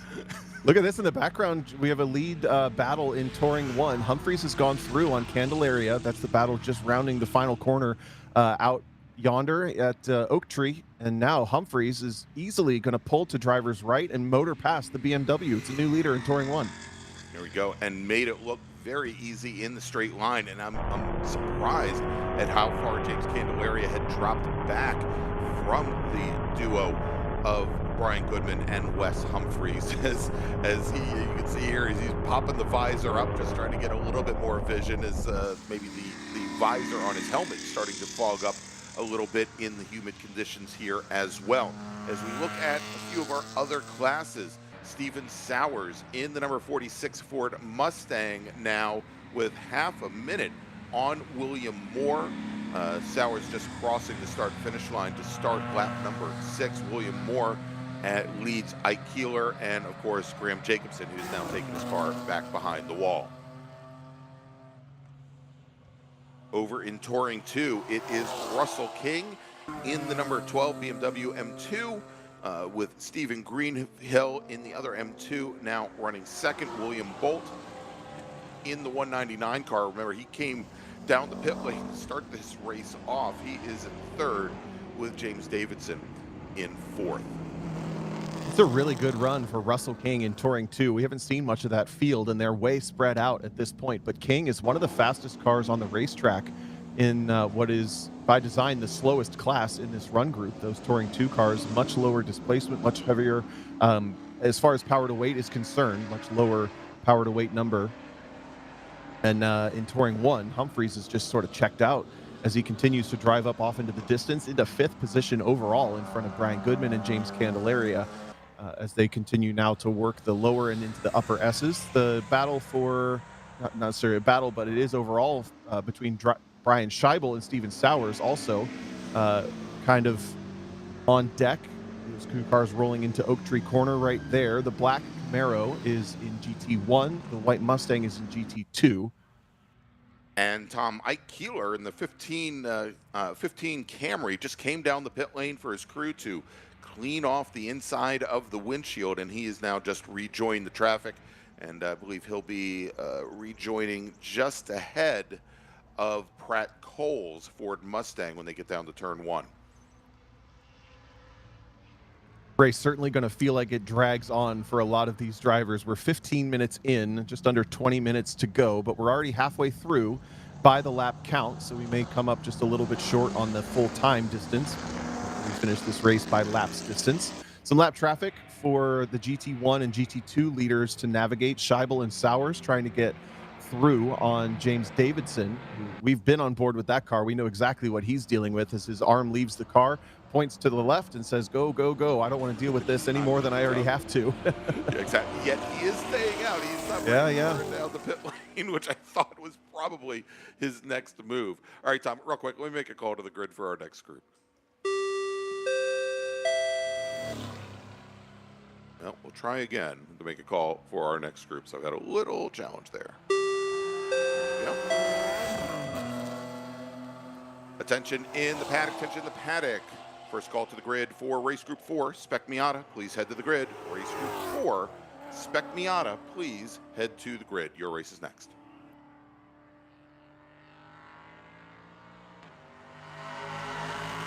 Let's do this, Tom. Why don't we take a quick break? Thanks to our partners and sponsors. When we come back, we'll bring you back to a very wet race here at VIR. Stay with us.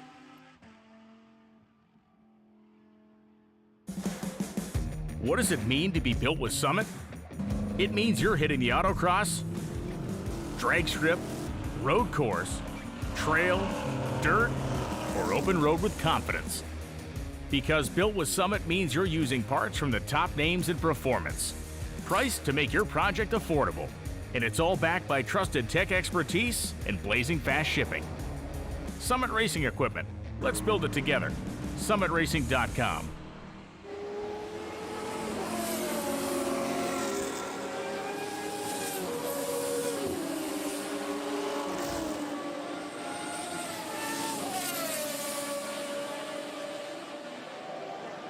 Okay, track day checklist. Let's go. You got your gloves, your helmet, water, snacks, sunscreen, your car is prepped and ready to go. Ugh, forgot your track day insurance, didn't you?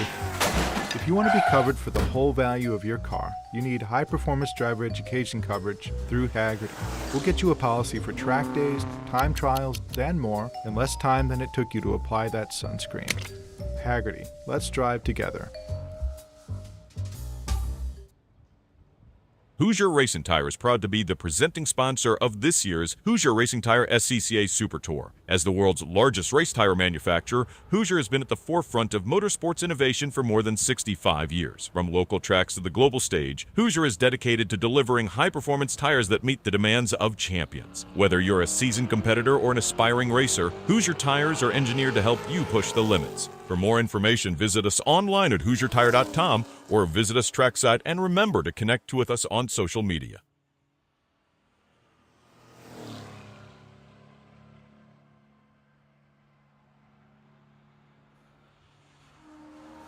Welcome back to VIR, where it is a very damp 2026 Hoosier Racing Tire SCCA Super Tour.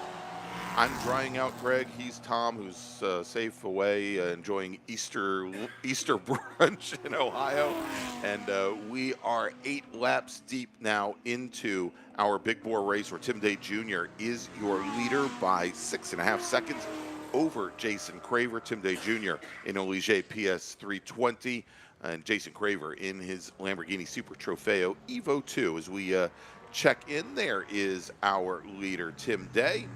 And just now coming out of the horseshoe, the Lamborghini. Over in GT2, it is Steven Sowers in the number 46 Ford Mustang. He is your leader, with William Moore second, Ike Keeler third. Over in Touring 2, Russ King, Stephen Greenhill, William Bolt, your top 3. And then finally in Touring 1, Wes Humphreys in the Mercedes-AMG GT4. James Candelaria now second, with Brian Goodman. And this is a big thing we see there coming out of turn 4, I think. Was that Goodman, or was that the Davison Corvette? There's Candelaria, your new second place runner. And Goodman very much off the pace. Ooh. And I think he may have just gotten caught up in a lot of this other GT traffic. Yeah, he had just slipped behind Candelaria in the previous sector, and then this time coming through, there's just so many different cars all coming together by circumstance. We have our Touring 1 third place car, the BMW, our second place overall and GTX car, the Lamborghini. We have our Touring 1 third place car there getting lapped for, I think, Davidson, and then one other Touring 1 car just caught them. But anyway, that whole exchange churned it so that both Craver got completely parked, and Brian Goodman in the BMW slowed his progress significantly relative to James Candelaria, who has started to find his footing. I think he is second place to Humphreys, but just turned in his fastest lap of the race. Yeah, and Tom, I think we just saw a change for the last step on the podium in class, as Robert Corzin in the yellow number 88 Ford Mustang now gets around Brian Goodman.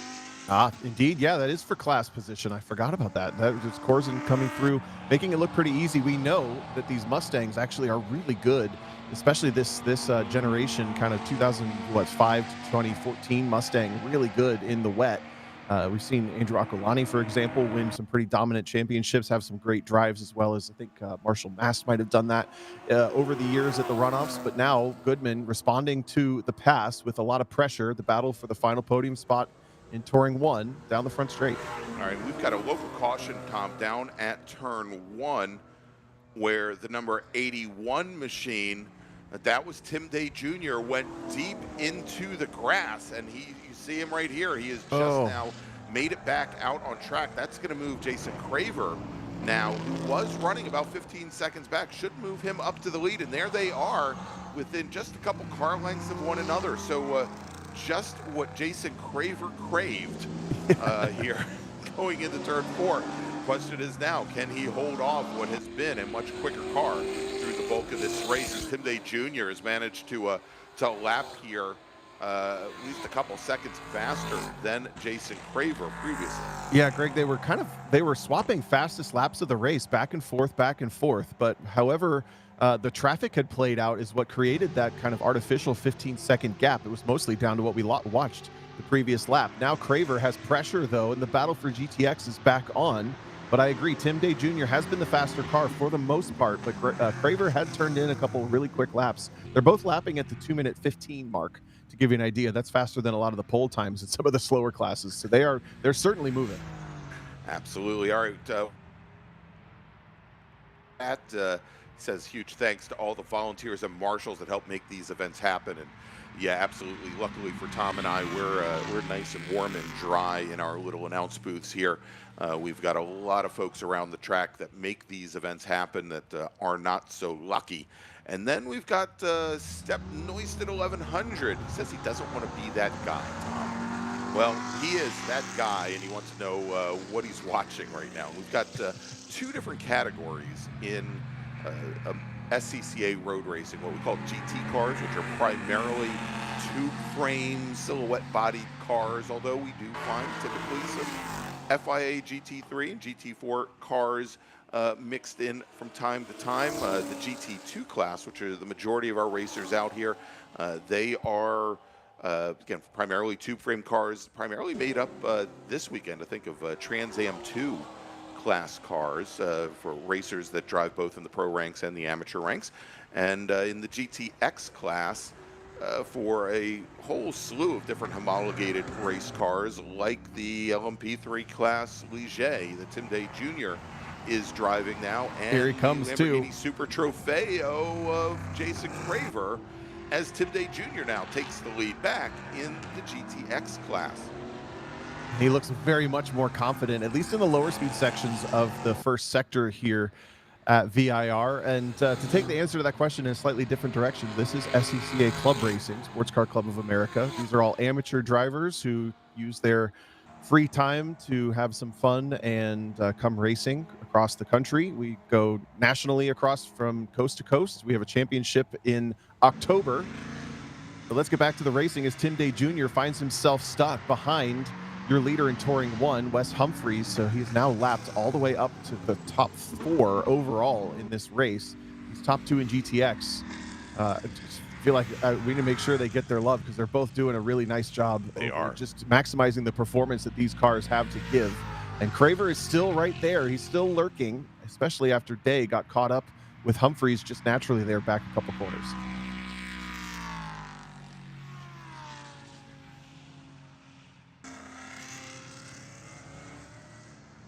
Here's your leader in GT2, Steven Sowers. That's the next car on Tim Day Jr.'s checklist, and he's not that far behind. We have 9.5 minutes left in this race, or 4 laps to go. I think we're going to finish on laps, not time, as the drivers at the front lapping just a little over 2 minutes per lap. The rain continues to come down.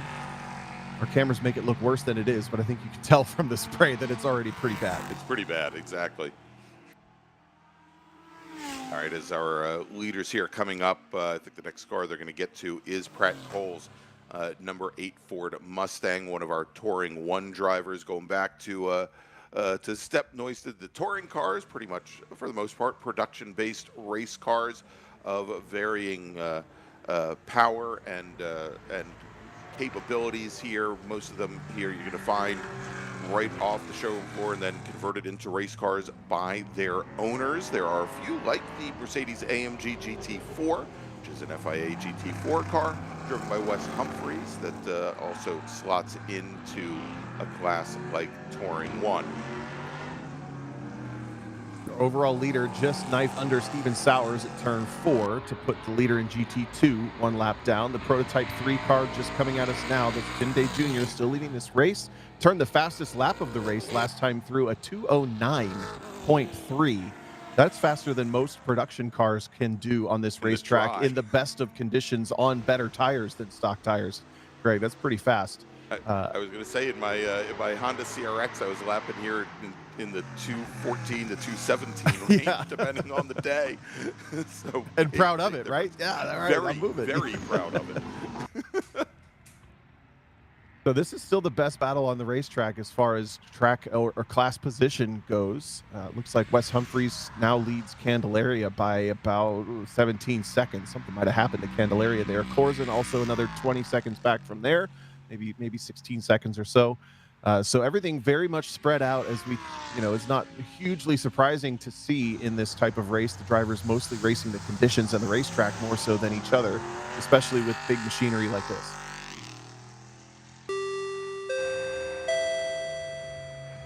Attention in the paddock, attention to the paddock, Spec Miata racers. This is your second call to the grid. Spec Miata racers, please head to the grid. Your race is next.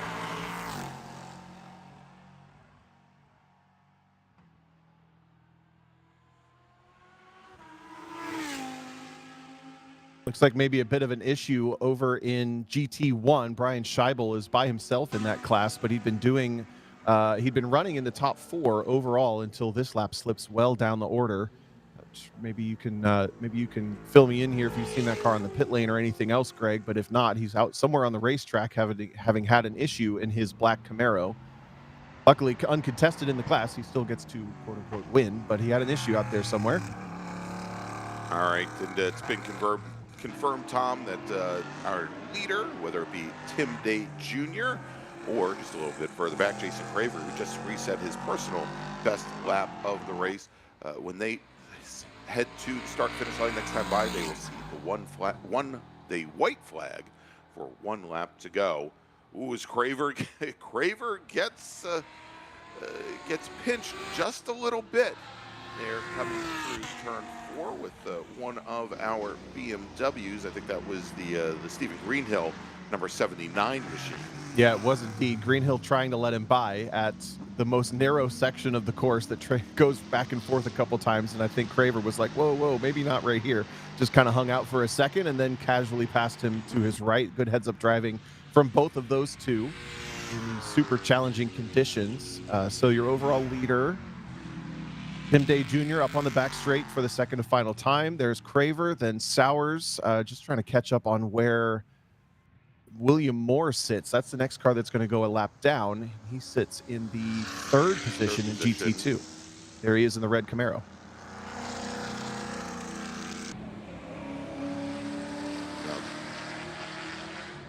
Tim Day Jr. going to follow William Moore down through the roller coaster. No sense in putting either car at risk here with just a lap and some change remaining, as Tim Day Jr. now making the pass on the Camaro. White flag in the air on the starter stand. 3.27 miles, 17 turns remain as Jason Craver now comes onto the front straight, and he is at last check now about 10 seconds in arrears of the Ligier. We check in on our other classes. Just had Michael Kamalian come down the pit lane once again. Maybe had his team clean off that windshield. Looking to see if he has rejoined, or if he did finally bring that car back to the paddock.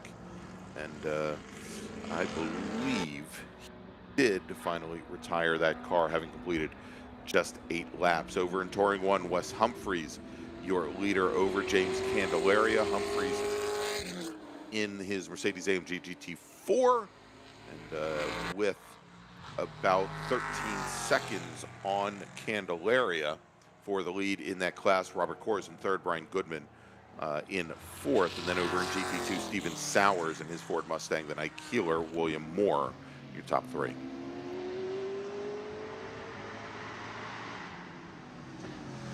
One more car for Tim Day Jr. to navigate. This is the Toyota Camry Trans Am car of Ike Keeler.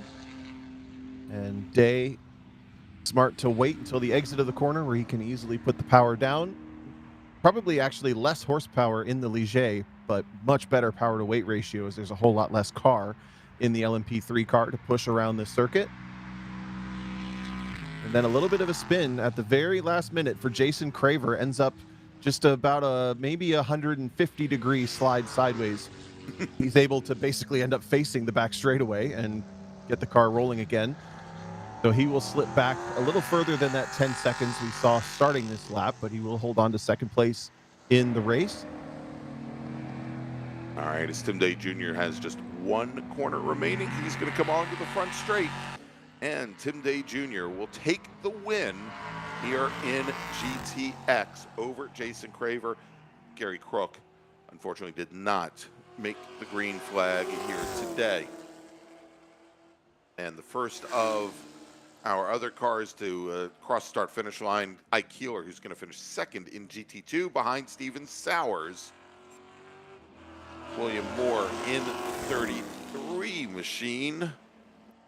Now coming across the line in that Hawk Performance Chevy Camaro, he'll finish third. Finishing second in GTX, Jason Craver in his Lamborghini now takes the checkered flag.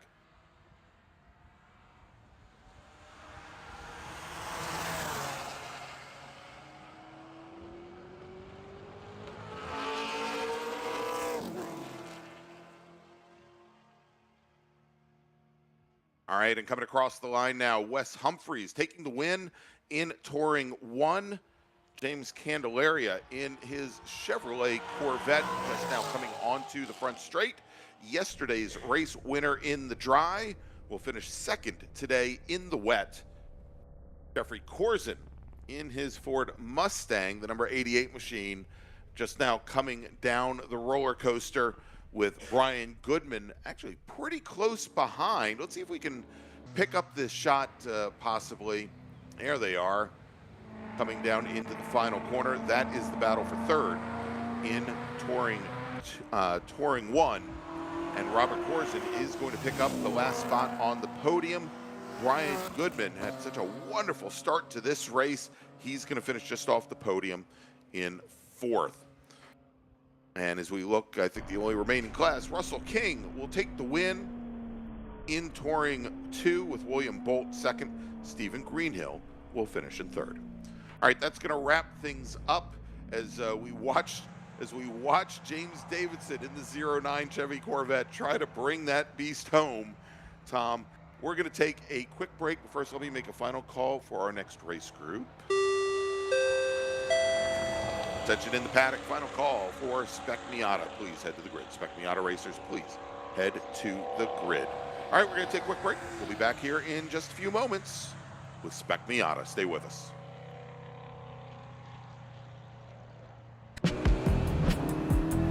Choose joy. Choose the road. Choose your people. Choose your shot. Take it. Choose to get in there. Even better, get out there. That's it. Way out there. Choose your calling. Choose to really care. Choose to go for it. Just choose. We craft cars for those who choose to do more than simply move. I'll wake up.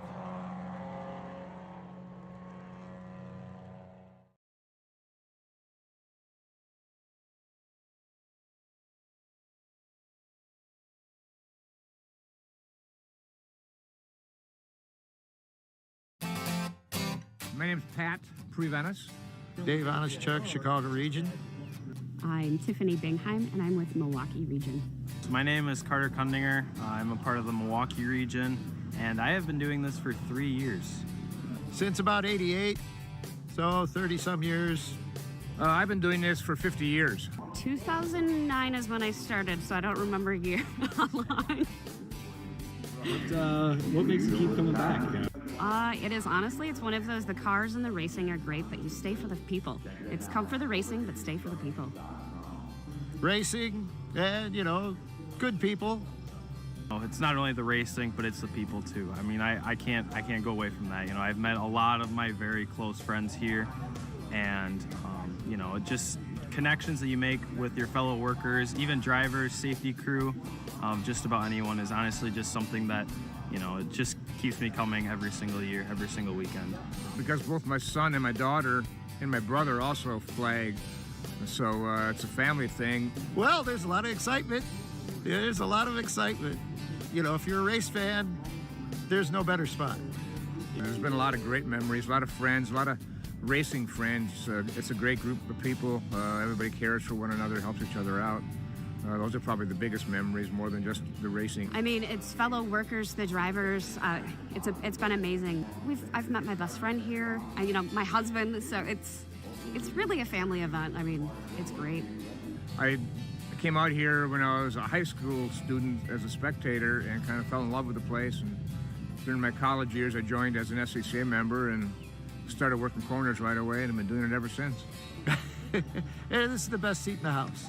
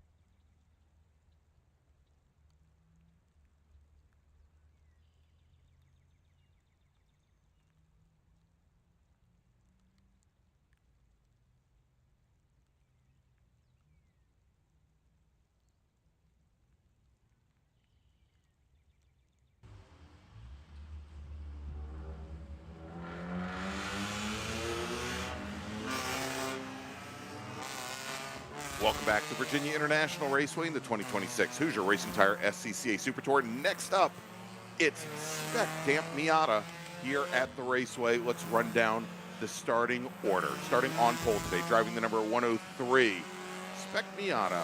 It is Max Stallone out of Lakeway, Texas. His teammate from Wheels America Racing from Arlington, Texas is Logan Stretch. Skip Brock Jr. was scheduled to start third today. He's sitting home right now. He decided to spend the day not in the damp weather. So Travis Wiley, scheduled to start fourth, will likely be moving to the inside of the front row, or inside of the second row in the number 78 car. Christian Meyer, scheduled to start fifth in the number 134 car, with John Salerno in the 34, starting sixth. James Newell, scheduled to start seventh. He's in the number 23 Spec Miata, with Danny Stain in the number 39 car, starting in eighth. Then we've got Chuck McTudis, his teammate, in the number 66, starting alongside Stuart McAleer. We're coming all the way from Glasgow, Scotland, to run this race. Johnny Morrow will start 11th. He's in the number 72 car, alongside Frankie Barroso. And thank you so much to Frankie Barroso Racing for the fine cookies. Our guest, if he would like to have some, he can have some Frankie Barroso cookies. They're right next to us. Christian Sarnecki will start 13th. He's in the number 14 car, alongside Chris Allen in the 169 machine. Then we've got the brother and sister team of Ellie Gossett in the 77 machine. She'll start 15th, alongside brother Bobby Gossett in the 144 car. Gavin Vaughn will start 17th. He's in the 148, alongside Domenico Luigi in the 46 car. Then we have Scott Phillips. Scott is starting 19th in the 166 Mazda, with John Hamner driving the number 7 Mazda Miata, starting 20th. Michael Tosi will start 21st, alongside Nick Leveroni in the 188 car. Then Ben Gaunt and Justin Ferraro will make up row number 12, starting 25th. In the number 176 Mazda, it is Matthew Dirks. Matthew will start right alongside Greg Bogart, who races the 123 Mazda. Ryan Kipke and Bob Mueller Jr. will start on the 14th row, 27th and 28th, respectively. It's a good jump for Bob Mueller, who I think yesterday started at the tail end of the field. Alfredo Zidane will start 29th, alongside Lucas Jensen. And then row number 16 is going to be made up of Jack Wilson and Chase Kovac. Seth Gentry will start 33rd on the field. He drives the number 20 car, and then it's a whole bunch of Witts. Starting 34th, driving the number 4 Mazda Miata, it's Greg Witt.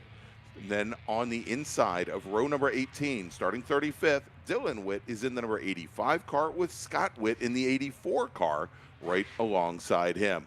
Starting 37th, in the number 11 Mazda is Cole Lucas, who will race right alongside the number 6 machine of Robert Garrison. And then our final three racers, Brian Diabella, driving the number 92 Mazda, will start 39th, with Brad Williams starting 40th, and then rounding out the 41 car field, Terrence Smith, driving the number 94 Mazda Miata.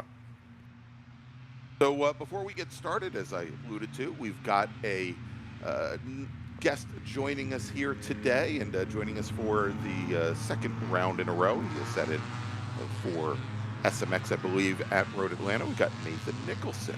How are you doing today? Good. I don't know how much longer I'll be considered a guest. Yeah, I know you're almost a regular. Part-time. So, That's no, right. It's glad to be up here. We got a couple more cars, so not doing SMX today, but thought I'd still pop up and say hey. Absolutely. All right, so lights are out on the pace car. We'll get back to Nathan here in just a few moments, Tom. And you know, Tom, you're giving up your salary. I'm not giving up mine, right? Well, I was going to say, Greg, we got to see when the whole weekend is dry if he still shows up, because we'll give him a nice roof over his head right here. You know, that is true. And cookies, man. And cookies. I say we're feeding them too. Holy crap! All right. Lights are out on the pace car, and the Wheels America Racing team of Stallone and Stretch now lead the field down on what is a very slow pace lap here, I think for probably very good reason. And you know, Tom, I'm comparing this to what our Spec Racer Ford drivers were doing, trying to get heat in the tires prior to the green flag. Didn't see any of that on the pace lap here, as the pace car now on the pit lane starter, looking over the field as Stretch now moving Stallone as far to the inside as possible, and green flag is in the air, and we're racing once again here at Virginia International Raceway. Logan Stretch in the Burgundy 89. He had a bit of an advantage going down into turn 1, but then Max Stallone evens things up. The two rows more or less dead even as they come under braking going into turn 1. We've seen now where the outside lane has actually had maybe a little bit of an advantage, and I think Christian Meyer in the 134 car tries to sweep around the outside. We'll see here as they come out from behind the horseshoe and into the NASCAR bend, who our leader will be. And I believe it is the 80, is that the 89 car in the lead there? Indeed it is. Oh, no. No, it's the 134. It is Meyer. That's the 134 of Meyer. Great start for him. Yeah, around the outside, that's the beauty. When you actually commit to the rain line, there's so much grip to be had, but it's so difficult when you're too wide to get on the preferred line. Drivers making an effort there at turn 5 to get single file. That was beautifully coordinated. Everyone clearly on the same page. As a spin in the background, 2 cars resuming slowly and 1 car off the track, but all facing the right direction, moving under their own power. That's good news. But either way, at the front of the field, Meyer with a burner of a start. Stallone, Wiley, Salerno, and Stretch, I think was the order the last time I saw them. All right, we've got the local caution there, Tom. It looks like at least one of those 2 cars may not be getting back underway. Here comes McTudis up the outside of Logan Stretch as well. Stretch struggling on this start. He had the outside lane, a big spin for a car in the background, and the dirt's actually going to save it mostly for him. Hopefully the wheel is still, the tire's still on the rim. It dug in pretty hard. But it looks like the outside lane just got a really poor start, or maybe potentially just Logan Stretch. So he's continuing to sink into the background. James Newell got by him in Oak Tree Corner, and all of that has allowed the top 3 to break away just slightly. Meyer, Stallone, and Wiley. All right, so the 4 cars that we had go off over by turn 5, Jack Wilson in the 71, Brad Williams in the 171, Chase Kovach in the 13, and then Cole Lucas, who was the driver that was at dead stick in the grass for a few moments there. He now has gotten underway as well, so we're going to stay nice and green here as Danny Stain trying to lead an inside lane down through the roller coaster. He was sitting in 7th position, trying to get past Logan Stretch, who dropped all the way back in the 6th position in that Burgundy number 89 machine, as we've got a car coming straight at us. Johnny Morrow just compressed the car a little bit too wide on the outside lane, and yeah, comes to join us on the tire wall on the outside there. I don't think he made it all the way there. But at the front, Meyer, Stallone, Wiley, McTudis was able to get through, as well as Stain and Salerno. Look at them all now diving to that outside lane. Max Stallone venturing just slightly tighter on his line. We'll see how that exit works for him. And by the way, we're working with cameras that are getting a little wet today, folks. We're doing our best to bring you the livest action that we can, but some of them are dropping here and there. All right, so we just got word, Nathan, that Johnny Morrow, although he did have a light tap of the wall, he has now rejoined the actions. We've got another driver going agricultural here coming through turn 3. Salerno. Yeah, and that's John Salerno. So I guess, Nathan, big question is this exactly what you expected? Yeah, no. This track is one of the more difficult for a couple reasons. A lot of the sections here are super single file with back-to-back corners. And then as soon as you get off track here, all of it is grass and it's downhill. So the moment you get offline, like that moment at the exit of Hogpin there, you've seen it 1,000 times. The moment you drop a tire, it's a tiny mistake. It's all it's needed to go sliding. So, but it's impressive. All these guys got it back rolling and keeping the race green here for this front pack, which turns from 3 to 5 now. Ooh, Newell in the 5th position, really flirting with the edge of the racetrack, but smart to just straighten the hands up and ride it out. No big deal. He stays in the fight. Big slide in the background there. I would love to be on this racetrack right now. I don't know about you, Nathan. This is some of my favorite stuff, and these top 5 are doing an awesome job. These guys are wheeling these cars right now. VIR has always been a very technical track, and like I said, with the challenges of these back-to-back corners and experimenting with rain lines, and the track's changing all the time. You see, there's no rain that's currently dropping, at least too hard, so these guys are going to have to continue to experiment throughout the race and find what's fast, and you'll see that from a couple of the guys, drop back. Them who has found that one magic spot in the corner. It's getting them 3 or 4 tenths a lap, right? And as soon as you do it once, everyone else is going to want to try it too. So you're always trying to find that little advantage. Ooh, Christian Meyer using the inside curb at Hog Pen to no avail. I think it's going to open the door, and does indeed, for Travis Wiley. They're going to be side by side up the front straightaway, and two Miatas draft better than one. That gives a whole bunch of hole in the air for Stallone, McTutis, and Newell into the braking zone for one. We'll catch them just across the start-finish line. There they are, side by side into one. Wiley has to go on the shallow arc.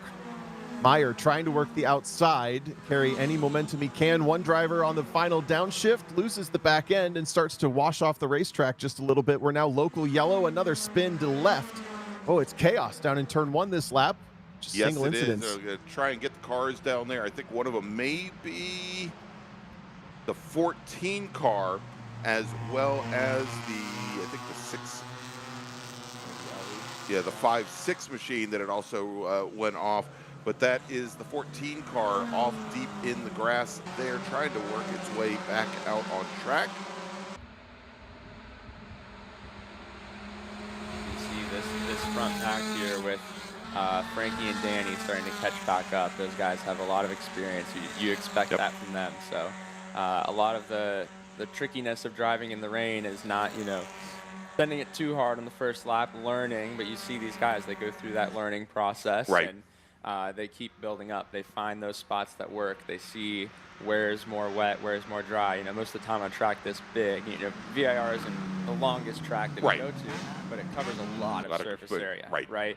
So even for our SMX qualifying, we started to have sprinkles in Hog Pen and on the false grid, and we were down in turn one, and we're like, what are you talking about? Bone dry, right? So. That's one of the other challenges of the track that's like this. It's so spread out. So like you said, now Frankie Barroso setting the fastest lap here on the race, and lapping about a second and a half faster than the 6 cars ahead, including Danny Stain just ahead. As that incident now, or the car is off at turn one, they have all managed to rejoin. So local yellow has been withdrawn as our leader is coming down, and big move down the inside now from Chuck McTutis, who pulls right alongside Christian Meyer heading down the roller coaster. He's got position to the inside, but he's now going to slide back as the track narrows out. James Newell in the 23. Meyer did, that was a really good save to only drop those 2 tires just there. They've also brought, I don't know if we caught it, I missed it if you did, but Bobby Gossett has been brought along with them there. He's the 8th position, the black car in the background with the red headlights. So it is a proper top 8. That was what a move from Newell. Up 3 spots that one lap alone. All of them diving to the outside this time. The only car to still try it is Christian Meyer, tries the short way around. So Meyer now dropping back and having dropped that wheel coming out of Hog Pen. He got bum rushed there, finds himself now back in 8th position behind Bobby Gossett. And Gossett did reset the fast lap, as now, is that Johnny, that wasn't Johnny Morrow. Who was that? No, that was John Newell. That was Newell, yeah. I'd never considered what happened if you just used an extra couple car widths of grass at turn 3. It's so slippery there. It didn't lose anything at all. That was pretty impressive stuff. McTutis, I think, thought he might get an opportunity, followed them into the mistake, and then Stallone and Stain and the rest, they were just a little too far back.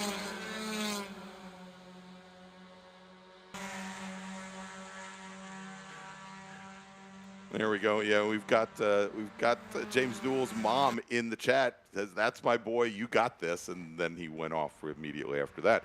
But oh, he's going to do it again. Oh, no. Really drops the back end through South Bend, and this is an impossible rejoin. Look, big jump there, and he's got to be careful because Stain is to his left. Stain backs out of it. He sees it coming. Yeah, he sees but Max Stallone gets around him.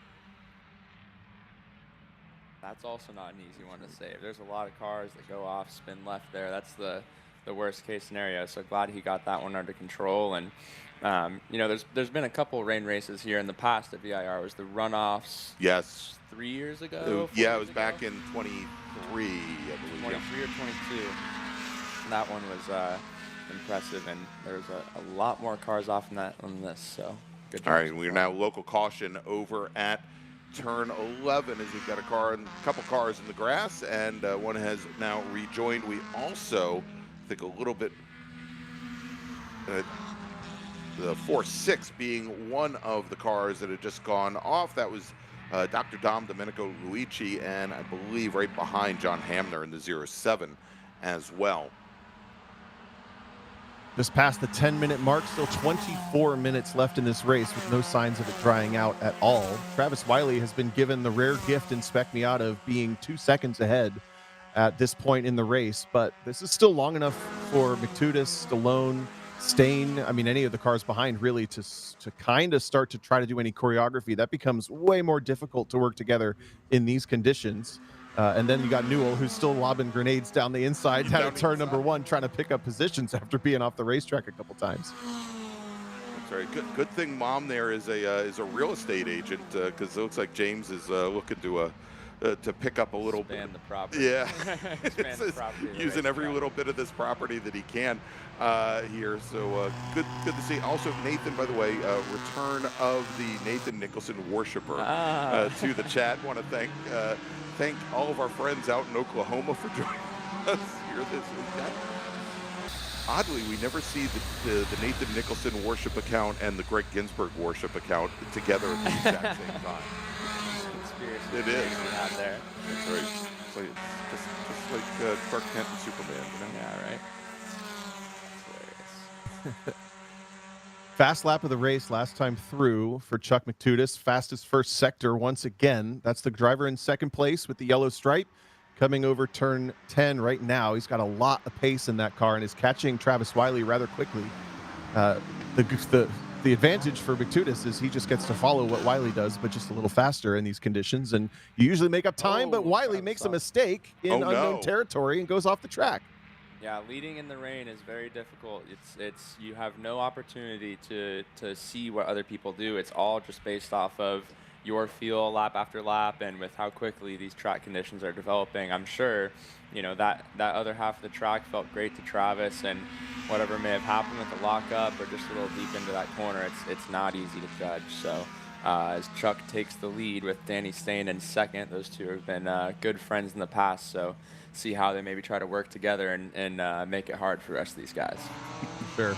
Now you're driving right now in the truck series with NASCAR, which is probably similar to this in that there's no other, help getting the car around the track, right? No traction control, no ABS. That's very uncommon in a lot of club racing, but the situation here, what kind of difference does that make? I mean, just how quick, for example, the front locks up and Wiley ends up off the track, right?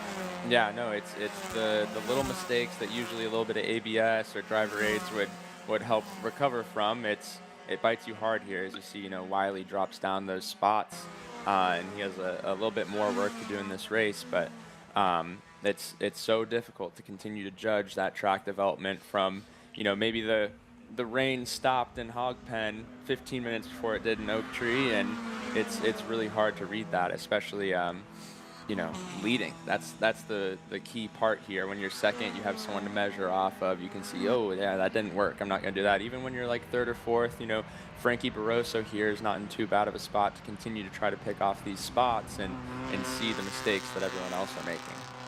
All right, so it looks like old home week now is Chuck McTutis sitting in the lead with his old teammate from OPM, Danny Stain, now running second. Stain just reset fast lap and led a pretty considerable amount of yesterday's race. By the way, I think a couple people have been asking what about the final results of yesterday's Spec Miata race. We can give you that. Travis Wiley took the win.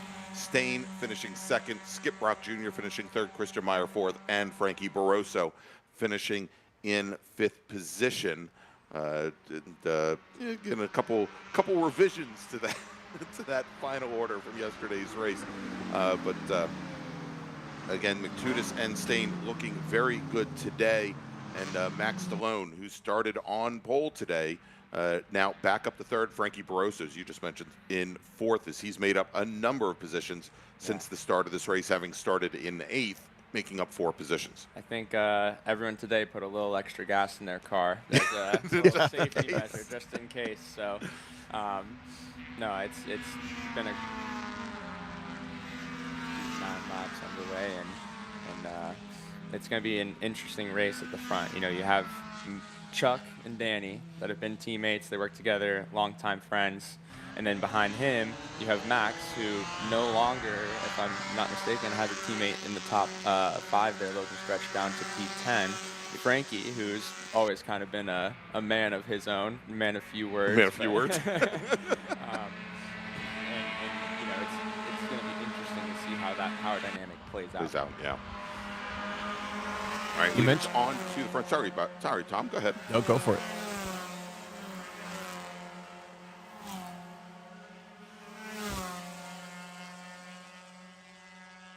All right, coming on to front straight into turn 1, McTutis, Stain, Stallone, and Barroso, with McTutis and Stain breaking away. Travis Wiley, though, resetting fast lap, but Danny Stain. Just a little lockup. One of those moments, a little lockup, turn 1.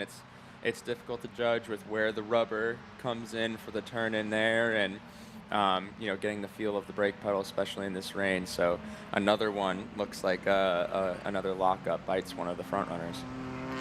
I was just about to talk about how as soon as, with it being so difficult to lead, as soon as Chuck McTutis got there, Danny Stain was able to go quicker and run him down, but he was pushing the limits a little too much, clearly. Just that smallest amount of mistake, again, bites you so much. And turn 1, you know, you've seen it in the past in rain races here. If you go off, you know, at apex around that area in the middle of the corner, it's so downhill. As you can see, he's still in the background there trying to get back on the track. You know, you hit this wet grass and you're gone. It really accelerates. Yeah, and I also wonder, you know, the braking here. Obviously, you've got to have a very good feel for what that brake pedal is doing without the ABS, and whether there's any kind of lockup. And we all know that Danny was involved in a pretty big wreck that a couple years ago now that did quite a bit of damage to his legs and his feet. And he may just not have all that, you know, all the sensitivity that he needs back for the situation that he was in. Yeah, you know, Danny's a great driver. It's really great to have him back. I think, you know, Spec Miata was different for a while without Danny. So, you know, you should have seen the smile on his face after that race yesterday. I'll bet.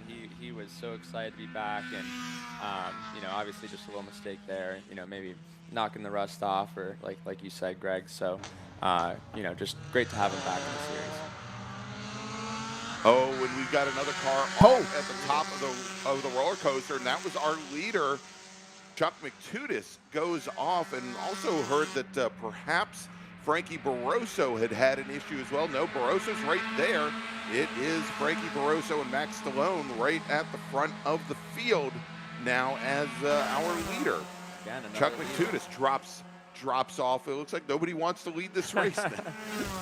Yeah, I mean, it seems like it's a common theme. The leaders keep dropping out. It's really, really hard to judge those braking zones and as everything develops through the race. So looks like now we got another one, Stallone. Through. Another one, Stallone, the leader. Yeah. He's going for some defensive on Barroso, locked the fronts on the inside line. As soon as he hit the dry line, he was along for the ride. So 2 have dropped in 2 sectors. All right, and I've been hearing over the flag net that there may have been a little bit of contact there, maybe a little bit of help heading to the grass there between Frankie Barroso and Max Stallone. All right, we're right about halfway through this race, gentlemen. If you don't mind, we're going to take a quick break. I'm going to make a call to the grid for our next group, and then we'll thank some sponsors. Attention in the paddock, attention to the paddock. First call to the grid for race group 5, Super Touring Light, Super Touring Under, T3 and T4. Please head to the grid. Race group 5, please head to the grid. And with that, we'll take a quick break. We'll be back here with more racing action from VIR in just a moment. Used to really rub me the wrong way. That was before I went to TireRack.com. TireRack's tire decision guide made it easy to find the right tires. Talk about secret sauce. You might ask, well, you bought them, now how are you gonna put them on? No problem. TireRack has thousands of recommended installers. I chose one that does mobile installation. A technician brought the tires right to my house. He's installing them now. Almost finished, Herb. Take your time. I'm just marinating. TireRack.com, the way tire buying should be.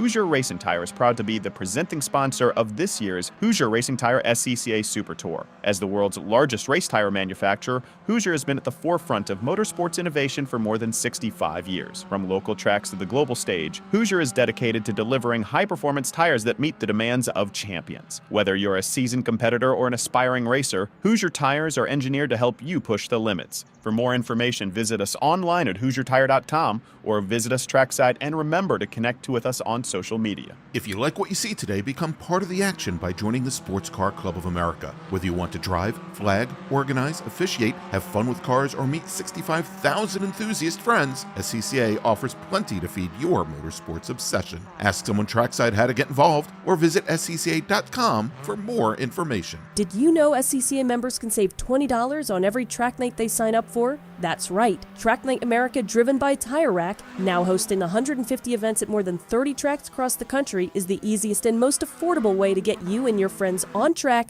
in street cars all year long. Visit tracknightinamerica.com to learn more and get yourself on track.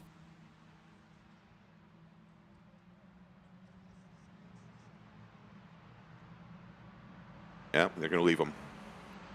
Welcome back to Virginia International Raceway. It is Spec Miata here at the Super Tour. I'm Gregg Ginsberg, along with Tom O'Gorman, and special guest from Wheel of Aeromotive Technologies, Nathan Nicholson. I think I finally got it right since I got it wrong like 3 times at Atlanta. Oh, I still didn't get it right? Aerospace Technologies. There we go. Thank you very much. Driver the number 56 Global MX-5 Cup race car, and newly to the NASCAR Craftsman Truck Series as well, the number 76 machine. Is that correct? Sir. All right, there we go. So we've got a local caution down at turn 1 for Jack Wilson, and he's so far there, he is literally inches from the Dan River. There's just a retaining wall keeping him out there. They're going to leave him till the end of the session. So we still have the local caution at turn 1, but looks like that is where he will stay. And you know, we were talking during the break here. Travis Wiley, who was the first of our leaders to go off course, he's now up to second, as every other leader ahead of him has fallen off the race course. Bobby Gossett, who's up to 4th. That's the car that just went for a little ride. Somehow Chuck McTudis, he's one of the cars that spun from the lead, but lost the least amount of time by far. He's still there in 5th position with the yellow stripe. And guys, I wouldn't script this strategy, but maybe the strategy is to lead early, go off, not that bad, and then come back through with everyone else. Yeah, because that's what Travis Wiley's on track to do. Yeah, we've been talking about how hard it is to lead here, and one of the keys to rain racing is that measured aggression, right? And for Frankie here, he started off slow, built up, and most of the time, especially you see it all the time in Spec Miata and karting and a lot of these super competitive series, the guy that can just be, 3-4 tenths off the pace and keep all 4 on track the whole time ends up getting to control the race, as we have 5 laps to go here with Frankie leading. And perhaps, since we've seen a lot of these racers going off at turn 1, perhaps having that local caution out there dials that aggression level back, maybe dials back the feeling that it's necessary to push down into the braking zone a little bit further than what the car and the front of the tires can handle. And this is maybe the best opportunity for Frankie Barroso right now. Yeah, 100%. If he can keep this lead and keep trying to learn how the track is developing, right? That's going to be the most important things. Try out different parts of the track, because if you end up having to race and scrap on this last lap, you have to know where the limit is on these braking zones. And Travis has found some of those limits so far. Right. But yeah, Frankie's doing a great job right now of measuring that aggression and working into this race. All right, so we are working lap 10 of what is scheduled to be 14 laps or 35 minutes, whichever comes first. Let's see it right up over 10 minutes or 5 laps, or 4.5 laps remaining as our leaders come down the front straight. And Barroso now opening up about 7 car lengths on Travis Wiley. Wiley was right to the back of the 48 machine, Tom, as they came out of South Bend and into and setting up for Oak Tree. What happened? I missed it too. It must have just had a small mistake in the transition from camera angle to camera angle. He was off in the distance there, but not too bad. Big understeer at the exit of Roller Coaster. A lot safer than oversteer in these conditions for the most part. But I'm wondering, Nathan, is there anything that you should do or have to do almost to be competitive in these cars in the rain setup-wise? Because these drivers, they sat for probably an hour and a half knowing the track was going to be wet and had some time to think about that. Yeah, I mean, a lot of it is, it's hard to guess because the track conditions are always changing. Now, luckily for these guys, they're one group after lunch, so you know, what's going to help clear the water off the track is the other cars running. And for them, they had a better guess of what the track conditions were going to be like. But, you know, most of the time you mess with the rear bar a little bit, and if you can have the time and don't have too many cars under the tent, take a little camber out and help with that contact patch. But besides that, it's up to these guys to go deal with the piece they have when they're out there and make the most of it. You know, like Frankie here obviously was working into his car and working into the race, letting it come to him. And we've seen a lot of pace from some of these other guys. Obviously, you know, Bobby Gossett's had a good race moving up all these spots. James Newell started off super hot, found the limit pretty early, right? Now he's starting to measure that back, and that's all part of finding the grip and the limit and building into the race here.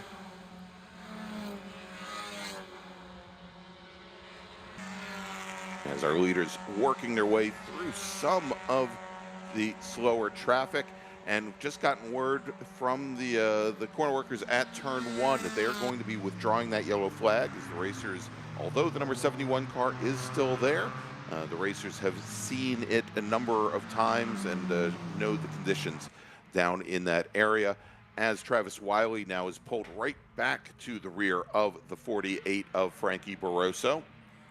Yeah, and if I know, he's right there, and obviously we do a lot of bump drafting in this series, but what I did not expect is them to be bump drafting up the S's, actually as they go side by side here on the back straight. I'm with you. They were so close, and I'm kind of surprised that Travis doesn't keep pushing. Frankie obviously wants to take the position, maybe in case the yellow comes out, maybe in case he can get some better visibility. I mean, there's so many options, but being in the position at the front of the train obviously is typically ideal, except for maybe in Spec Miata, where you would sit behind somebody for a little longer. Goes for the over-under at Roller Coaster. It goes over and then under again, and I think he's going to get alongside into Hogpen. No, he shuts it down and goes right back into the tire tracks of Barroso.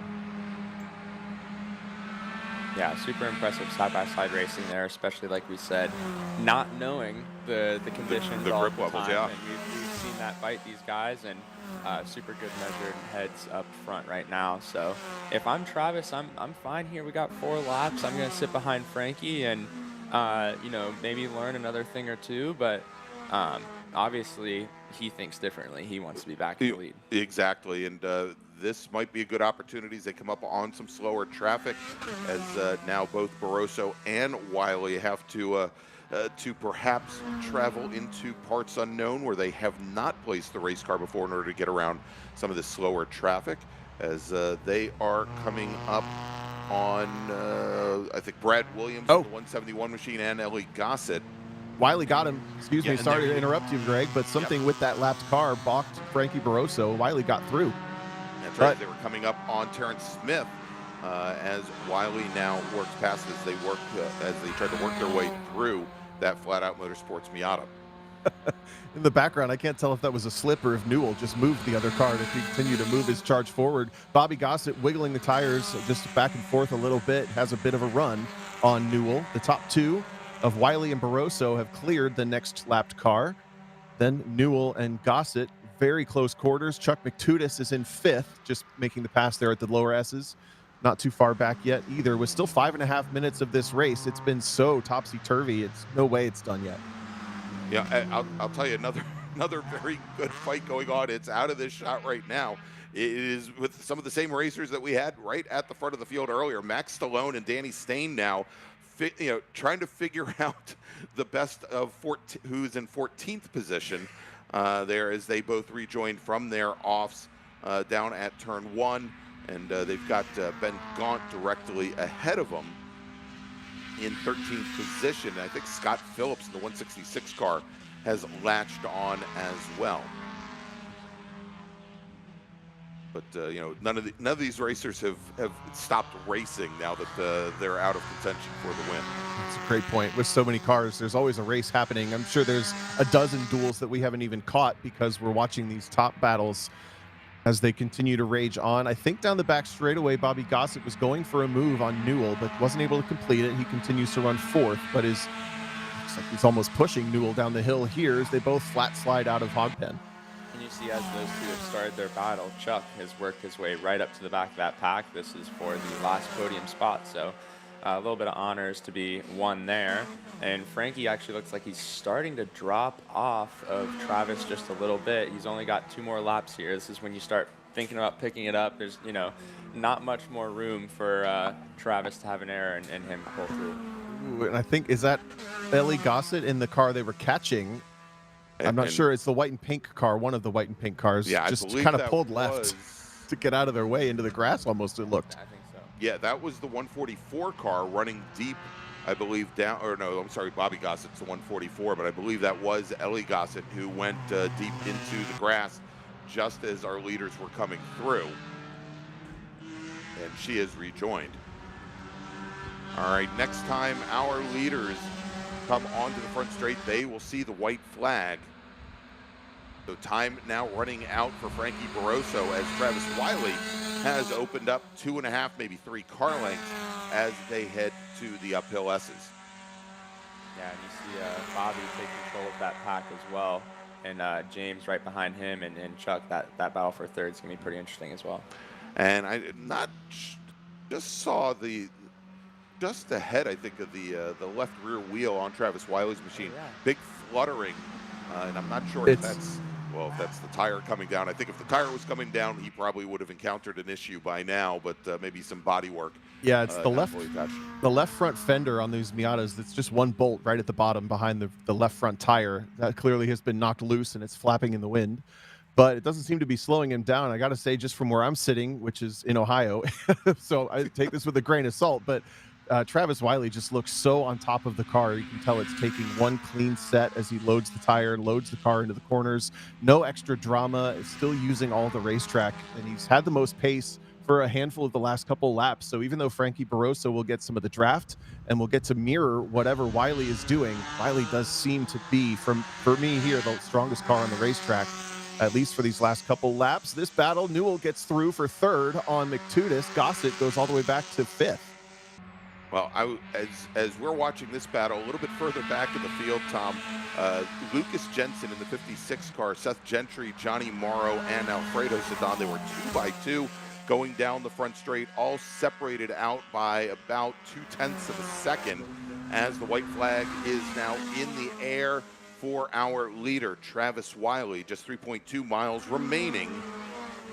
Frankie Barroso, cookies or not, he is still a half a car length back from the 78 machine. And then the battle for the last step on the podium, it is James Newell, Chuck McTudis, who's gotten around Bobby Gossett. And that is the trio battling it out for that last spot on the podium.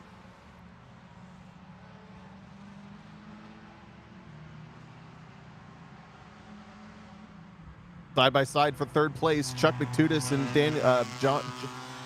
James Newell. I'm so sorry, I've messed that up a couple times, James. But they're side by side through 3 and 4. They're going to remain side by side. This is going to be a great opportunity for Gossett. Watch that third car in this battle. Oh, he makes a bit of a mistake and slips. It remains a 2-car battle now for third. Well, we've got Nicholas Resputo in the chat saying hi, Nathan. And of course we've got Beans Forster also in the chat, who now says that Skip Rock Jr. has to announce our next race since he left early. Oh, there you go. Tap him in from Halls. That's right. Looks like Travis Wiley has taken command on this lap. Frankie was able to get a little bit of a run down the back straight, but it's about 2 more car lengths than our last time around for the gap between those two. It'd have to be one mega run. Any chance at anything, and the battle for the last step on the podium with James Newell and Chuck is still really close with Bobby, just a few car lengths back. All right, well, Ginny's in the chat, and she, for some reason, said, thank you, Chuck, and that may be because her son actually held Chuck off through turn 3. Let's see what happens as they come up down up Madison Avenue into the top of the roller coasters. Our leaders now will start to run down the hill, and it's Travis Wiley once again in the lead as this track getting more and more slick as some of that water has been pushed away.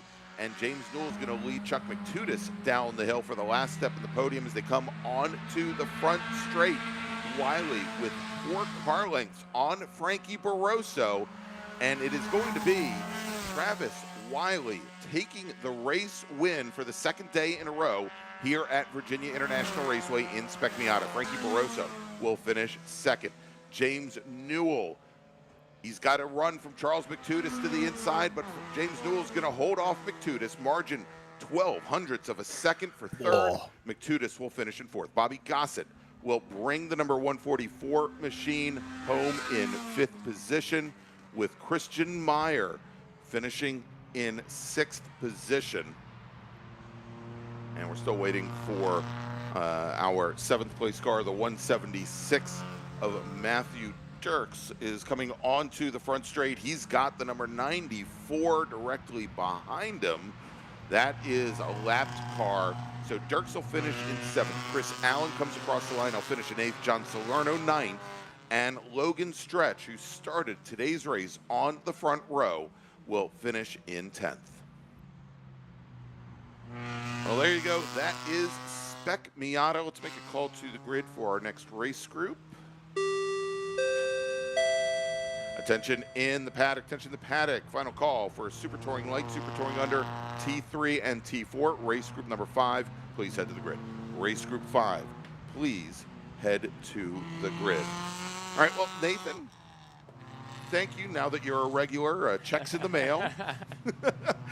I've been promoted. There you go. We want to thank Nathan Nicholson, driver of the number 56 Whalen Aerospace Technologies Mazda, for joining us here today. And again, give us a heads up. What do you have coming up next? I know you've got both the MX-5 and also the Truck Series coming soon. Yeah, so the next MX-5 race is in June at Mid-Ohio, and then quickly coming up, we have my second truck start at Watkins Glen May 8th. So looking forward to both of those and continuing a good season so far. Very cool. I heard that you'd gone out to Rockingham on Friday. I thought, well, maybe you were going to slide behind the wheel. Well, you know, I'm not going to say my gear wasn't with me.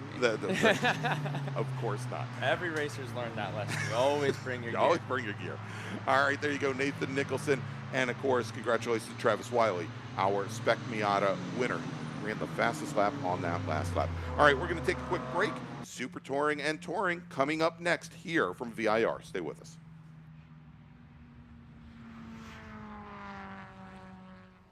Mazda's been very supportive of racers within the SCCA and all the other grassroots organizations for many, many years. Really, their support for racing and our type of racing is unmatched from any other manufacturer. They've been a great partner for many, many years. Mazda, hands down, is the best company to work with for sports car racing. Factory support is second to none. It just feels right. You feel connected.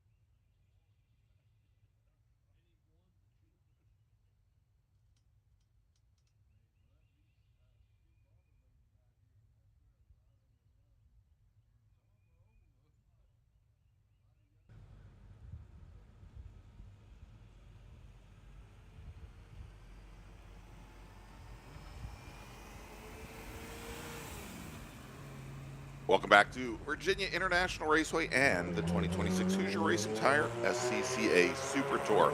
I'm Gregg Ginsberg along with Tom O'Gorman. And next up is our Super Touring and Touring racers. Let's run down the starting order. Starting in our first pack, Super Touring Under and Super Touring Light. And on the pole today was scheduled to be Darren Treacle in the number 70 STU BMW 325. It looks like he may not have made it out for today's race. And that is going to put Tony Ave, who's scheduled to start second, there in the front in the number 44 STU Honda Civic. Then we got David Fiorelli in his Ford Mustang alongside Nick Leveroni in the number 137 car. Fiorelli and STU, Leveroni, our STL pole sitter. Then we've got the 115 Honda Civic, the STL entry of Derek Ketchie, scheduled to start alongside Heinz 57, Chuck Heinz, in the number 57 STL Mazda Miata.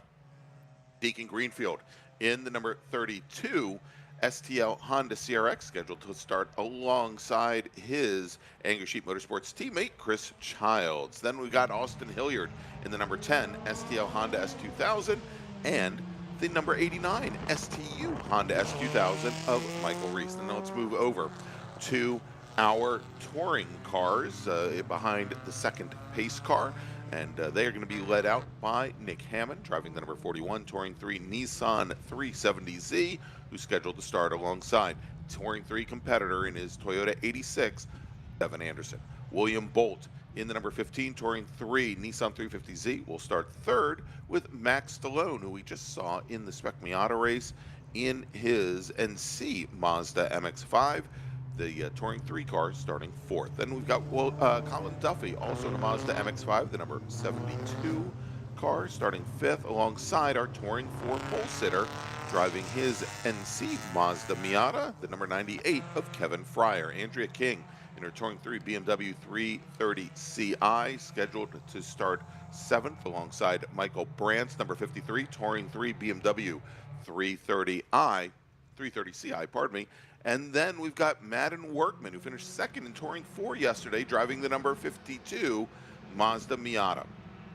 John Ferguson starting alongside, driving the number 23 Touring 4 Subaru BRZ. And then we've got Timothy Wise in the Touring 3 Mazda MX-5, the number 25 machine, scheduled to start 11th in that second group, alongside Grant McDonald in the number 50 Touring 4 Mazda MX-5. And then finally, John McClendon driving the number 29 Touring 4 Mazda MX-5. As our Super Touring field makes their way down Madison Avenue behind the first of two pace cars. And again, Darren Treacle, who was our pole sitter coming into yesterday's race, was scheduled to be our pole sitter today, has not made it out for today's race. That's going to move Tony Ave to the inside of the front row with David Fiorelli in the 190 STU Ford Mustang. Will start right alongside him as we see our touring drivers now coming out of Oak Tree and onto the front straight. The white Nissan of Nick Hammond, the white and red Nissan number 41 will be on pole. Devin Anderson right alongside as our first group now heads down the roller coaster. Lights are out on the pace car. Is once again a 35-minute or 14-lap race, whichever comes first. And Tom, you know, I'm starting to see this like blue sky stuff above us here on the front straight, and the track definitely starting to dry out somewhat here. Should make for some very challenging conditions for these racers. Yeah, it's dried out relatively quickly, as you would expect in Virginia. But either way, this is the type of conditions that a confident or experienced driver will likely pick dry tires and deal with the consequences of some wet spots, as we see the front straightaway still with plenty of puddling. This will be our first view of the cars as they come to the green flag.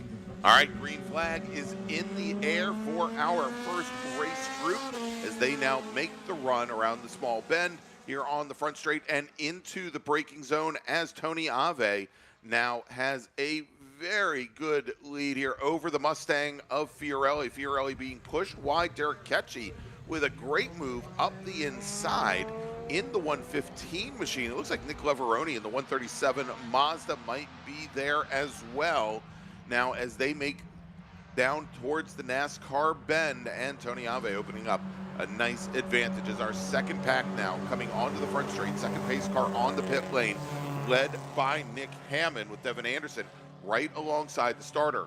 Looks over the field as they come towards me on the front straight, and green flag is in the air in the inside lane. Nick Hammond, as well as William Bolt, getting a great start with those 6-cylinder Nissans and just bum rushing Devin Anderson as they go down into turn 1. But Anderson going to try to hold the outside in the GR86. They also have Colin Duffy in the MX-5 just with them as well in the black machine. But the battle for the lead in Touring 3, as Tony Ave back at the front of the field overall has checked out pretty well from David Fiorelli. Excuse me, and then a burner of a start for Derek Ketchy, who has gotten through on both Nick Leveroni as well as Christopher Childs in the black, and Mazda Miata as well runs second in STL. So the Silver Civic there trying to get by David Fiorelli at the Oak Tree corner. That's your new leader in STL. Yeah, and I was talking to Chris Childs last night, and he admits that his Miata may be down on power from a number of the other cars in the class, and he's taken a little bit of a different approach to racing this season as Leveroni manages to just motor by the number 7 machine on the back straight. And he said he's going to take this season to pretty much hit racetracks that he's missed over the past couple of years, as he's supporting a race shop in the Northern Virginia area and has been doing a lot of support for racers in the Pro Mustang Challenge Series this season. He's going to be heading out to Mid-Ohio in a couple of weeks, if only so he can set up to tow out to his favorite racetrack, Blackhawk Farms, just a couple weeks later up in Michigan, where Chris and his family used to call Detroit home.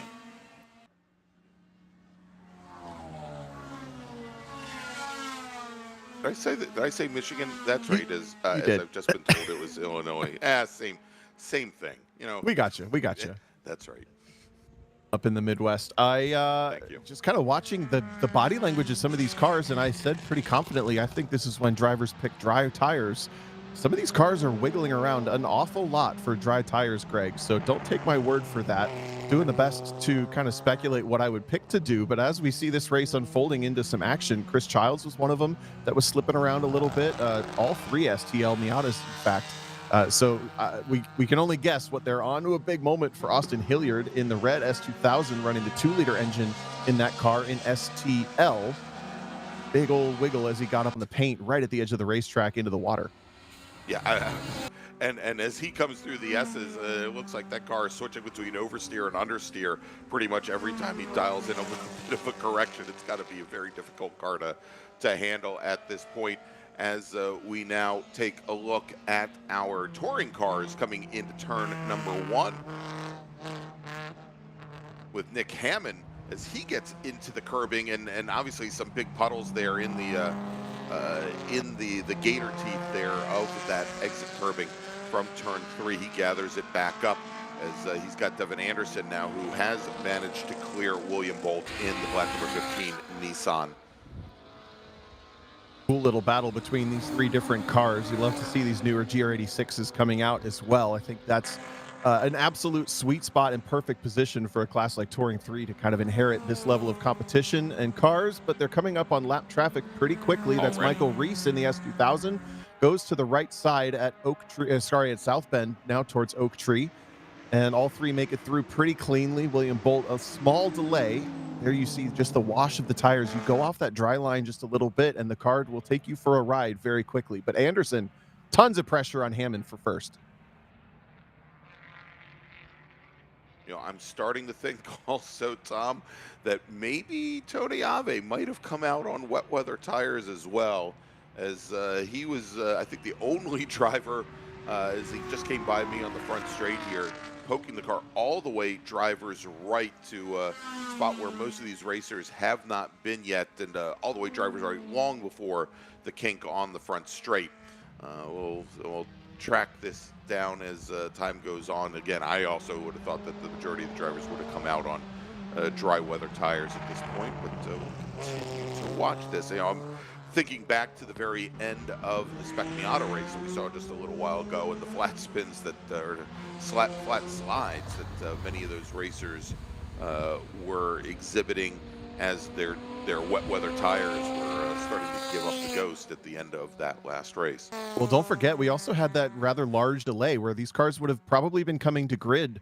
And then we had just so many cars to just go recover out of small muddy spots. It sounded like that this grid sat for maybe an extra 10 minutes, which dried the track out a bit more than they expected. Looking at the lap times, pretty much everybody looks like on wet tires, Greg. They're all well off their normal pace. So either that or there is some sections of the racetrack that are still wet.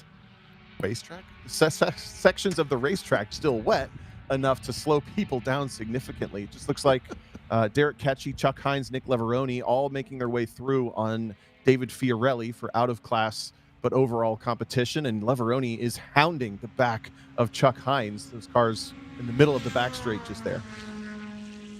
Yeah, as they are the first pairing there, right behind Derek Ketchy, and then just a little bit further back from there, we've got I think we've got Fiorelli and Chris Childs, along with also Deacon Greenfield in the Honda CRX just a little bit further back. But at the moment, the Honda Civic of Ketchy, besides that great start, he has been able to keep up a very quick pace, matching what Hines, Leveroni, Fiorelli are doing behind him.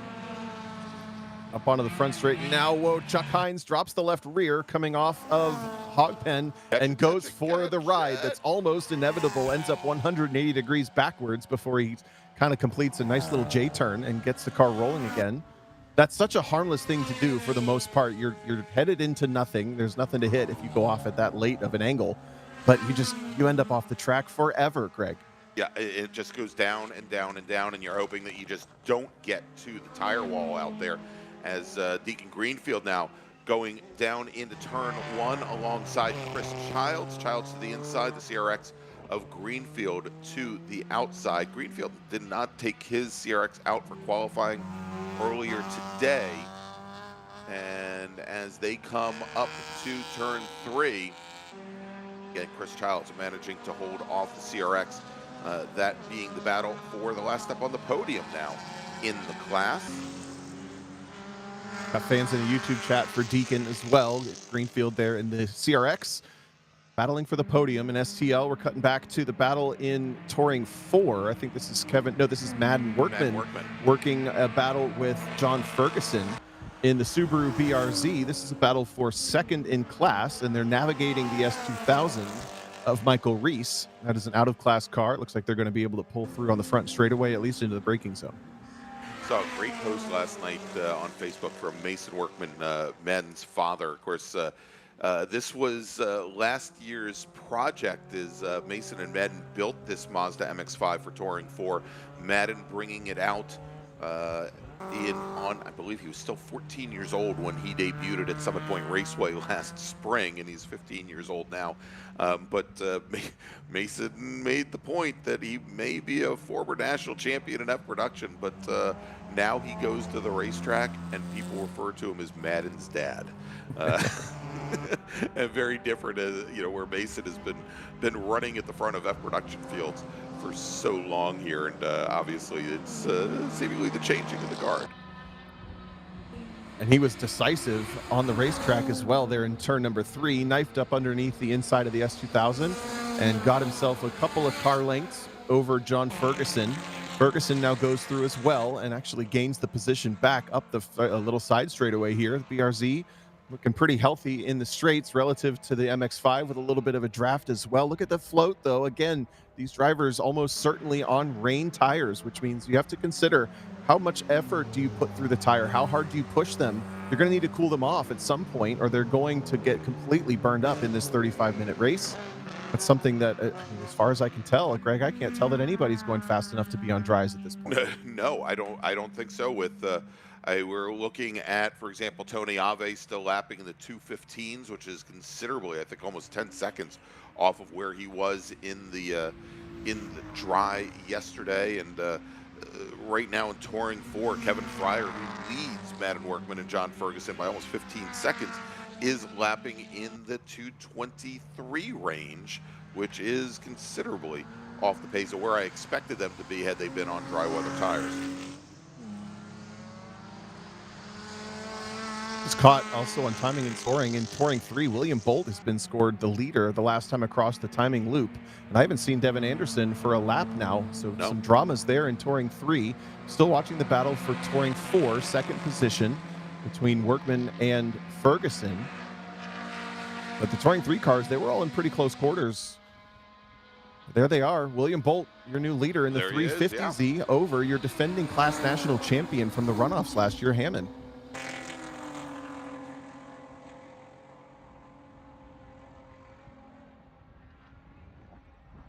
Look at the cars just moving around on the surface. I know it may not look like much on our cameras, but the car should not be moving across the track that laterally, that dramatically. You can just see the car has no stick, no precision to where it's going.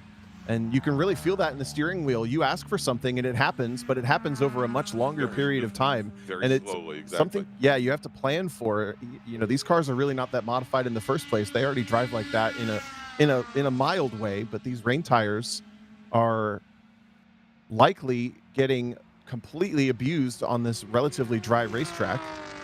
These two catching that battle for fourth in T4, second in T4, I think. Oh, no, excuse me. That's Chuck Hines on his recovery just in front of Austin Hilliard, yes.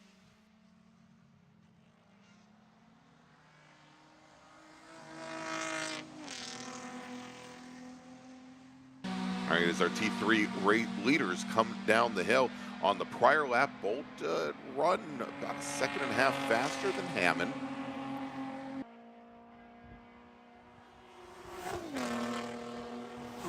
And as they come to the line to complete lap number 5, Bolt continuing to get faster, Tom.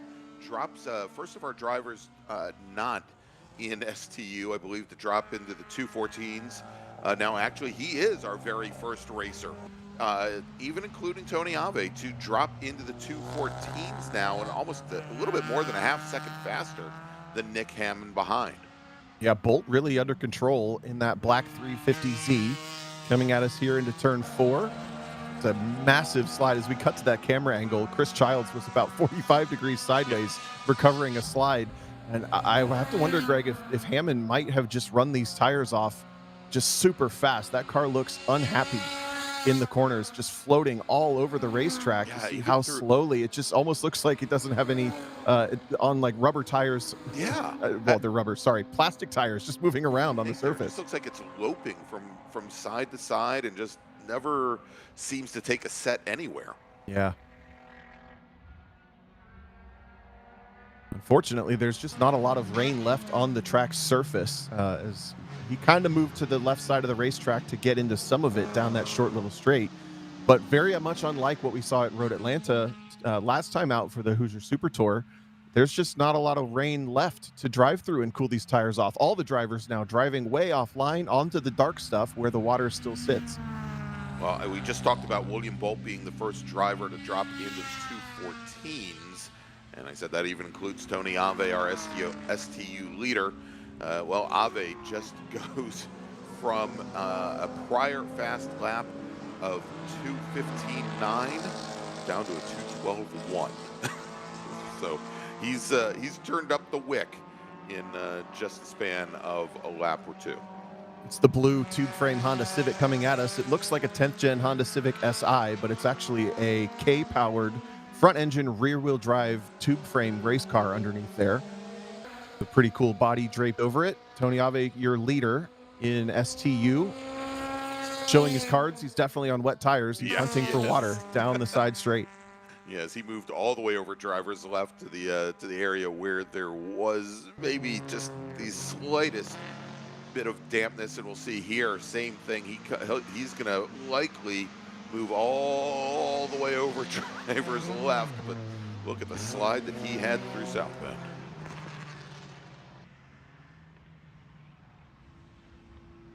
Just coming up on 15 minutes in the race complete, 20 minutes to go, or 14 laps, whichever comes first. We're working lap number 7, so we're ahead of schedule on lap count here. We should finish this race on lap count first. Garrett Ketchy in the background, he runs second overall. That's the silver 8th gen Honda Civic. It's actually a Civic underneath as well. Trying to stay in the water as long as he possibly can, coming out of Oak Tree, and he's built up about a 17-second lead over Deacon Greenfield, who's gone through to second position in class in the CRX. What a race for that driver. And then Chris Childs runs third. And want to thank Indigo Harley in the chat, who, of course, has unconfused me. Waterford Hills up in Michigan there. And, of course, Blackhawk, as you mentioned, down in, is it Illinois, not Indiana? I mean, it's all the same. Those Road America, they're all the same racetrack to me. Oh, boy. I mean, All right. Nothing compares to Hallett Motor Racing Circuit. So I see your confusion now, actually. I see how you did that. Waterford and Blackhawk do have some similar energy. Yes, they do.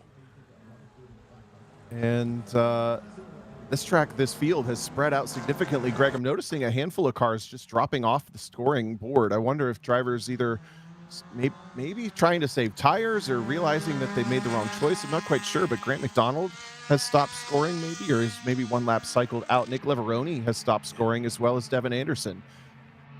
Yeah, let me. Yeah, and indeed, I'm showing both McClendon and McDonald a lap down at the moment. Oh, more drama for Childs. He's off at Hogpen.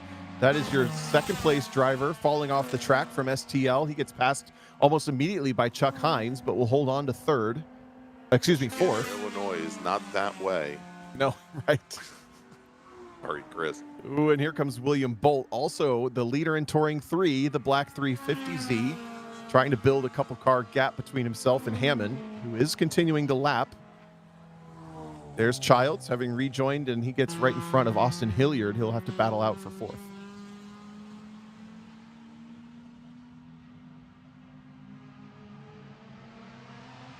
Oh, Hines, Chuck another Hines getting very loose coming out of NASCAR, and I don't know if Chuck Hines knew that William Bolt was right there alongside him when he gathered the car back up, because he had to jerk the Mazda back over to driver's right to let the Nissan through.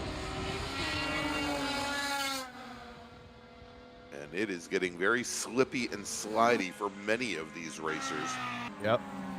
Really just got, that's the two MX-5s on camera here, just behind our leaders in Touring 3. That is the battle for fourth in Touring 4, John McClendon and Grant McDonald. That's why they're a lap down. They've actually been lapped by our overall leader, but having a battle between themselves and two very similar NC MX-5s just through South Bend at the top of your screen. And I want to see if we can, I'm going to try and track them down for us. Madden Workman and John Ferguson. And I think they are just now going into turn 1. Yeah, they are going into turn 1 right now. They are, I think, only like about 2 car lengths separating them at most. Ferguson was right up to the back bumper as they crossed the start-finish line. And this is a fight that has now been going on for all of about, about 5 laps, as we now have a local caution down at turn 1, and it sounds like the 23 of John Ferguson as they went through there, and just as we came out of the shot, Ferguson went off track. There's Madden Workman all by himself, and now the 23 car has managed to get back underway, but not before Madden Workman is going to open up probably a good 20 seconds on Ferguson. Yep, and that must have happened in the second half of turn 1, whatever it was, to delay John Ferguson. He loses as they come across the next timing strip here any second. Quite a bit of time. Ave continues to lead over Ketchy. There's Ketchy coming into the camera angle just there. The silver Honda Civic leads STL over Deacon Greenfield. William Bolt leads Touring 3. And Kevin Fryer continues to lead Touring 4. That's been the story of his season this year. All right, real quick, Tom, as we are actually a little bit beyond halfway, let's make a call to the grid for our next group, and we'll take a little break. Attention in the paddock. Group 6, SMX racers, please head to the grid. SMX racers, please head to the grid. All right, we'll be back here with more racing action from Virginia International Raceway. We'll be right back. Okay, so pretend this is your race car. It's on the trailer, and you have an accident. Ouch! At least your truck's insurance will pay for another one? Yeah, not so fast. Standard insurance won't replace your race car, whether it's in the trailer, in the paddock, in the garage, or the repair shop. But at Haggerty, we can protect it for what it's really worth anytime it's off the track. No matter what or where you race, offer less than a set of race tires. Haggerty, let's drive together. For more than 30 years, championship-winning drivers have demanded the Hawk Performance braking advantage. Now you can experience that same advanced technology on your daily car, truck, or CUV with Hawk Performance Street products. With brake pads, rotors, and fluids that deliver smooth braking for muscle cars and tuners, Super Duty solutions for tow vehicles, custom-engineered motorsports friction designed specifically for road racing, autocross, drag, and everything in between, Hawk has all your braking needs covered. Visit hawkperformance.com to learn more. Hawk Performance, what's stopping you? Want to try SCCA racing, but with an appropriate focus on fun and learning? The SCCA Race Experience program is exactly that, with both short sprint races you can drive by yourself and endurance races you can do with friends. All you need is an SCCA membership, a driver's license, a properly equipped car, and the right driver gear. Visit scca.com/racex to find more information and events near you. Hoosier Racing Tire is proud to be the presenting sponsor of this year's Hoosier Racing Tire SCCA Super Tour. As the world's largest race tire manufacturer, Hoosier has been at the forefront of motorsports innovation for more than 65 years. From local tracks to the global stage, Hoosier is dedicated to delivering high-performance tires that meet the demands of champions. Whether you're a seasoned competitor or an aspiring racer, Hoosier tires are engineered to help you push the limits. For more information, visit us online at HoosierTire.com or visit us trackside, and remember to connect with us on social media.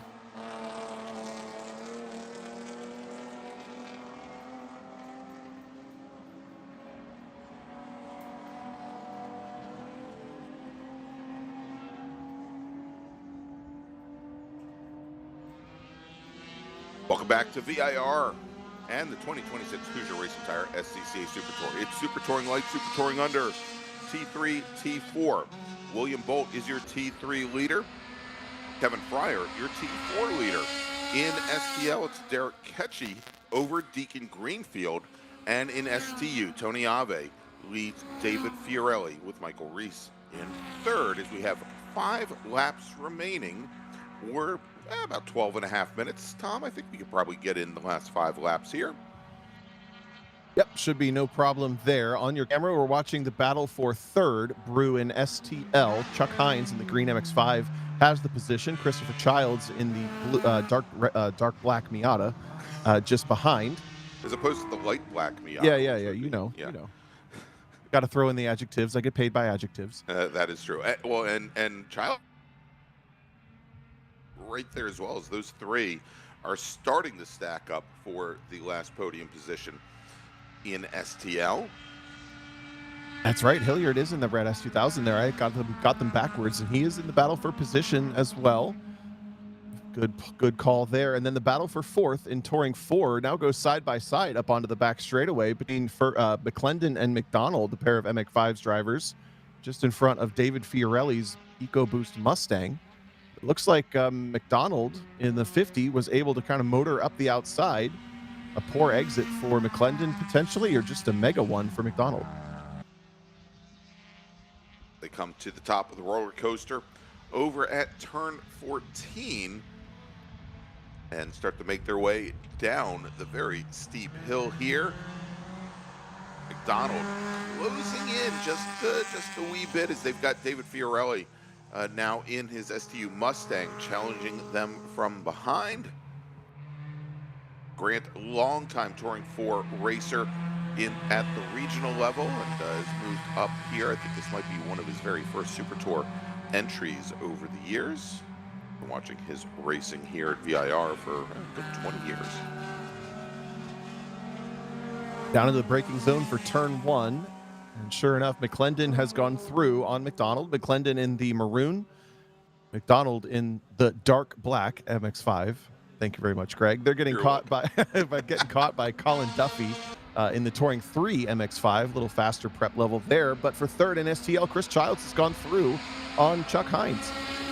As Hines has been falling off the pace. David Fiorelli, as we were watching those Touring 4 machines coming down the front stretch. Oh, what happened to David Fiorelli? Well, David Fiorelli's STU Mustang now comes down the pit lane and heads back to the paddock.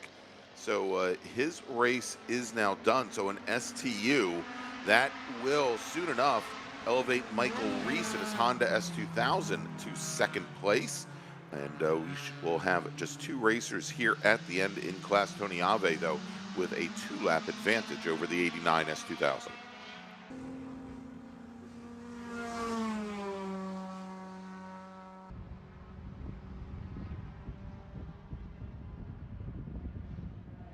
All the while, William Bolt continues to extend his advantage over Nick Hammond as Bolt now starts lap number 12.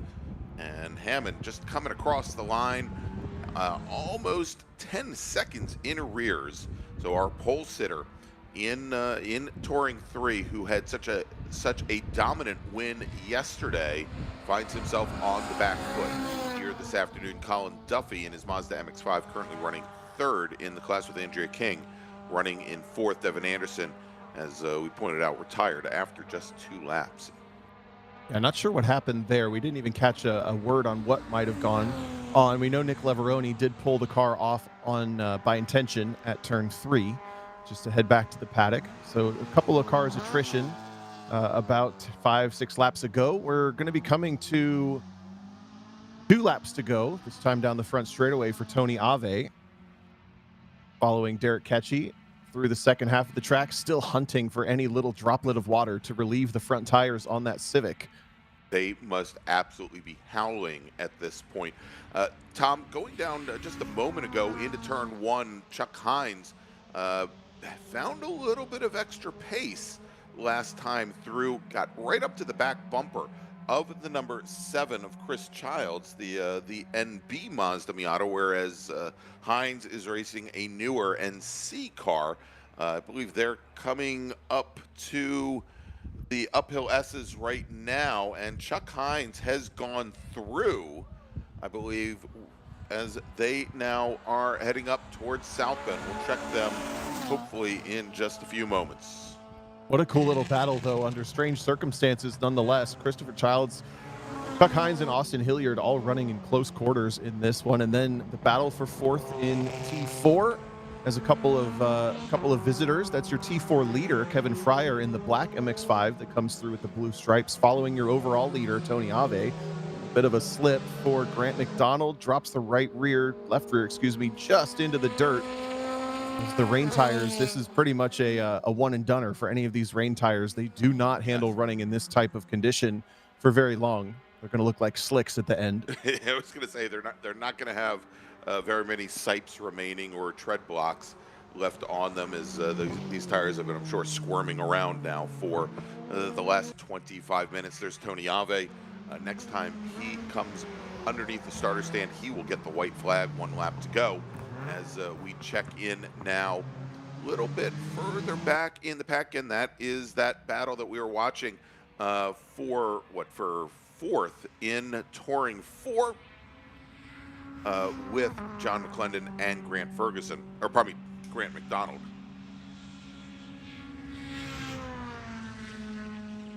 At the start-finish line right now, Childs comes back across in front of Hines, separated by 0.4 of a second. There's the battle. Childs in the black NB, Chuck Hines in the green NC, Hilliard in the red Honda S2000 into the braking zone. This is the second to last lap for these drivers. They still have 1 full lap to go next time across when they get the white flag. Childs and Hines have been absolutely ragged at times in this race. Austin Hilliard has been fairly patient, but look at the rotation the rear end of that S2000 has right now. As the rear end burns off, that car is going to be an absolute handful. S2000s really rely on rear grip for pace. As Hilliard, you see the back end just floating around all over the place, trying to keep up with these 2 Miatas. Well, and that S2000 looked absolutely evil, Tom, to start this race off. And now as it's dried out and those tires are nowhere near in as good a position, it looks even worse as Chuck Hines slices past the number 7 of Childs as they enter the uphill S's and now move the 57 car into the last podium position. And very opportunistic move by Chuck Hines, this being his home track. Lots of miles here, here in STL. Prior to that, as an ITS racer as well. As we are now working final lap as Tony Ave in the number 44 Civic. He is coming up through the uphill S's at the moment. Let's stay with this battle here for the moment. I'll tell you, Greg, Hines almost chucked it off the racetrack out at Oak Tree, and he had to check up to make the corner. That balked Christopher Childs, and then Austin Hilliard was able to drive by. So that's how that pass happened. Now Childs tries to get the power down early. I wish race cars drove like this all the time. This looks so fun, but it is not by plan. They do not want to be floating around like this. They're coming up as well on the third place runner in T4. That's John Ferguson in the Subaru BRZ. That car will be a little bit slower in the straight line with a little less power, different class. As all three of those racers hunt for grip as they came out of Hog Pen onto the front straight. There's not much grip here now as Chuck Hines is going to try to put this out of class car between he and the S2000 and the and the Mazda Miata. As Tony Ave now working his way down through the roller coaster. There he is, one more corner. And taking the win for the second day in a row in STU will be Tony Ave with Michael Reese. I feel confident in saying Michael Reese in the number 89 Honda S2000 will finish second in STU as David Fiorelli retired 3 laps early. Here, so let's jump back to this battle for the last step on the podium in STL, and as they go through here and got around John Ferguson's number 23 Subaru BRZ. Tom, big gap now between Chuck Hines, Austin Hilliard, and Chris Childs. Yeah, Childs moved to the inside for turn number 1, and however that played out just off camera for us, it didn't work out for him. He loses about those 10 to 15 car lengths up to the S2000 that now runs in 4th. And Austin Hilliard is still trying to stay in touch with Chuck Hines, but Hines has the car just a little bit more under control, maybe a little bit less effort going through the tires still at this stage in the race, and Hines has a pretty good gap back to the S2000. He's going to probably hold on, but 2 more critical corners. Anything can happen coming into the braking zone for the Oak Tree, for the roller coaster. All right, in the meantime, Derek Ketchy takes the checkered flag and takes the win in Super Touring Light Deacon Greenfield. Will finish this race on the second step of the podium. But the question is, who will finish third as Austin Hilliard closes down just a touch on Chuck Hines as they come the final turn through Hog Pen and onto the front straight. Chuck Hines with about 4 car lengths advantage.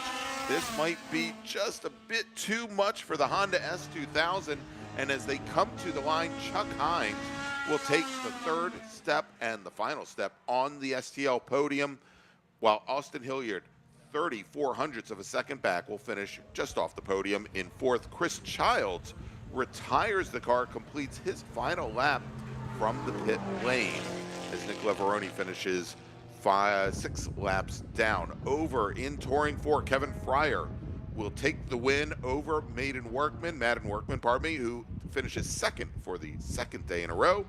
John Ferguson will bring his Subaru home in third. And then finally in Touring 3, William Bolt is your winner. Nick Hammond second. Colin Duffy will finish third. Andrea King will finish in 4th. All right, so that's going to wrap things up for our Super Tour and Touring race. Let's make a final call to the grid for our next race group. Attention in the paddock, SMX racers. This is your final call to the grid, race group number 6, SMX. Please head to the grid. Your race is next. Well, Tom, good race there under very difficult, trying conditions for these racers. I think that might inform the tire decisions for our SMX racers up next. So why don't you stay with us? We'll be right back.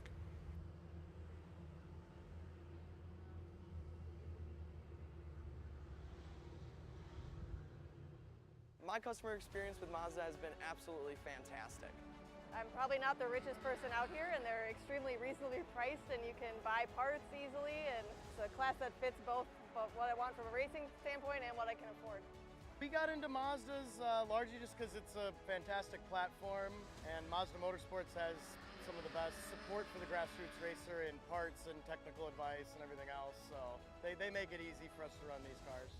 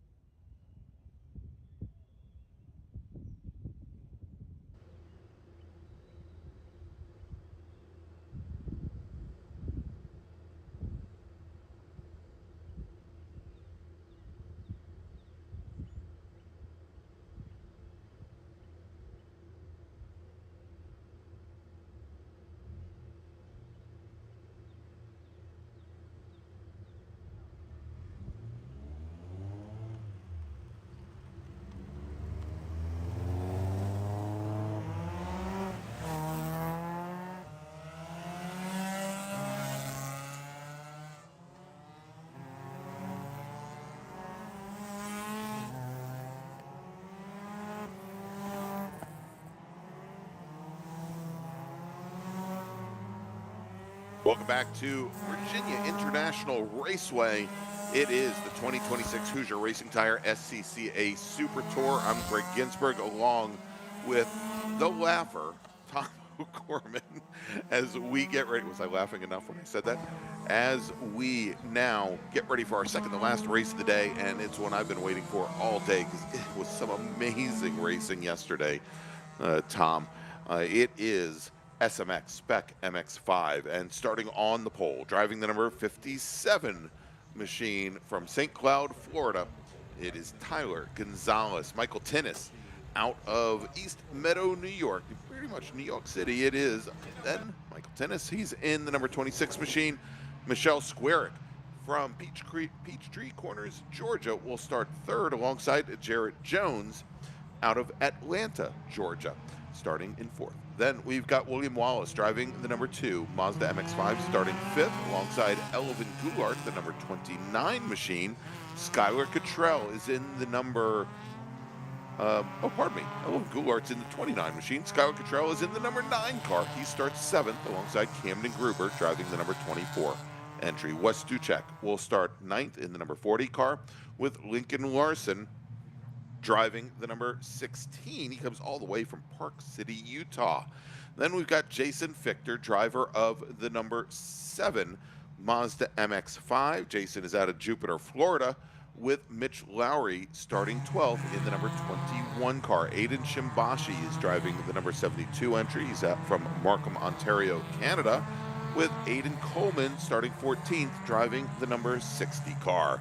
Then we've got Emmy Kissick. Emmy is coming to us all the way from the West Coast, from Olympia, Washington to be exact. She will start 15th in the number 13 machine, with Mateo Asari starting 16th in the 110 car. Then we've got Joey machine. Joey's out of Glendale, California. He will start 17th alongside Gavin Vaughn's number 148 Mazda. Michael Riccio will start 19th in the number 19 car, with Gavin Wardle in the 169 car, starting on the outside of the 10th row. And then we've got Jillian Fichter. She's driving the number 12 car. She's also from Jupiter, Florida, much like her brother, with Adrian Comstock starting 22nd, driving the number 5 machine. And then rounding out the 23 car field after his run this morning in Beck Racer Ford, joining us today in SMX is Liam Kerper.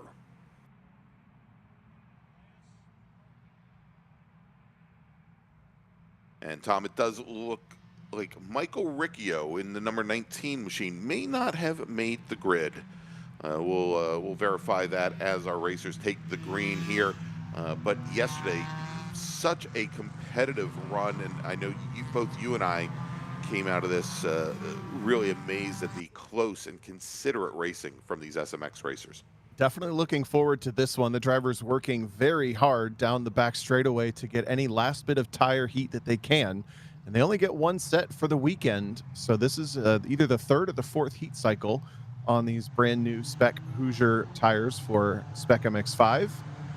Not much you can do about that other than know that maybe there's not exactly the perfect amount of grip from turn one. You got to pound an extra bit of heat into them. That aside, this field was very, very much up and down. Some small mistakes, but no other incidents yesterday to speak of. Super excited to see how this race goes. 10 minutes longer than yesterday as well.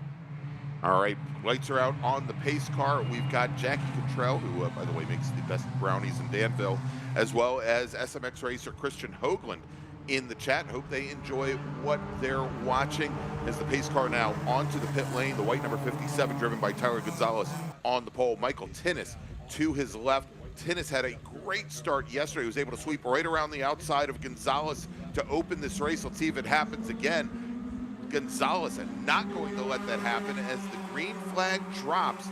The 57 car cuts right across both of the lanes, and he has almost a full car length on the rest of the field, as Tinnis now going to try and sweep across the white number 75 of Michelle Squarick. Jarrett Jones into third position, with William Wallace now into fourth.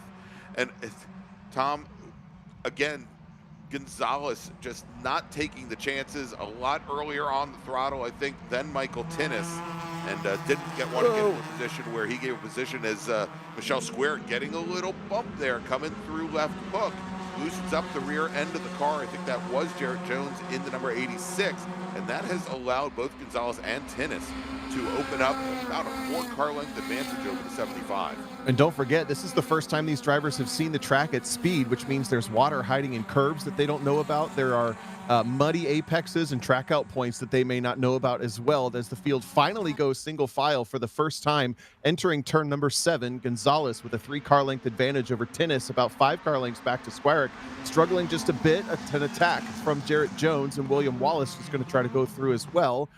Around the outside of Oak Tree Corner, all still single file. Squarick with a nice little exit there, but do the cars behind choose her to push forward, or do they pop? Well, so far they are holding station, and Tom Mateo Azari in the number 110 car, who started 16th. You see now he had some issues early on in the lap. He has fallen down to tail end of the field, a distant 22nd behind Jillian Fichter and Liam Kerper ahead.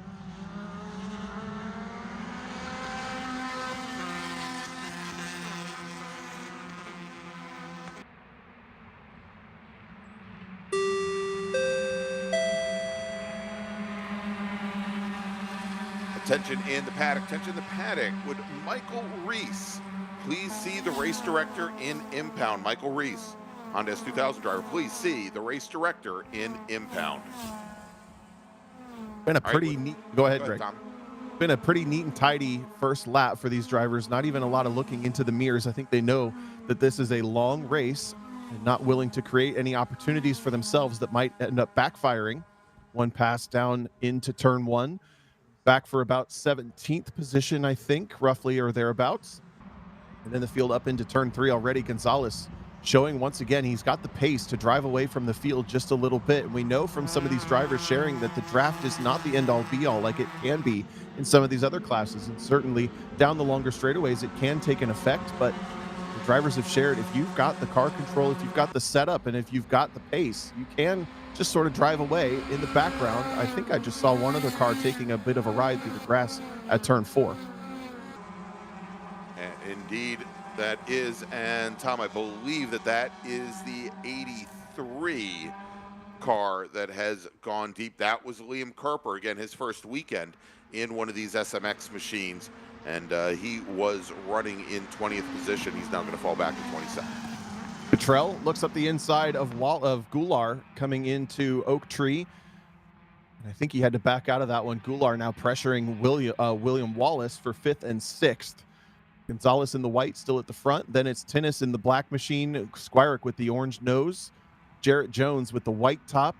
William Wallace mostly solid black. And then the black bumper with the white machine of Elovan Goulart. A bit of a break there. Some of the drivers that qualified a little more poorly than they would have liked, having a hard time making positions up. I'm talking Skylar Cottrell. I'm talking Cam Gruber, Wes Ducek, even Lincoln Larson. We've seen that driver towards the top 5, stuck down in 10th.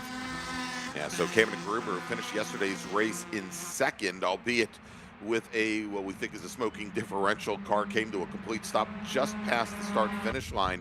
Brought the car out today and was a little bit off the pace of the rest of the drivers, but it was under very humid and damp-ish conditions here. That we'll see if the number 24 machine, who Cameron Gruber started off, I believe, in yesterday's race 6th, can make his way up the field. But as we've seen a lot of very competent drivers here at the front, as Michelle Squarick, our new 2nd place driver, turns in fastest lap on lap number 2 and starts to close the gap to Tyra Gonzalez. She gets around Michael Tinnis. Yeah, that happened back at the roller coaster on the entry. She was able to clear Tinnis pretty easily in the braking zone, it looked like. We do apologize, a couple of cameras down from the rain that came through, so that was one of them we missed that move on. But either way, a huge amount of pace in that number 75 car. Doing a great job now, holds the 2nd position down and was a little quicker than Gonzalez last time through. They're completing sector 1 just now, and once again, Gonzalez, a 2/10 advantage in that sector alone to the rest of the field. And we talked a little bit about her a couple weeks ago at Road Atlanta. Square back-to-back South Atlantic Road Racing Championship, Stark podiums, and also had a win in the Spec MX5 Challenge Series, the predecessor to the SMX class. And she has been working and using her racing as a platform to raise awareness of multiple sclerosis, which she was diagnosed with back in 2022. And she's already raised over $10,000 for the National Multiple Sclerosis Society through her racing. It's incredible stuff. It was also an incredible save for Camden Gruber back at South Bend, as he was about 25 or 30 degrees sideways on the exit, held onto it without losing any positions, might I add. He continues to run there in the 6th position with some pressure from Skylar Cottrell, who's made the pass on in the last sector, and then Wes Ducek. So we know that you can go off into the grass on the exit of turn 3 and not, but you can't go there. This is going to be big. And not lose a position. Oh, that's going to hurt. All right, and we've got a local caution now, of course, over at turn 17. And that is, I believe, the 02 car of William Wallace that has gone deep down. As we've got a pass made down in turn 1, and that was trying to get the numbers on those two white cars. I think that was that Ducek and Lincoln Larson going in the one. Correct. I think that was for 4th now, and Wallace just with that slight overcorrection, so easy to do as the car is so compressed in that corner. The back end comes out, the instincts tell you to correct it, and then as soon as you overcorrect, the terrain catches the car. As soon as you correct, the terrain catches the car and pulls the nose to the left. I think, I mean, there's a long ride, but unfortunately it was wet, so he did get into the barriers pretty good down there, into the tires first, and is sat next to the guardrail just past. If the car was running, he could clutch it up, maybe and get out that access road, Greg. Maybe. Well, Tom, we are going to be going to a full course caution.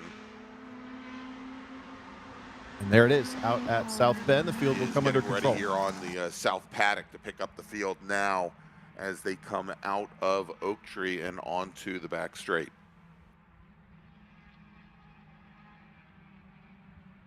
All right, well, it looks like they did not get the safety car from that end of the track out in time, so we'll pick up our leader, Tyler Gonzalez, here on the front straight. Michelle Squarick running 2nd, Michael Tinnis 3rd, Jared Jones, Elvin Goulart, your top 5. All right, so with now 3 laps in the books, working lap number 4 and at a full course caution, Tom, why don't we take a break? And we'll thank some sponsors, and when we come back, we'll take you all the way to the checkered flag here in our SMX race at Virginia International Raceway. It's the 2026 Hoosier Racing Tire SCCA Super Tour. We'll be right back.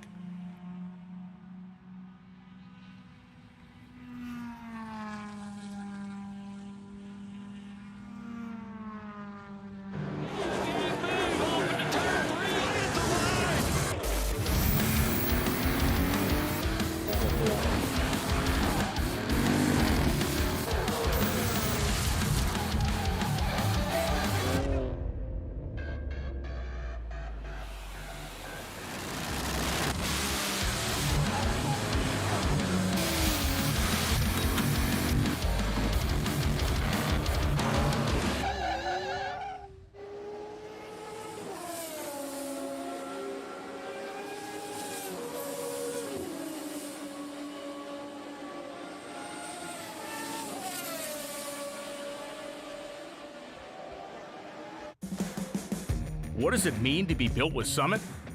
It means you're hitting the autocross, drag strip, road course, trail, dirt, or open road with confidence.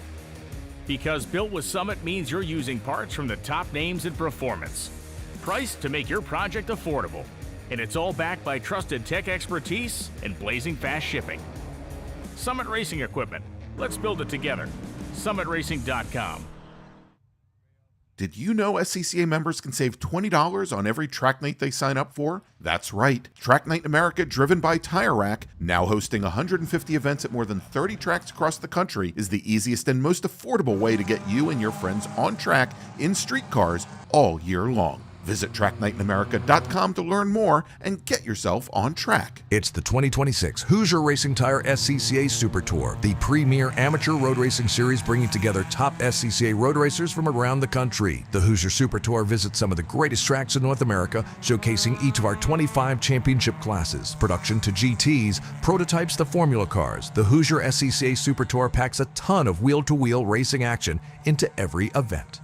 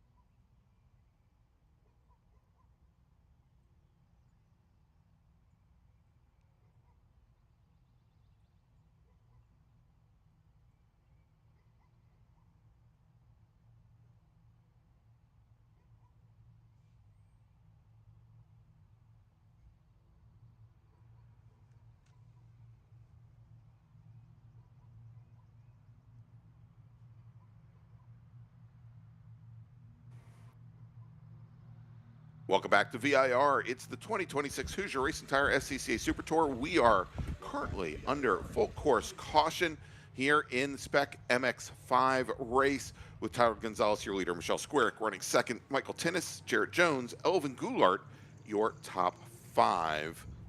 And as the safety car is bringing the field now down through the roller coaster, they're going to be coming up on the incident area there as we had the number 02 car. That is William Wallace leave the track surface, and looking to see they're still out there. I think they've managed to get. No, they have not managed to get the car removed, but they're also looking at the retaining wall, the tire wall over there as well, to make sure that it is ready to go for when we go back racing. Tom. Yep, the car did make it to the tires, and the tires did their job. But, of course, those tires stacked about 4 or 5 high in bundles of maybe 5 or 6 stacks each. And sometimes if you get them just right, they'll start to tumble away from the barriers. So you got to go fix them and put them back where they belong. That's essentially what's happening down there at turn 17. So we'll have 7 laps to go next time across the start-finish line, and we're working 21 minutes on the clock still, so whichever one comes first. Should be plenty of time on a green flag race to complete all those laps, but even still, that's going to be a full, nice long race distance for these drivers. And Tyler Gonzalez had the race completely under control from the drop of the green flag. Michelle Squarick making the pass on Michael Tinnis into roller coaster a couple laps ago. They still hold down the second and third spots where they have been the entire race. And then a bit of jockeying behind there, but really the whole field has not made a whole lot of moves as a whole. Elvin Goulart and Camden Gruber both picking up one position. Elvin Goulart's by merit of Wallace's spin, and then Gruber made the pass on Skylar Cottrell. But for the most part, the rest of the field runs in roughly the same order as they started. All right, as we can see from our shot there, Mr. Wallace's Mazda has been retrieved, and all of our emergency services teams now have headed back behind the wall. We do still have a team there checking out the status of the tire walls there, so we may have at least one more lap under caution here. There they are. We see another vehicle arriving on the scene as the teams are trying to get that tire wall repaired as quickly as possible so we can go back to racing.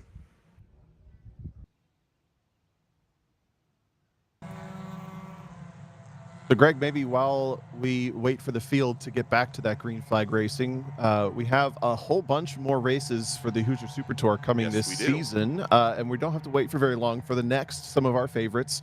Some of us, it's our favorite, Hallett Motor Racing Circuit on the schedule, and then moving into the rest of the season. We cover this coast to coast, and I like to point out all of these races, they may not be on the website of the particular track they're going to. It may not be one of their big ticketed sales, but most of them do allow spectators, so it's worth contacting your local SCCA region or the racetrack and just see what that might look like if you want to come watch these races live and get up close and personal with the racers and the race cars. That's right. So everybody except Paul Newman is called Hallett Motor Racing Circuit, heaven on earth, Tom.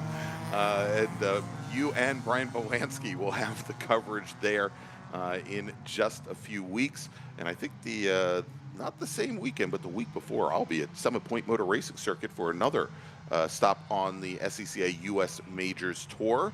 And lots of events around the nation. If you want to see the US Majors Tour listing of events, you can go to scca.com/majors. If you want to see all of our Super Tour events, scca.com/Super Tour. And looking forward to it. I think you're going to be working with Brian for the next two events at both Hallett and also Portland International Raceway, another gem on the circuit. So look forward to that. And of course, if you go to scca.com, we have so many different ways that you can have fun with cars and enjoy motorsports, whether it be behind the wheel or, as we've talked about today, all of these events run by the SCCA, they are volunteer driven, and there is always a place for you, even if it's not behind the wheel. So head on out to scca.com for more information. All right, as the lights are still on the safety car, we just had another emergency services team member head back and stage up, but we do still have, just ahead of the safety car there, a couple more teams working on that tire wall. At least one more lap under full course caution here. You can kind of see the tire bundle that got moved off just to the right of that orange marker in the background. We've got the heavy machinery out to replace it. Probably, I don't know, maybe even over a couple hundred, if not maybe a couple thousand pounds of tires each. Yeah. But not it's the safest thing. Easily pick up on our own. I'm trying to remember that I used to know the year they started using tire barriers, and it was, at least they claim it was at Nelson Ledge's road course, which is just about 3 hours north of me. And if you go there, the use of tire bundles back then was pretty haphazard. They're mostly just thrown into piles, but hey, It still works. And 60 years later, I think 50, 60 years later, that's still the best way to have a race car crash as safe as possible. Well, and we've seen that at the Hallett Motor Racing Circuit as well, where they stack. They don't just throw the tires willy-nilly to big bundles of tires there, but there's a method to the madness. And when the cars hit those tire walls, they will, in many cases, scatter. I've actually seen one go from the racetrack all the way down to the highway at Hallett. But it absorbs so much energy, and in most cases the race cars can get back underway and live to race another session, whereas most modern race courses now, you have these tire bundles, but there is Armco and the firm wall back behind them, and the tire walls are there to soften the blow, but certainly to arrest the movement of the race cars. I always love finding, we've talked about it before, but the old videos, especially of the runoffs back at Road Atlanta, from 1979 to 1993. Maybe there were some more tire bundles starting to pop up towards the end of that range, but for a long time it was just the hills that were there. So obviously we've come a long way in the last 50 years since then. And of course, the road racing program heading back to Road Atlanta this year for the runoffs, as well as a new home for the SCCA Time Attack program, the national championships at Eagles Canyon. Got all sorts of new stuff coming up this year, Greg. Right. Yes, we do. Oh, that's right. 2027, not this year. Excuse me. Just production just corrected me in my ear. That's a good catch. The runoff's going to Road Atlanta next year. Next year. They're at Road America this year. Beans Forrester says, "Who do I got to bribe to get a Summit Point Super Tour?" And I'll be more than happy to take your money. I can't guarantee that we'll get it on the schedule, however. All right, so getting word from Race Control that we will be going back to racing this next time by when Tyler Gonzalez takes the green flag. We will be working lap number 8 and we will have 7 laps remaining, so just about officially halfway through this race. Jackie Cottrell in the chat saying, let's go Skylar, make it count. Yeah, the SMX chat really lights up on YouTube. We have a couple hundred people, 500 or so, joining us on this Easter Sunday, but I think most fans that show up for a single race, probably for these MX5 or SMX drivers.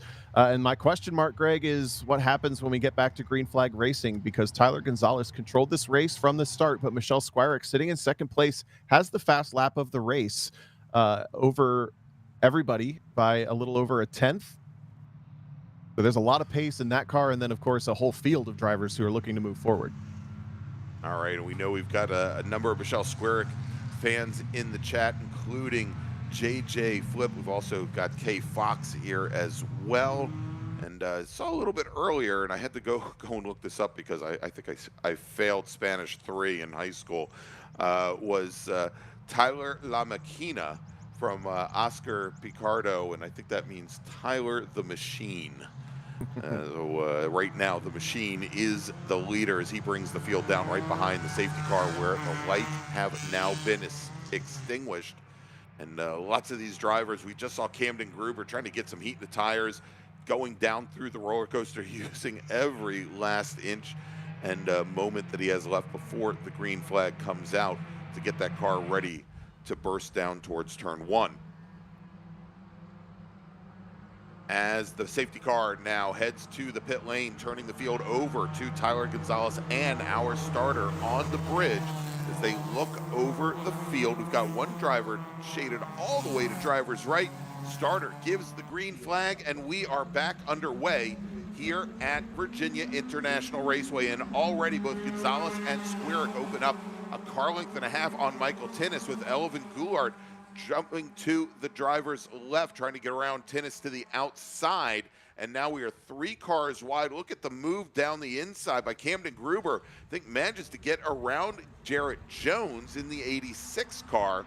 And as they come out of the horseshoe and turn number 3, let's take a look at how it all plays out. Oh, and I thought they were 3 wide. Just a little bit of an optical illusion there as Elvin Goulart, with a heck of a start, goes up to 3rd. He's in the white machine with the black front bumper. Gruber is still side by side as they have a whole bunch of pushing and shoving happening in the background, trying to get single file in this first sector.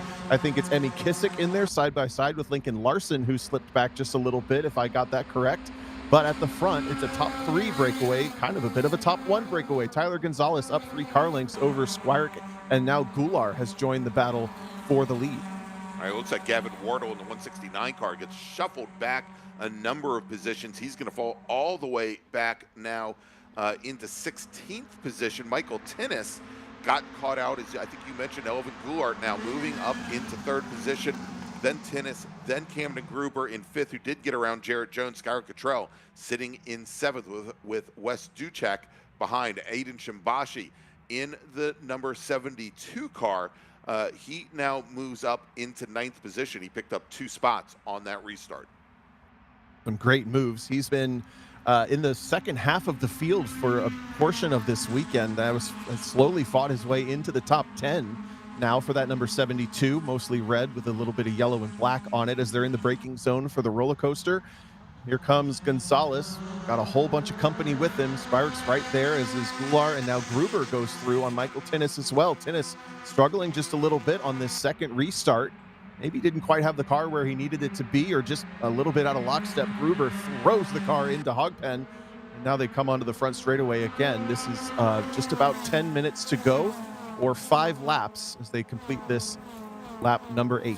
Yeah, and Gruber, not only did he throw it in the hog pen, he jumped to the inside as quickly as he could, as he had a run on Elvin Goulart. And as they head down now into turn number 1, it is Camden Gruber now in the 24 Planet Miata machine up into 3rd position. So he picks up another spot, getting around Goulart. Michael Tinnis as well gets around the 29 car.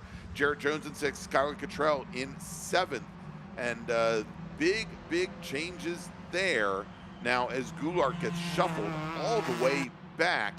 And looks like there's another driver there. I think Jarrett Jones may have gotten around the 29 as well.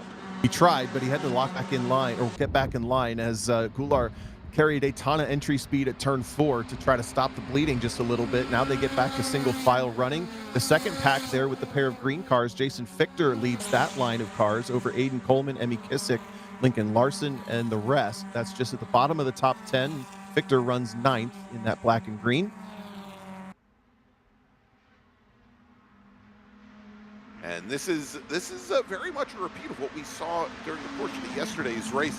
Tom, we saw some video today of how Michelle Squerick took over second position in yesterday's race as Skylar Cottrell had challenges early on as Cottrell was running in second position, and Michelle Squerick having to take evasive action, very quick evasive action, right at the apex of the fastest corner of the course, South Bend.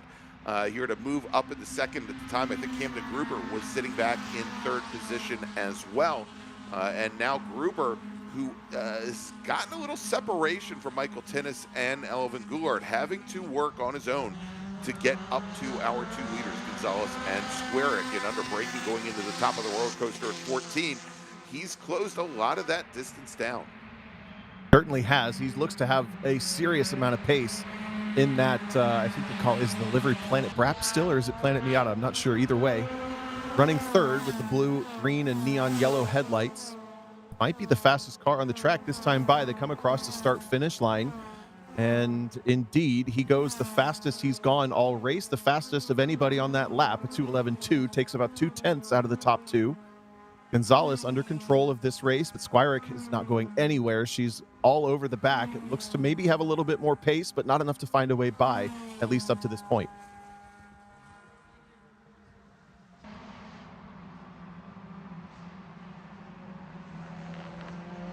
All right, we had one driver having some challenges coming out of turn 2, and I think that might have been the number 5 of Adrian Comstock, who now finds himself in 18th position, just ahead of Joey Andrews. Oh, good. Sorry, good side-by-side action for Aiden Coleman, Aiden Shimbashi. That's the black and red, and then the green car. Emmy Kissick is in there as well, all fighting it out for 10th position. It's worth pointing out, Greg, I don't know what the details are. I'll pull that up as quick as I can, but there's money on the line in this series the way that there isn't for most other, mostly thanks to Mazda Motorsports. They have a pretty good payout structure and a contingency program for running these cars, and that's why it's become so popular for a number of reasons, but one of them for sure is you can kind of pay yourself to race just a little bit, maybe buy a set of tires at minimum for a lot of these drivers. Onto the back straightaway, Squerick lost a couple of car lengths this time in the dirty air just behind the MX-5. Don't confuse it with Formula One. It's not enough to throw the car off necessarily, but certainly sight lines and just kind of running right in the rhythm of the car in front is so difficult. Gonzalez continues to lead the race. Gruber, Tinnis, Goulart, Jones, Cottrell, and Duchek still all in touch with the top group. And as they work their way down through the roller coasters, you said it there, we've got the top 8 in the first pack. Jason Fichter in the number 7 machine, leading our second pack down the roller coaster about, and it's a long way. It's a full second behind here, as it turns out to be about 8 or 9 car lengths, as we have, looks like Skylar Cottrell getting a great run out of Hog Pen. We'll see if he can make a move on Jarrett Jones in 6th position as they head down into turn number 1. Does not get up close enough to make that move. A little bit further back, Aiden Coleman, good run on Aiden Shimbashi as well, with Emmy Kissick actually in the green number 13 machine, right up to the back of Coleman as they went into 1. And Greg, I misidentified those cars. That's actually Jason Fichter fighting it out with Wes Duchek, who dropped off the back of that top group. So it's a top 7. Duchek there in the purple and black, slipping just away enough to get pressure from Jason Fichter. And once you get one of those little attacks, you go side by side for a second, you lose so much time relative to a car that's not experiencing that. That's what it looks like right there on your screen. All right, Joey Andrews retiring the 111 car, brings it back to the paddock. Highest he managed to get today was a 17th position. He'll retire in 21st.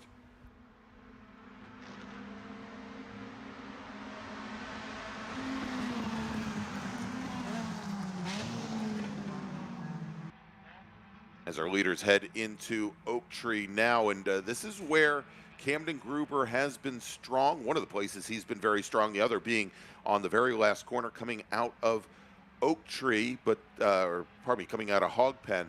At the moment now, almost 5 car lengths back from our 2 leaders, as Michelle Squerick is able to draft back up to the number 57 of Tyler Gonzalez. But Gonzalez really hasn't seemed to be under much pressure, Tom, here. I agree, and partially because Michelle Squerick not really making any aggressive moves, just kind of seems to be mirroring and following for now. There's still plenty of time in this race, 4 minutes on the clock, or what will be 3 to go across the start-finish line. So whether that's just because she doesn't have the pace or whether that's because she's being strategic, either way, it means Tyler Gonzalez has not had to be fairly protective or very protective at all of that lead position. 1 car off at Oak Tree, at Hog Pen, and it looks like it's the bright green maybe of Aiden Coleman. Yeah, that is the 110 Matteo Azari that we just saw head to the pit lane, had some challenges coming down through Hog Pen. Sounds like he might have had something break on him. Oof.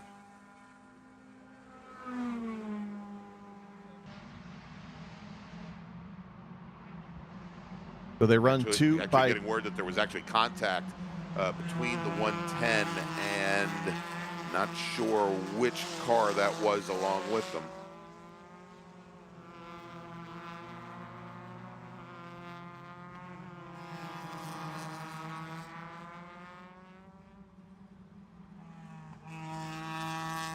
Okay, Greg, an interesting note from one of our chat members here. We like to call them associate producers. Michelle's car has a sticky note in the cockpit that says, "Follow Tyler." And that means stay there until the last lap. This could be more of an execution of a plan than a circumstance of this race. This is going to be fun to see in the last 2 laps here, Greg. Well, there you go. Actually, that was put on her dashboard by her boyfriend, K Fox 210, Austin Knight. And he should know better than anybody else that it's on the dashboard there. So there is the plan, to stay close to the 57 car and make the move when perhaps there is no more advantage. Another car coming down the pit lane, that was the number 60 machine of Aiden Coleman. I think that may have been the car that got together with the 110 of Matteo Azari. The 60 car, I think, heading back to the paddock. All right, so the next time these 2 drivers, Tyler Gonzalez, Michelle Squerick, and Squerick, by the way, it just reset fast lap on the last lap, almost 2/10 faster than Tyler Gonzalez. They are going to see the white flag. 1 more lap to go here from VIR, as we have less than 2 minutes remaining on the clock. So this race is going to finish on time, or based on time. And it is Gonzalez who is your leader heading into the final lap. Camden Gruber now almost 7 car lengths back.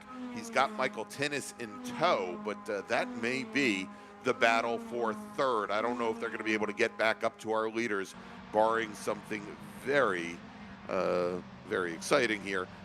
Back from there, Skylar Cottrell, Jason Fichter knows the tail as well.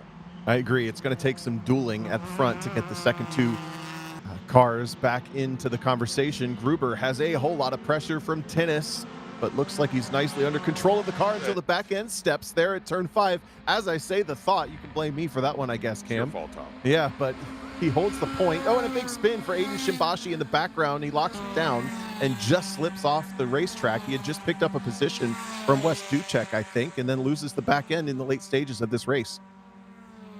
All right, so that is going to now push Shimbashi from Canada back through the field, as he now has gotten that car back underway, but not before he's lost, I think, 8 positions. Actually, he's still dropping through the field, I think more than 8 positions now, as our leaders coming through Oak Tree for the final time onto the long back straight here, Madison Avenue at Virginia International Raceway. Tyler Gonzalez with 4, maybe 5 car lengths on Michelle Squerick, running in 2nd for the 2nd day in a row. Camden Gruber now in 3rd, has to hold off Michael Tinnis as they come up to that crucial braking zone at the top of the roller coaster. 2 corners to go. Gonzalez seems to have lit the afterburners, and actually, as I look at timing and scoring, he's not really going any faster. Squire turned in the fast lap of the race 2 laps ago. The previous lap through lost 0.5 of a second and has slipped back a little bit more. Gonzalez just with a bit more fuel in the tank, figuratively, of course. Then Squire coming to the checkered flag. Gruber holds off Tinnis as well. It's a drag race, but maybe a little bit too far for Tinnis coming to the checkered flag. All right, and coming across the line and taking the win for the second day in a row, Tyler Gonzalez from St. Cloud, Florida, in the number 57 Mazda. Michelle Squarick will finish second. Camden Gruber beats Michael Tinnis to the line by 15/100ths of a second. Elvin Goulart will finish in fifth. Skylar Cottrell works up to sixth, having gotten around Wes Duchek, who finishes seventh. Jared Jones, Emmy Kissick, great run for Emmy as she started today's race back in 15th position. She will finish in 9th. Jason Fichter will round out the top 10.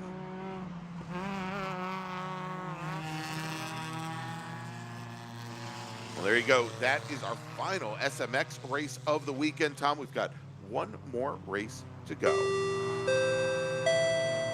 Attention the paddock, Formula Atlantic, Formula Continental, FE2, P, and P2 classes. Please head to the grid. Your race is next. Race group number 7, please head to the grid.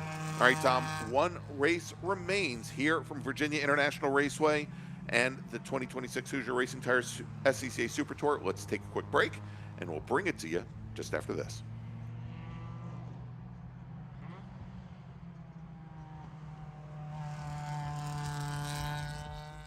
Joshua Smith, Business Development Manager for Mazda Motorsports. We're happy to be supporting the SCCA and Mazda racers here. So our team support program offers a couple of tiers of support, part support, technical support. All of this is done through our MazdaMotorsports.com parts store website.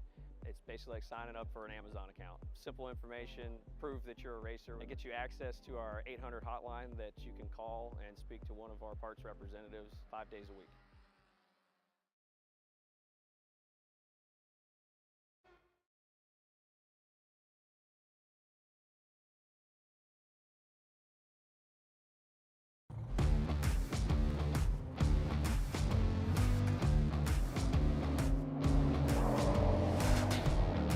So what is the Tire Rack SCCA Time Attack Challenge? It's Time Attack at its best. It's fast, it's fun, it puts you in the driver's seat of some of the best racetracks across the country. So you might be wondering, can I do Time Attack? Short answer, absolutely. On any given weekend, you'll find everything from a novice driver in their street car to a seasoned racing professional in a mean machine like one of these, both out here to have an amazing time chasing their fastest lap. Now I know what you're saying. John, my car's not ready for this. I don't have a Time Attack car. Well, the beautiful thing is, you do. We have classes such as Sport, where it takes hand tools to bolt on some minor modifications, to Tuner, where you get to do some adjustability with coilovers and add a little bit of power. Then Max, you take that, add wings, more power for pure awesomeness, and then you get to Unlimited, which is, well, unlimited. So what's a Time Attack Challenge weekend look like? Well, that's up to you. Whether you're here to get a new personal best, maybe get on the podium, or maybe your goal is that new lap record. Either way, you're going to get 2 days on track where you can chase your fastest lap.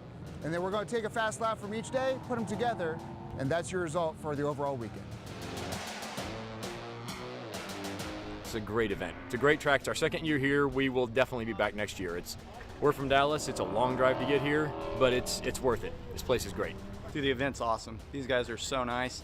And then on top of that, like, everybody wants to help everybody. Everybody wants to see everybody improve, and it's just such a, like, the whole time you're here, you feel really good, you know. People are really nice, so I love it. If you want to go the time trial route and put a clock on the car, everybody that's your competitor is also your best friend. You'll meet a new family here. Sound like a good time to you? I know it sounds like a good time to me. So come join us. You'll find more information at timetrials.scca.com.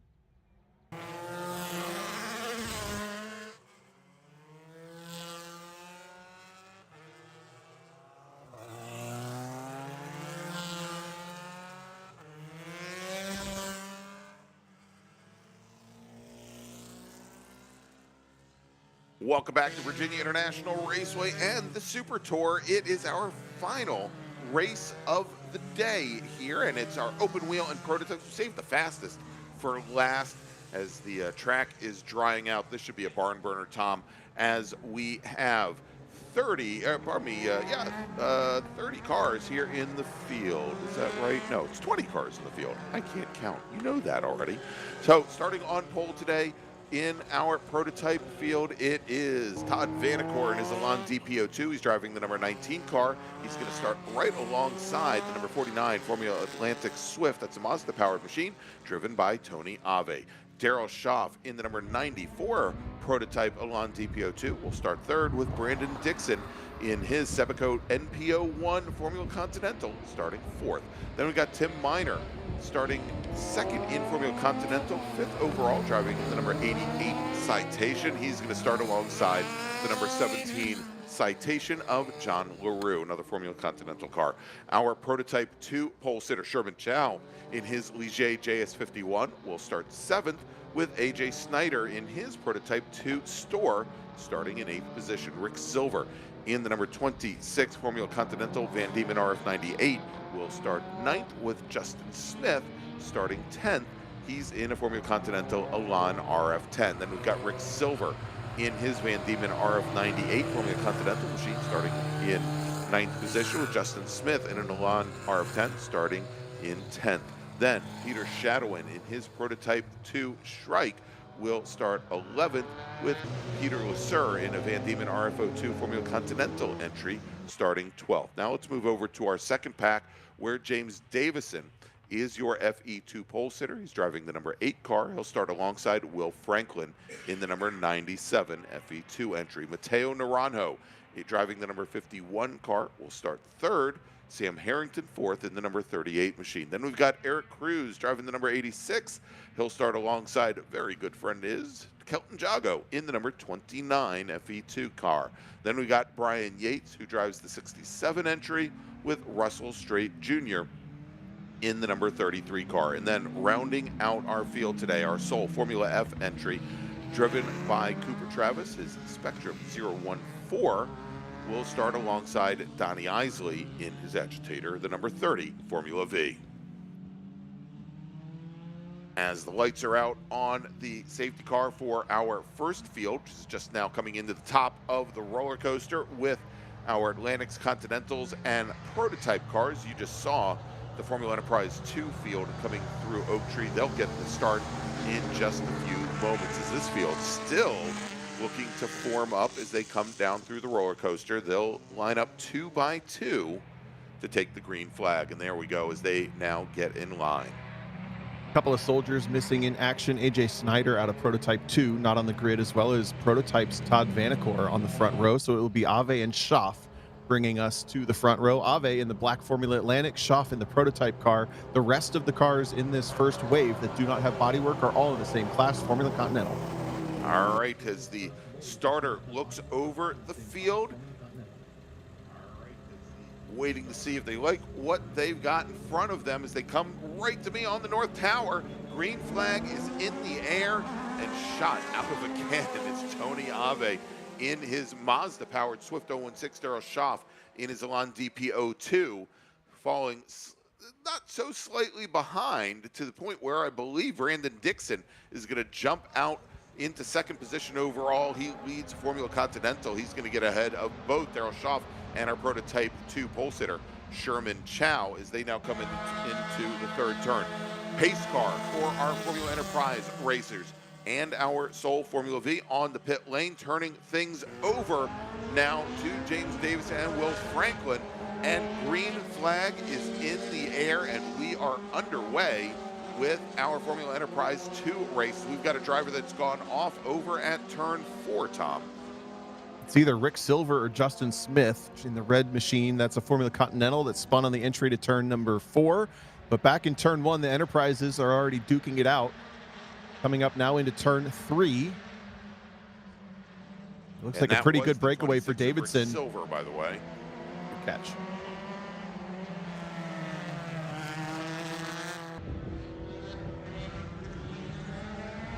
And all of our FE2s have made it through the early corners here on course safely. And James Davison, your leader, Will Franklin. Mateo Naranjo, though, getting around Franklin to move up into second position. Eric Cruz getting around Sam Harrington, putting the Harrington machine, the number 38 car, between he and Kelton Jago. A great start for Naranjo. Going to try to keep honest Davidson in the red machine just up the road a little bit. I also noticed, Greg, there are two other podium finishers out of Formula Continental, just real quick. Tim Miner and John LaRue didn't take the start either, so this might be a pretty easy cruise for Brandon Dixon if Justin Smith didn't find any pace. But this battle in Formula Enterprises 2 is pretty good, shaping up for a good one anyway for James Davidson and Mateo Naranjo, hunting for the draft in the background in the black car. You know, Tom, I'm starting to think here that perhaps the poor weather that we had around lunchtime might have scared a lot of these racers off. I'd actually talked to Kelton Jago during the lunch break. He said he was going to actually roll his car, his Formula Enterprise 2 machine, into his trailer so that all he'd have to do is tie it down and roll out of here if it was still raining. But if things dried out, he'd roll it right back off and get ready. And of course, he made the grid. And as you said, Miner, LaRue, Snyder, Lasser not coming out. Todd Vanacore had that incident at the end of yesterday's race. And although we saw it come back in under its own power at the end of the day, Tom, there may have been some residual damage that they just couldn't get fixed. Yeah, it's very possible. And if you hear that and you think, what the heck? Why they went home? They sat it out. You know, the reality is, at the end of the day, this is amateur club racing, and this is, for the most part, a hobby for all of our drivers. So yes, to qualify for the national championships, you have to take a certain number of race starts across a certain number of weekends. They would have checked that box yesterday. They're looking at the weather. They might have, family holidays, whatever else. That's kind of the beauty and the pain of club racing, is it is one of the hobbies on people's lists that they keep going throughout the year. Tony Ave here in the Formula Atlantic car at the front, the Swift Mazda-powered machine, down the S's, and he is well and clear of Brandon Dixon, who's, of course, in a slower class car. And now it looks like Davidson. Oh, excuse me. This is the... That's actually Eric Cruz in the 86 FE2 car. Has the early 2000s Ferrari or Marlboro livery, and he has now gotten back underway. Here's the leaders, a very similar looking car for James Davidson, the red with the white wings. Still only about a second up the road for Mateo Naranjo. Bit of a slower start to the weekend for Naranjo. Sat a couple of seconds back in the early sessions, has chipped away at it. Now probably maybe geared himself up for a wet race, and it's dry all of a sudden. He's thrilled. He's up on the wheel, and he's taking it to James Davidson through through Hogpen. All right, we've got one racer coming down the pit lane now, and also looking as though the number 80 machine, which has been, I think, very problematic for Peter Shadowin over the course of the weekend, being black flagged, and indeed that is the car on the pit lane. So the race officials looking over the number 80 Shrike is looks like there was maybe some body work moving around on that car.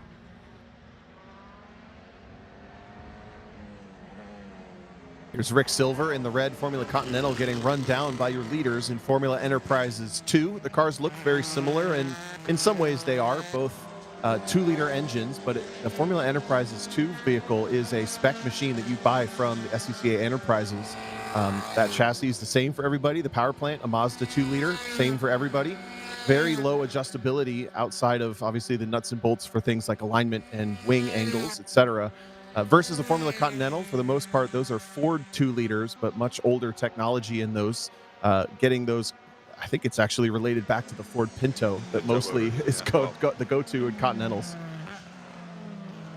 But not a spec chassis there. A lot more modification potentially, or at least adjustability in what chassis and engine chassis you can run. A little bit lighter, just on the close end of 1500. The Formula Enterprises 2 a little heavier, almost 1600 there with the driver in both. 1200 and 1300 with the drivers in both. And now it's going to be some lap traffic for Davidson and Naranjo to deal with.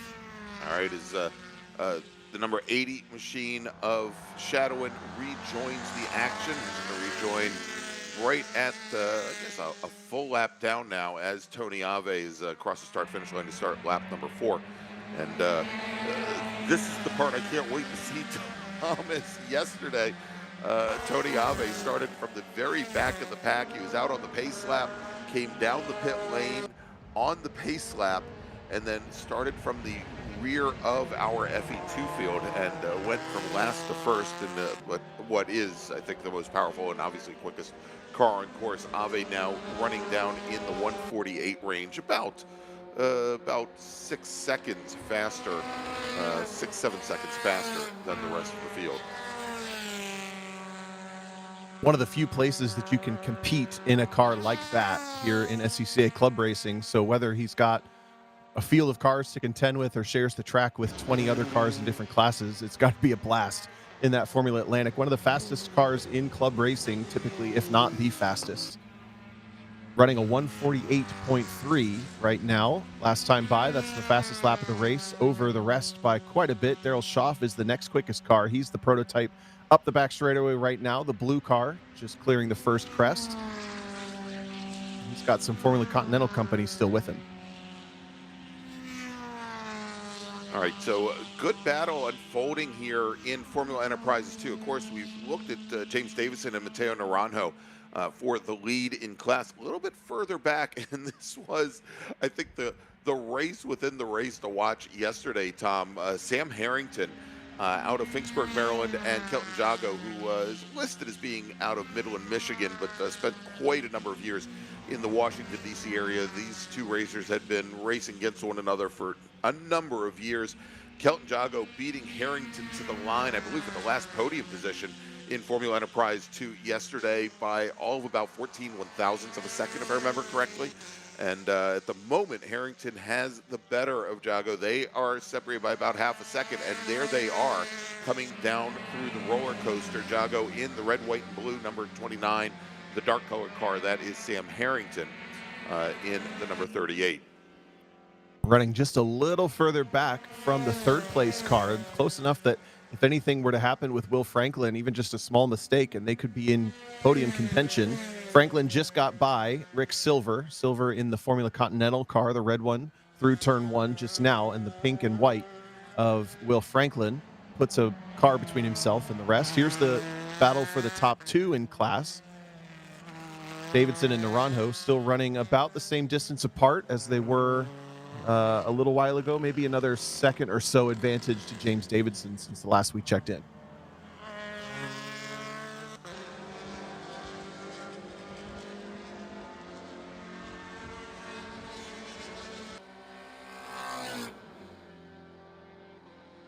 And these two drivers very closely matched yesterday.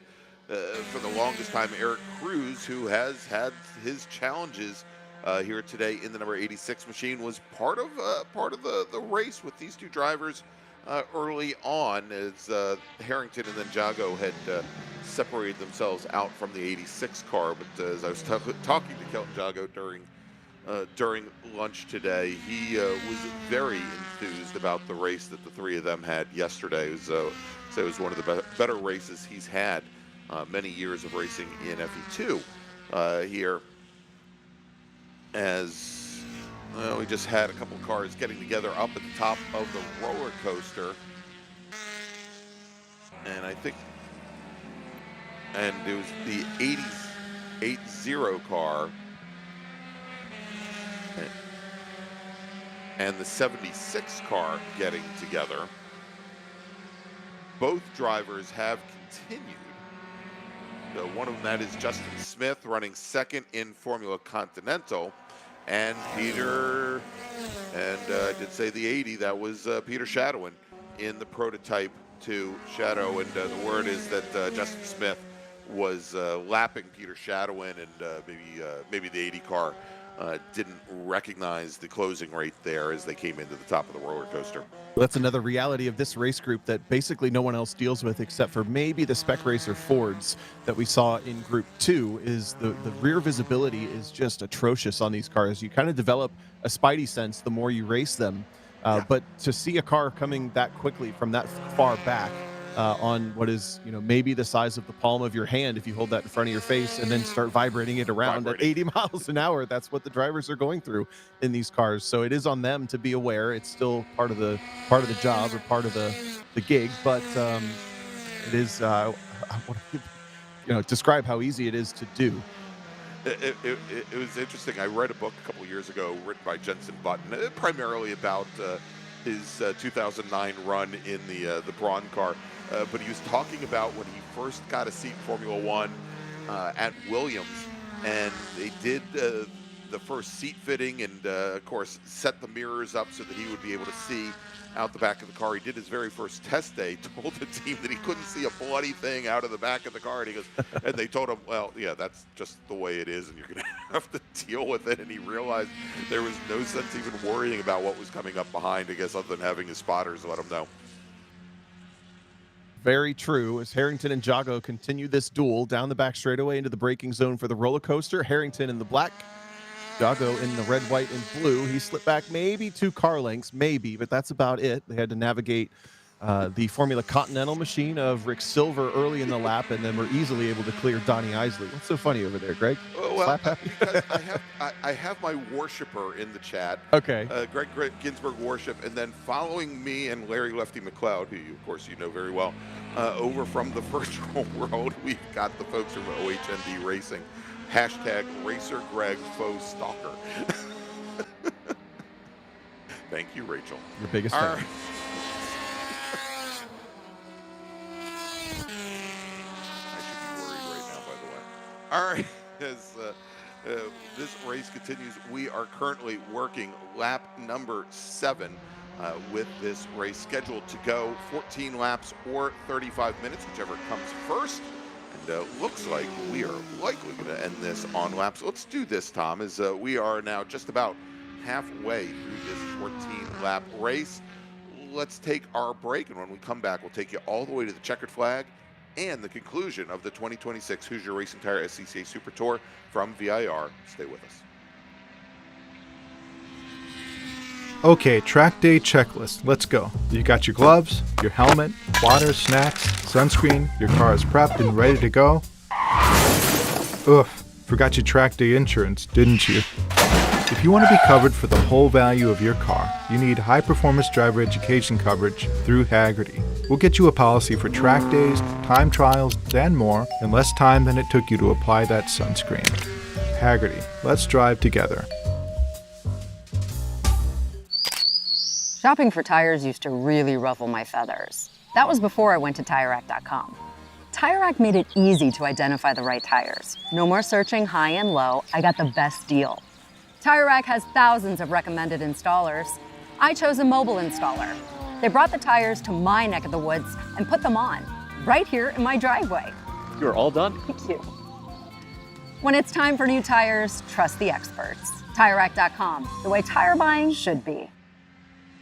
Hoosier Racing Tire is proud to be the presenting sponsor of this year's Hoosier Racing Tire SCCA Super Tour. As the world's largest race tire manufacturer, Hoosier has been at the forefront of motorsports innovation for more than 65 years. From local tracks to the global stage, Hoosier is dedicated to delivering high-performance tires that meet the demands of champions. Whether you're a seasoned competitor or an aspiring racer, Hoosier tires are engineered to help you push the limits. For more information, visit us online at HoosierTire.com or visit us trackside, and remember to connect with us on social media. For more than 30 years, championship-winning drivers have demanded the Hawk Performance braking advantage. Now you can experience that same advanced technology on your daily car, truck, or CUV with Hawk Performance street products. With brake pads, rotors, and fluids that deliver smooth braking for muscle cars and tuners, Super Duty solutions for tow vehicles, custom-engineered motorsports friction designed specifically for road racing, autocross, drag, and everything in between, Hawk has all your braking needs covered. Visit hawkperformance.com to learn more. Hawk Performance, what's stopping you?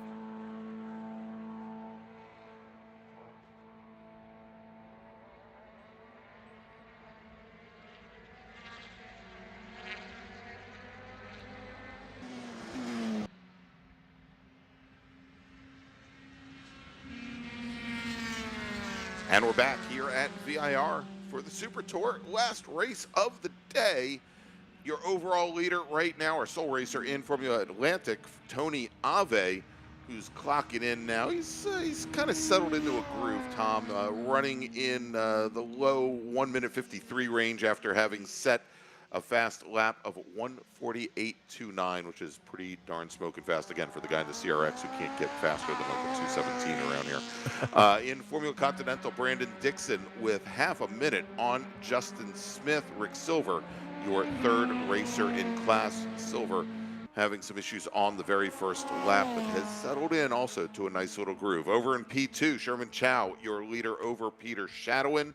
And in FE2, James Davison now with 11 seconds on Mateo Naranjo. Will Franklin in third, and this race that I don't think ever will end.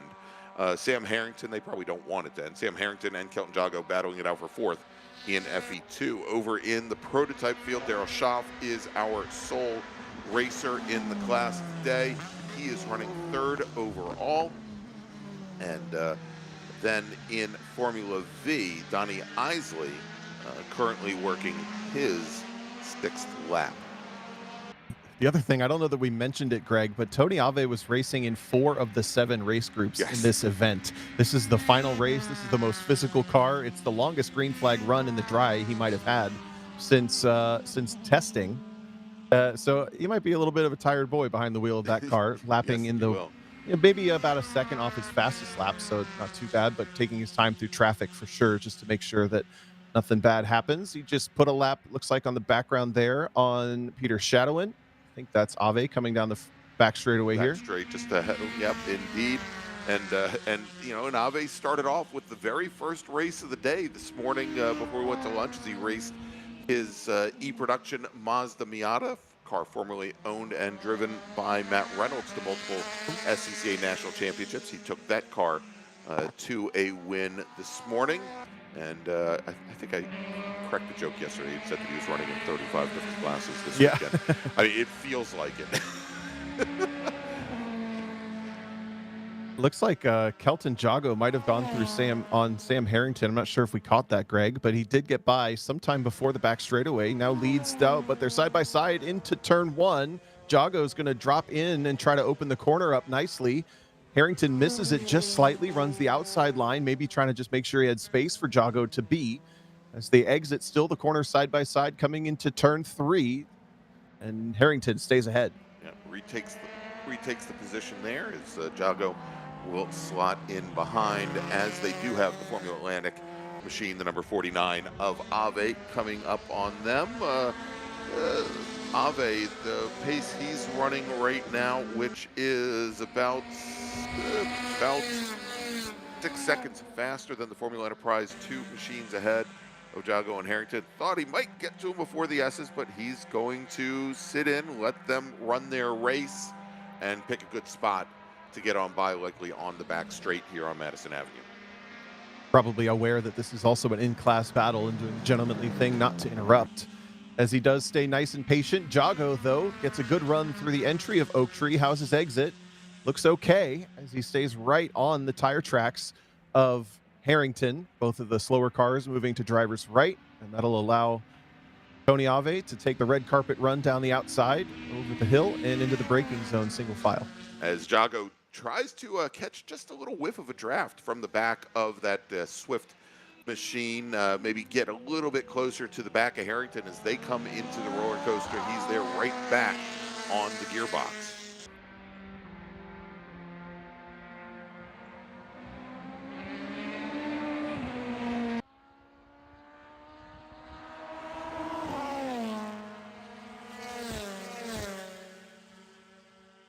Tony Ave on the front straight, just starting lap number 12 of 14. We're going to finish this race way under that 35-minute mark with these fastest cars of the entire weekend. So that means that Jago and Harrington will lose 1 lap on their overall lap count, so they're going to have to get this done a little bit quicker. Here they come into turn number 3. Jago just still trying to find any way to close up back on Harrington now. All right, so Tom, Peter Shadowin's Shrike may have just given up the ghost. and I think he managed to actually get it back behind the starter stand as they were covering him with a yellow flag momentarily, and now actually withdrawn the flag there, but they're saying that they're going to need that car towed at the end of the session. I think they're just going to leave him there. So the trials and the travails of the Shrike have now ended here at VIR. Well, there you go. The fastest car on the track and the slowest car on the track. That's the closing speed for Tony Ave versus your leader and sole competitor in Formula V. These cars would almost never share the track in most circumstances, but with the lighter car counts in this run group, it was pretty logical to keep them all together. The size difference is pretty appalling as well. It almost makes you wonder where the person's body goes in one of those Vs. I think you can see it from nose to tail. Donnie Isley has a tail? Sorry. I'm not gonna. We gotta move on. Move on. I'm not gonna say anything about that. But we had a Formula V on display at the up in Watkins Glen at the home of the SCCA Hall of Fame, and exposed there for all to see without the bodywork on it. Really neat little race cars. They are, as now Donnie Isley brings his car down the pit lane, much like he did yesterday. It looks like he's gone halfway. He's going to retire that car early, as we've got 2 laps remaining. Next time Tony Ave comes across the start-finish line, he should see the white flag. He just reset fast lap on this race as we now go back to this battle in FE2 between Sam Harrington and Kelton Jago for 4th in class. And I'll tell you, Jago has Harrington's attention. Harrington came out of turn number 3 and just juked left just a little bit to dissuade Kelton Jago from thinking about going up the inside at all. Already working their way into the upper S's. Jago having slipped back just a couple car lengths, though, after things compressed down in Sector 1. They stretch back out in the higher speed Sector 2. Jago looks pretty good through South Bend, closes up under the braking into Oak Tree. Ooh, really close in the second half of the corner. Now, what I'd like to do, if we can, is jump forward just a little bit, because Will Franklin and Matteo Naranjo have been going at it on the back straight, and I believe they're coming down. I think they're coming down the roller coaster now. Yeah, they are. Onto the front straight, and I think we may have a new second-place racer in FE2. Indeed, the pink and white, the cow car with the cow spots, driven by Will Franklin, has now gotten around Matteo Naranjo to move up into second place. Just looking at Matteo Naranjo's pace over the last couple laps, this looks like it was just on raw pace alone. He did have a little bit of a slip on lap number 7, running a 58-something instead of a 55-something. Give you an idea of the lap time there. Lost 3 seconds somehow. That brought Franklin close, and then Franklin was able to make the pass. That's just, again, for the podium in FE2. When Naranjo a little wiggle in the acceleration zone, trying to keep the throttle down through the S's. And as they're coming up on our P2 leader, Sherman Chow, big brake lock up from him as he went down into turn 1. Didn't seem to affect the car all that much. He's back underway. Just behind that battle we were watching, I think, Greg, you can confirm maybe visually, the white flag is out on the front straight, no? Indeed it is. There we go. So final half a lap for Tony Ave. If he passes these 2, it will end their race. And he will almost inevitably do so down this back straightaway, as the Atlantic making a lot more power. And they also have your prototype 2 leader, Sherman Chow, there in the Ligier JS51, the blue car up the road. And Tom, I may be seeing things, but I think Tony Ave has gotten out of the throttle. I think so too. A little bit, as the gap between he and Franklin and Naranjo has extended there on the back straight. And so he's going to give these racers one more lap. Now, Sam Harrington and Kelton Jago are behind Tony Ave at this point, and so likely that battle for 4th will end when those 2 racers get to the checkered flag. But indeed, Tony Ave has let out of the throttle just a bit, and so Will Franklin and Sebastian and Matteo Naranjo now starting their final race lap here at VIR as Tony Ave takes the checkered flag, our sole racer, in Formula Atlantic. Also noticed in the background that Jago and Harrington, I think they finished up their battle in that position. They're about to roll into that camera angle just there. But this is the battle for the podium positions in Formula Enterprises 2. Will Franklin in the white and pink, Matteo Naranjo in the black is all over the back end there. Hearing from maybe one of our trackside viewers of the live stream that there might have been some lap traffic that caused that lap to be a couple seconds off for Naranjo. Either way, that's part of the game. Either way, that's how it got him here.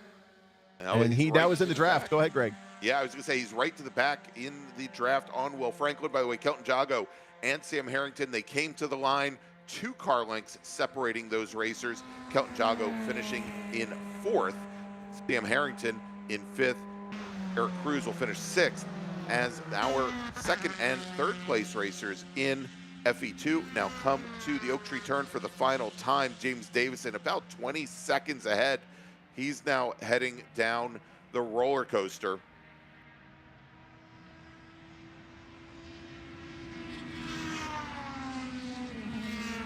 Into the braking zone. This is the final passing opportunity that you can create for yourself. The rest relies on maybe mistake from the driver in front.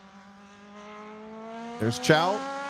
Oh, and Naranjo not close enough. Franklin still has the point. One more critical corner to go. Down the roller coaster into Hog Pen. Car bottoms out. Maybe you can feel that underneath you in one of these cars. But I think Franklin has done enough. I think so, Tom. He actually had a little bit better drive out of the final corner and onto the front straight. And as they come to the line, Will Franklin will beat Sebastian Naranjo to 2nd place by 0.3 of a second. So James Davison, your winner in FE2. Franklin 2nd. Matteo Naranjo will finish in 3rd. Over in the prototype field, Daryl Schaff will take the win over, well, over nobody because Todd Vandercourt did not make it through the race. But congratulations to Daryl. Over in Formula Atlantic, of course, our sole racer and our overall winner, Tony Ave. In P2, Sherman Chow will take the win over Peter Shadowin, who finishes 5 laps down. In Formula Continental, Brandon Dixon is your winner. Justin Smith will finish 2nd. Rick Silver will finish in 3rd. Your winner in Formula V is Donnie Isley. So that is going to wrap things up here for the VIR round of the Hoosier Racing Tire SCCA Super Tour. Next up on the schedule, we are going to be at the Hallett Motor Racing Circuit April 25th and 26th. Brian Belansky, Tom O'Gorman will have all the coverage for you that weekend as I take a couple of weeks off. If you want to catch up with me, you can find me on the Washington, D.C. region YouTube channel. In 2 weeks, we'll have the U.S. Majors Tour from Summit Point Raceway. Want to thank everybody for joining us here this weekend. Want to thank our great hosts with the North Carolina region of the SCCA and all of the volunteers that make these events possible. Thank you so much to Brandon Kazmarek, our producer, to Brian Belansky, our director this weekend. Tom, of course, to you. I'm Gregg Ginsberg, and we'll see you in just a few weeks from Hallett. Thanks for watching.